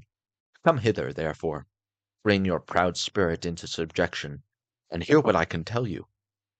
He would not answer, but turned away to Erebus and to the other ghosts. Nevertheless, I should have made him talk to me in spite of his being so angry, or I should have gone on talking to him. Only that there were still others among the dead, whom I desired to see. Then I saw Minos, son of Zeus, with his golden scepter in his hand, sitting in judgment on the dead, and the ghosts were gathered sitting and standing round him in the spacious house of Hades, to learn his sentences upon them. After him I saw huge Orion, in a meadow full of asphodel, driving the ghosts of the wild beasts that he had killed upon the mountains, and he had a great bronze club in his hand, unbreakable for ever and ever. And I saw Tityus, son of Gaia, stretched upon the plain and covering some 9 acres of ground. 2 vultures on either side of him were digging their beaks into his liver, and he kept on trying to beat them off with his hands. But he could not, for he had violated Zeus's mistress Leto as she was going through Panopeus on her way to Pytho. I saw also the dreadful fate of Tantalus, who stood in a lake that reached his chin. He was dying to quench his thirst, but could never reach the water, for whenever the poor creature stooped to drink, it dried up and vanished, so that there was nothing but dry ground, parched by the spite of heaven. There were tall trees, moreover, that shed their fruit over his head, pears, pomegranates, apples, sweet figs, and juicy olives. Whenever the poor creature stretched out his hand to take some, the wind tossed the branches back again to the clouds. And I saw Sisyphus at his endless task, raising his prodigious stone with both his hands. With hands and feet he tried to roll it up to the top of the hill, but always, just before he could roll it over onto the other side, its weight would be too much for him, and the pitiless stone would come thundering down again onto the plain. Then he would begin trying to push it uphill again, and the sweat ran off him, and the steam rose after him. After him I saw mighty Heracles, but it was his phantom only, for he is feasting ever with the immortal gods, and has lovely Hebe to wife, who is daughter of Zeus and Hera. The ghosts were screaming round him like scared birds flying all whithers. He looked black at night, with his bare bow in his hands and his arrow on the string, glaring around as though ever on the point of taking aim. About his breast there was a wondrous golden belt adorned in the most marvelous fashion, with bears, wild boars, and lions with gleaming eyes. There was also war, battle, and death. The man who made that belt, do what he might, would never be able to make another like it. Heracles knew me at once when he saw me, and spoke piteously, saying, My poor Odysseus, noble son of Laertes, are you too leading the same sorry kind of life that I did when I was above ground? I was son of Zeus, but I went through an infinity of suffering, for I became bondsman to one who is far beneath me, a low fellow who set me all manner of labors. He once sent me here to fetch the hellhound, for he did not think he could find anything harder for me than this. But I got the hound out of Hades, and brought him to him, for Hermes and Athena helped me. On this Heracles went down again into the house of Hades, but I stayed where I was in case some other of the mighty dead should come to me. And I should have seen still other of them that are gone before, whom I would fain have seen, Theseus and Pirithous, glorious children of the gods. But so many thousands of ghosts came round me and uttered such appalling cries that I was panic-stricken, lest Persephone should send up from the house of Hades the head of that awful monster Gorgon. On this I hastened back to my ship, and ordered my men to go on board at once, and loose the hawsers. So they embarked and took their places, whereon the ship went down the stream of the river Oceanus. We had to row at first, but presently a fair wind sprang up. Book 12. After we were clear of the river Oceanus, and had got out into the open sea, we went on till we reached the island where there is dawn and sunrise, as in other places. We then drew our ship onto the sands and got out of her onto the shore, where we went to sleep and waited till day should break. Then, when the child of morning, rosy-fingered Dawn, appeared, I sent some men to Circe's house to fetch the body of Elpenor.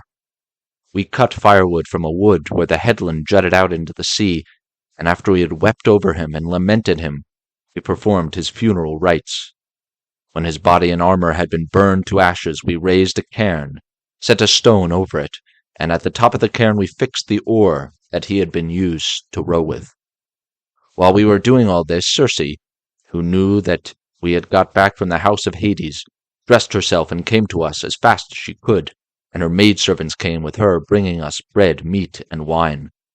Then she stood in the midst of us and said, "You have done a bold thing in going down alive to the house of Hades, and you will have died twice to other people's once.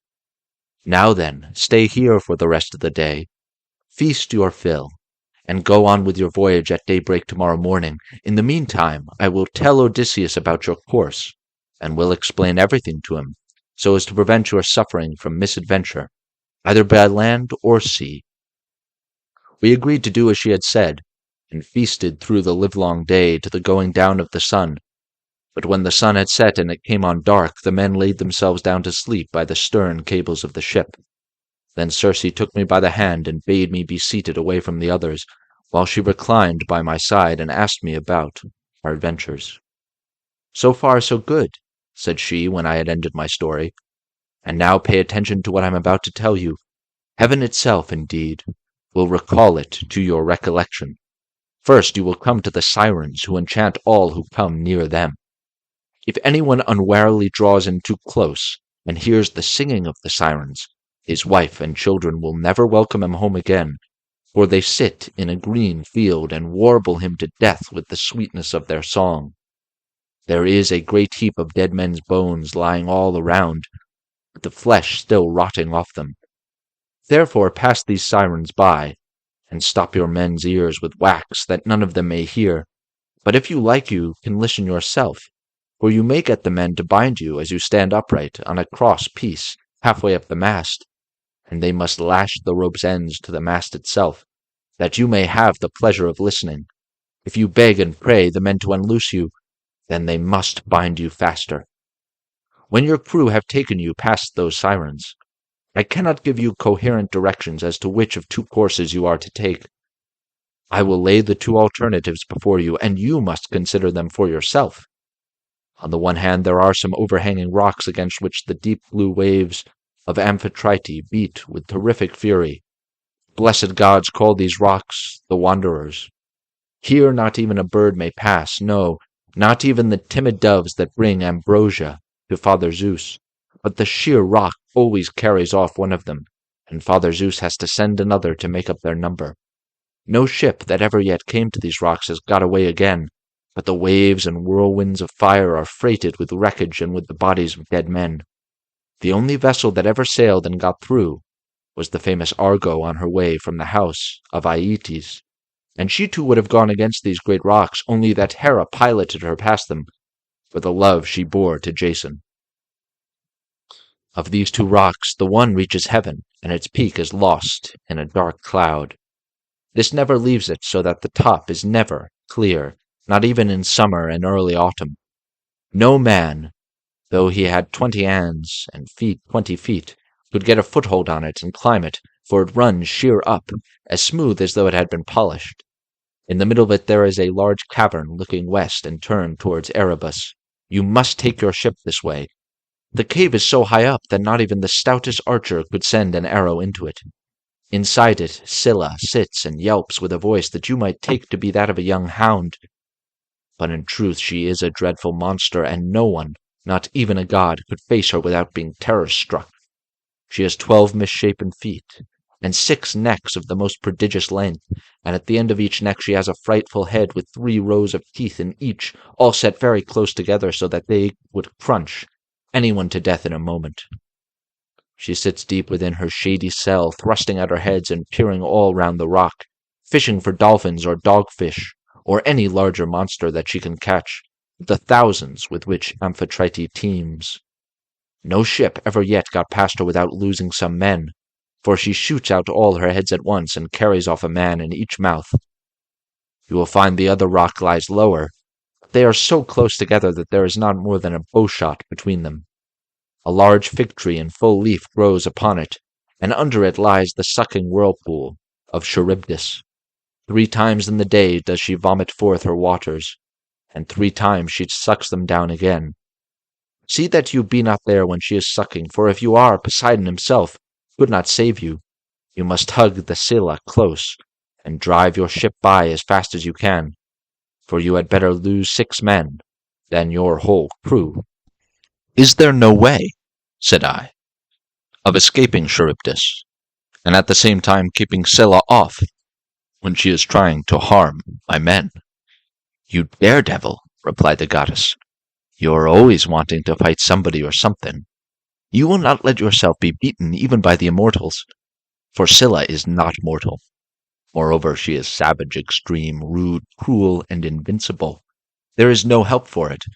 Your best chance will be to get by her as fast as ever you can, for if you dawdle about her rock while you are putting on your armor, she may catch you with a second cast of her 6 heads and snap up another 6 of your men. So drive your ship past her at full speed and roar out lustily to Crataeis, who is Scylla's dam. Bad luck to her. She will then stop her from making a second raid upon you. You will now come to the Thrinacian island, and here you will see many herds of cattle and flocks of sheep belonging to the sun god. 7 herds of cattle, and 7 flocks of sheep with 50 head in each flock. They do not breed, nor do they become fewer in number, and they are tended by the goddess Phaethusa and Lampetia, who are children of the sun god Hyperion by Neaera. Their mother, when she had borne them and had done suckling them, sent them to the Thrinacian island, which was a long way off, to live there and look after their father's flocks and herds. If you leave these flocks unharmed and think of nothing but getting home, you may yet after much hardship reach Ithaca. But if you harm them, then I forewarn you of the destruction both of your ship and of your comrades, and even though you may yourself escape, you will return late, in bad plight, after losing all your men. Here she ended, and dawn enthroned in gold began to show in heaven, whereon she returned inland. I then went on board and told my men to loose the ship from her moorings, so they at once got into her, took their places, and began to smite the grey sea with their oars. Presently the great and cunning goddess Circe befriended us with a fair wind that blew dead aft, and stayed steadily with us, keeping our sails well filled. So we did whatever wanted doing to the ship's gear, and let her go as wind and helmsman headed her.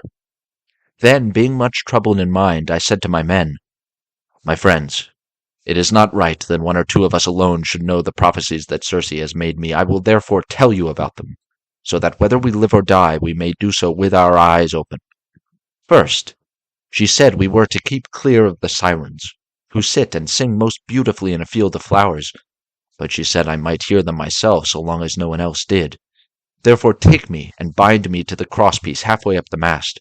Bind me as I stand upright, with a bond so fast that I cannot possibly break away, and lash the rope's ends to the mast itself.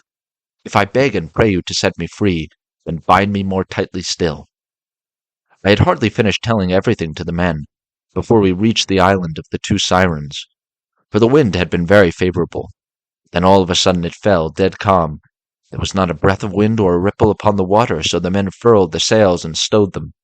Then taking to their oars, they whitened the water with the foam they raised in rowing. Meanwhile I took a large wheel of wax and cut it up small with my sword. Then I kneaded the wax in my strong hands till it became soft, which it soon did between the kneading and the rays of the sun god, son of Hyperion.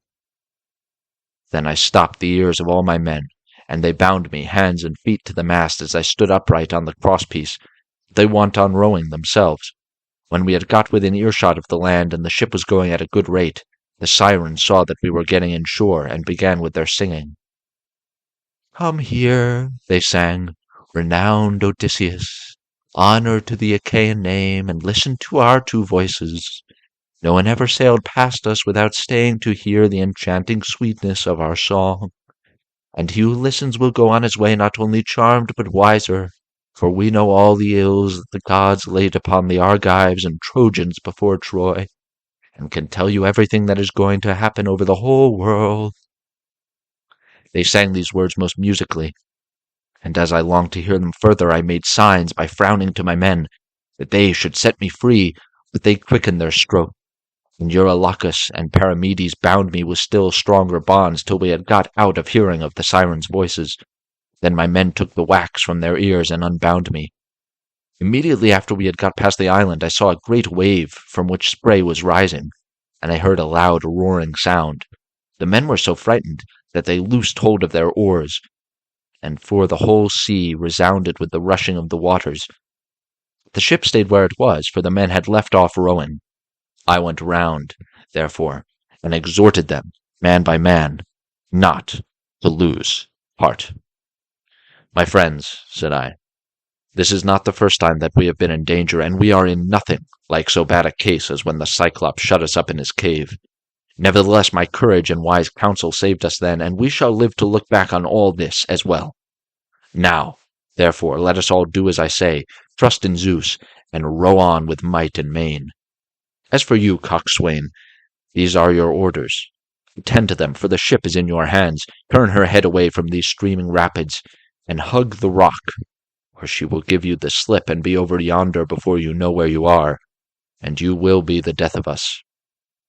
So they did as I told them, but I said nothing about the awful monster Scylla, for I knew the men would not go on rowing if I did, but would huddle together in the hold.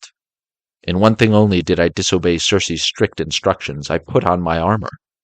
Then, seizing 2 strong spears, I took my stand on the ship's bows, for it was there that I expected first to see the monster of the rock, who was to do my men so much harm. But I could not make her out anywhere, though I strained my eyes with looking the gloomy rock all over and over. Then we entered the straits in great fear of mind, for on the one hand was Scylla, and on the other dread Charybdis kept sucking up the salt water. As she vomited it up, it was like the water in a cauldron when it is boiling over upon a great fire and the spray reached the top of the rocks on either side. When she began to suck again, we could see the water all inside whirling round and round, and it made a deafening sound as it broke against the rocks. We could see the bottom of the whirlpool all black with sand and mud, and the men were at their wits' end for fear. While we were taken up with this, and were expecting each moment to be our last, Scylla pounced down suddenly upon us and snatched up my 6 best men. I was looking at once after, both ship and men, and in a moment I saw their hands and feet ever so high above me, struggling in the air as Scylla was carrying them off, and I heard them call out my name in one last despairing cry. As a fisherman seated, spear in hand, upon some jutting rock, throws bait into the water to deceive the 4 poor little fishes, and spears them with the ox's horn with which his spear is shod, throwing them gasping onto the land as he catches them one by one. Even so did Scylla land these panting creatures on her rock, and munch them up at the mouth of her den, while they screamed and stretched out their hands to me in their mortal agony. This was the most sickening sight that I saw throughout all my voyages. When we had passed the wandering rocks with Scylla and terrible Charybdis, we reached the noble island of the sun god, where were the goodly cattle and sheep belonging to the son Hyperion. While still at sea in my ship, I could hear the cattle lowing as they came home to the yards, and the sheep bleating. Then I remembered what the blind Theban prophet Tiresias had told me, and how carefully Aeaean Circe had warned me to shun the island of the blessed sun god.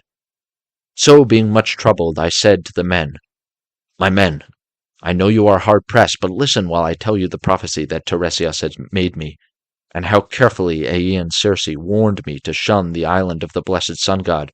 For it was here, she said, that our worst danger would lie. Head the ship, therefore, away from the island." The men were in despair at this, and Eurylochus at once gave me an insolent answer. "Odysseus," said he, "you are cruel. You are very strong yourself, and never got worn out.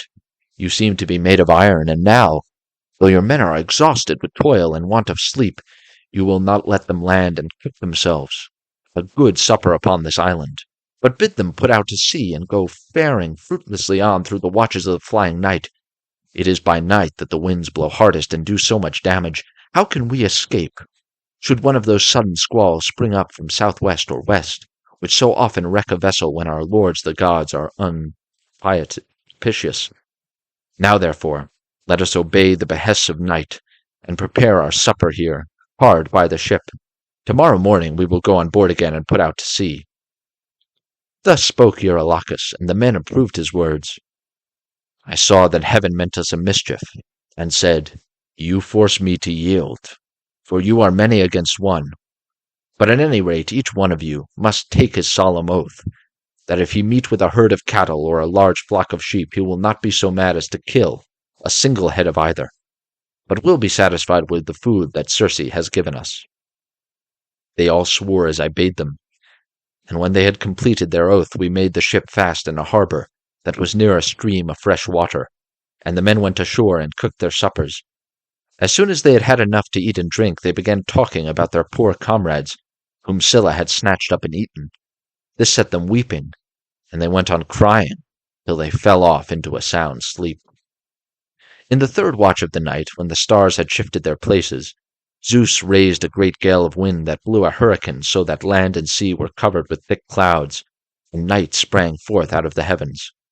When the child of morning, rosy-fingered Dawn, appeared, we brought the ship to land and drew her into a cave wherein the sea-nymphs hold their courts and dances, and I called the men together in council. "My friends," said I, "we have meat and drink in the ship. Let us mind, therefore, and not touch the cattle, or we shall suffer for it. For these cattle and sheep belong to the mighty sun, who sees and gives ear to everything." And again they promised that they would obey. For a whole month the wind blew steadily from the south, and there was no other wind but only south and east. As long as corn and wine held out, the men did not touch the cattle when they were hungry. When, however, they had eaten all there was in the ship, they were forced to go further afield, fishing with hook and line, catching birds and taking whatever they could lay their hands on, for they were starving. One day, therefore, I went up inland that I might pray heaven to show me some means of getting away. When I had gone far enough to be clear of all my men, and had found a place that was well sheltered from the wind, I washed my hands and prayed to all the gods in Olympus, till by and by they sent me off into a sweet sleep. Meanwhile Eurylochus had been giving evil counsel to the men. "Listen to me," said he, "my poor comrades. All deaths are bad enough, but there is none so bad as famine. Why should we not drive in the best of these cows, and offer them in sacrifice to the immortal gods? If we ever get back to Ithaca, we can build a fine temple to the sun god, and enrich it with every kind of ornament. If, however, he is determined to sink our ship out of revenge for these horned cattle, and the other gods are of the same mind, I, for one, would rather drink salt water once for all and have done with it, than be starved to death by inches in such a desert island as this is." Thus spoke Eurylochus, and the men approved his words. Now the cattle, so fair and goodly, were feeding not far from the ship. The men, therefore, drove in the best of them, and they all stood round them, saying their prayers and using young oak shoots instead of barley meal, for there was no barley left. When they had done praying, they killed the cows and dressed their carcasses. They cut out the thigh bones, wrapped them round in 2 layers of fat, and set some pieces of raw meat on the top of them. They had no wine with which to make drink offerings over the sacrifice while it was cooking, so they kept pouring on a little water from time to time while the inward meats were being grilled. Then, when the thigh bones were burned and they had tasted the inward meats, they cut the rest up small and put the pieces upon the spits. By this time, my deep sleep had left me, and I turned back to the ship and to the seashore. As I drew near, I began to smell hot roast meat, so I groaned out a prayer to the immortal gods. "Father Zeus," I exclaimed, "and all you other gods who live in everlasting bliss, you have done me a cruel mischief by the sleep into which you have sent me. See what fine work these men of mine have been making in my absence." Meanwhile, Lampetia went straight off to the sun and told him we had been killing his cows, whereon he flew into a great rage and said to the immortals, Father Zeus and all you other gods who live in everlasting bliss, I must have vengeance on the crew of Odysseus' ship. They have had the insolence to kill my cows, which were the one thing I loved to look upon, whether I was going up heaven or down again. If they do not square accounts with me about my cows, I will go down to Hades and shine there among the dead. Sun, said Zeus, go on shining upon us gods and upon mankind over the fruitful earth. I will shiver their ship into little pieces with a bolt of white lightning as soon as they get out to sea. I was told all this by Calypso, who said she had heard it from the mouth of Hermes. As soon as I got down to my ship and to the seashore, I rebuked each one of the men separately, but we could see no way out of it, for the cows were dead already. And indeed the gods began at once to show signs and wonders among us, for the hides of the cattle crawled about, and the joints upon the spits began to low like cows, and the meat, whether cooked or raw, kept on making a noise just as cows do. For 6 days my men kept driving in the best cows, and feasting upon them, but when Zeus the son of Cronus had added a 7th day, the fury of the gale abated. We therefore went on board, raised our masts, spread sail, and put out to sea. As soon as we were well away from the island, and could see nothing but sky and sea, the son of Cronus raised a black cloud over our ship, and the sea grew dark beneath it. We did not get on much further, for in another moment we were caught by a terrific squall from the west, that snapped the forestays of the mast so that it fell aft, while all the ship's gear tumbled about at the bottom of the vessel. The mast fell upon the head of the helmsman, in the ship's stern, so that the bones of his head were crushed to pieces, and he fell overboard as though he were diving with no more life left in him.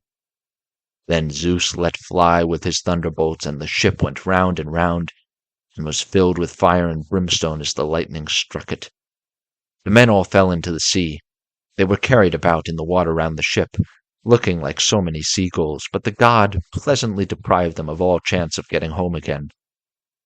I stuck to the ship till the sea knocked her sides from her keel, which drifted about by itself, and stuck the mast out of her in the direction of the keel. There was a backstay of stout ox-thong still hanging about it, and with this I lashed the mast and keel together, and getting astride of them was carried wherever the winds chose to take me. The gale from the west had now spent its force, and the wind got into the south again, which frightened me lest I should be taken back to the terrible whirlpool of Charybdis. This indeed was what actually happened, for I was borne along by the waves all night, and by sunrise had reached the rock of Scylla and the whirlpool. She was then sucking down the salt sea water, but I was carried aloft toward the fig tree, which I caught hold of and clung onto like a bar. I could not plant my feet anywhere so as to stand securely, for the roots were a long way off, and the boughs that overshadowed the whole pool were too high, too vast, and too far apart for me to reach them. So I hung patiently on, waiting till the pool should discharge my mast and raft again, and a very long while it seemed. A juryman is not most glad to get home to supper after having been long detained in court by troublesome cases than I was to see my raft beginning to work its way out of the whirlpool again. At last I let go with my hands and feet, and fell heavily into the sea, hard by my raft, onto which I then got, and began to row with my hands.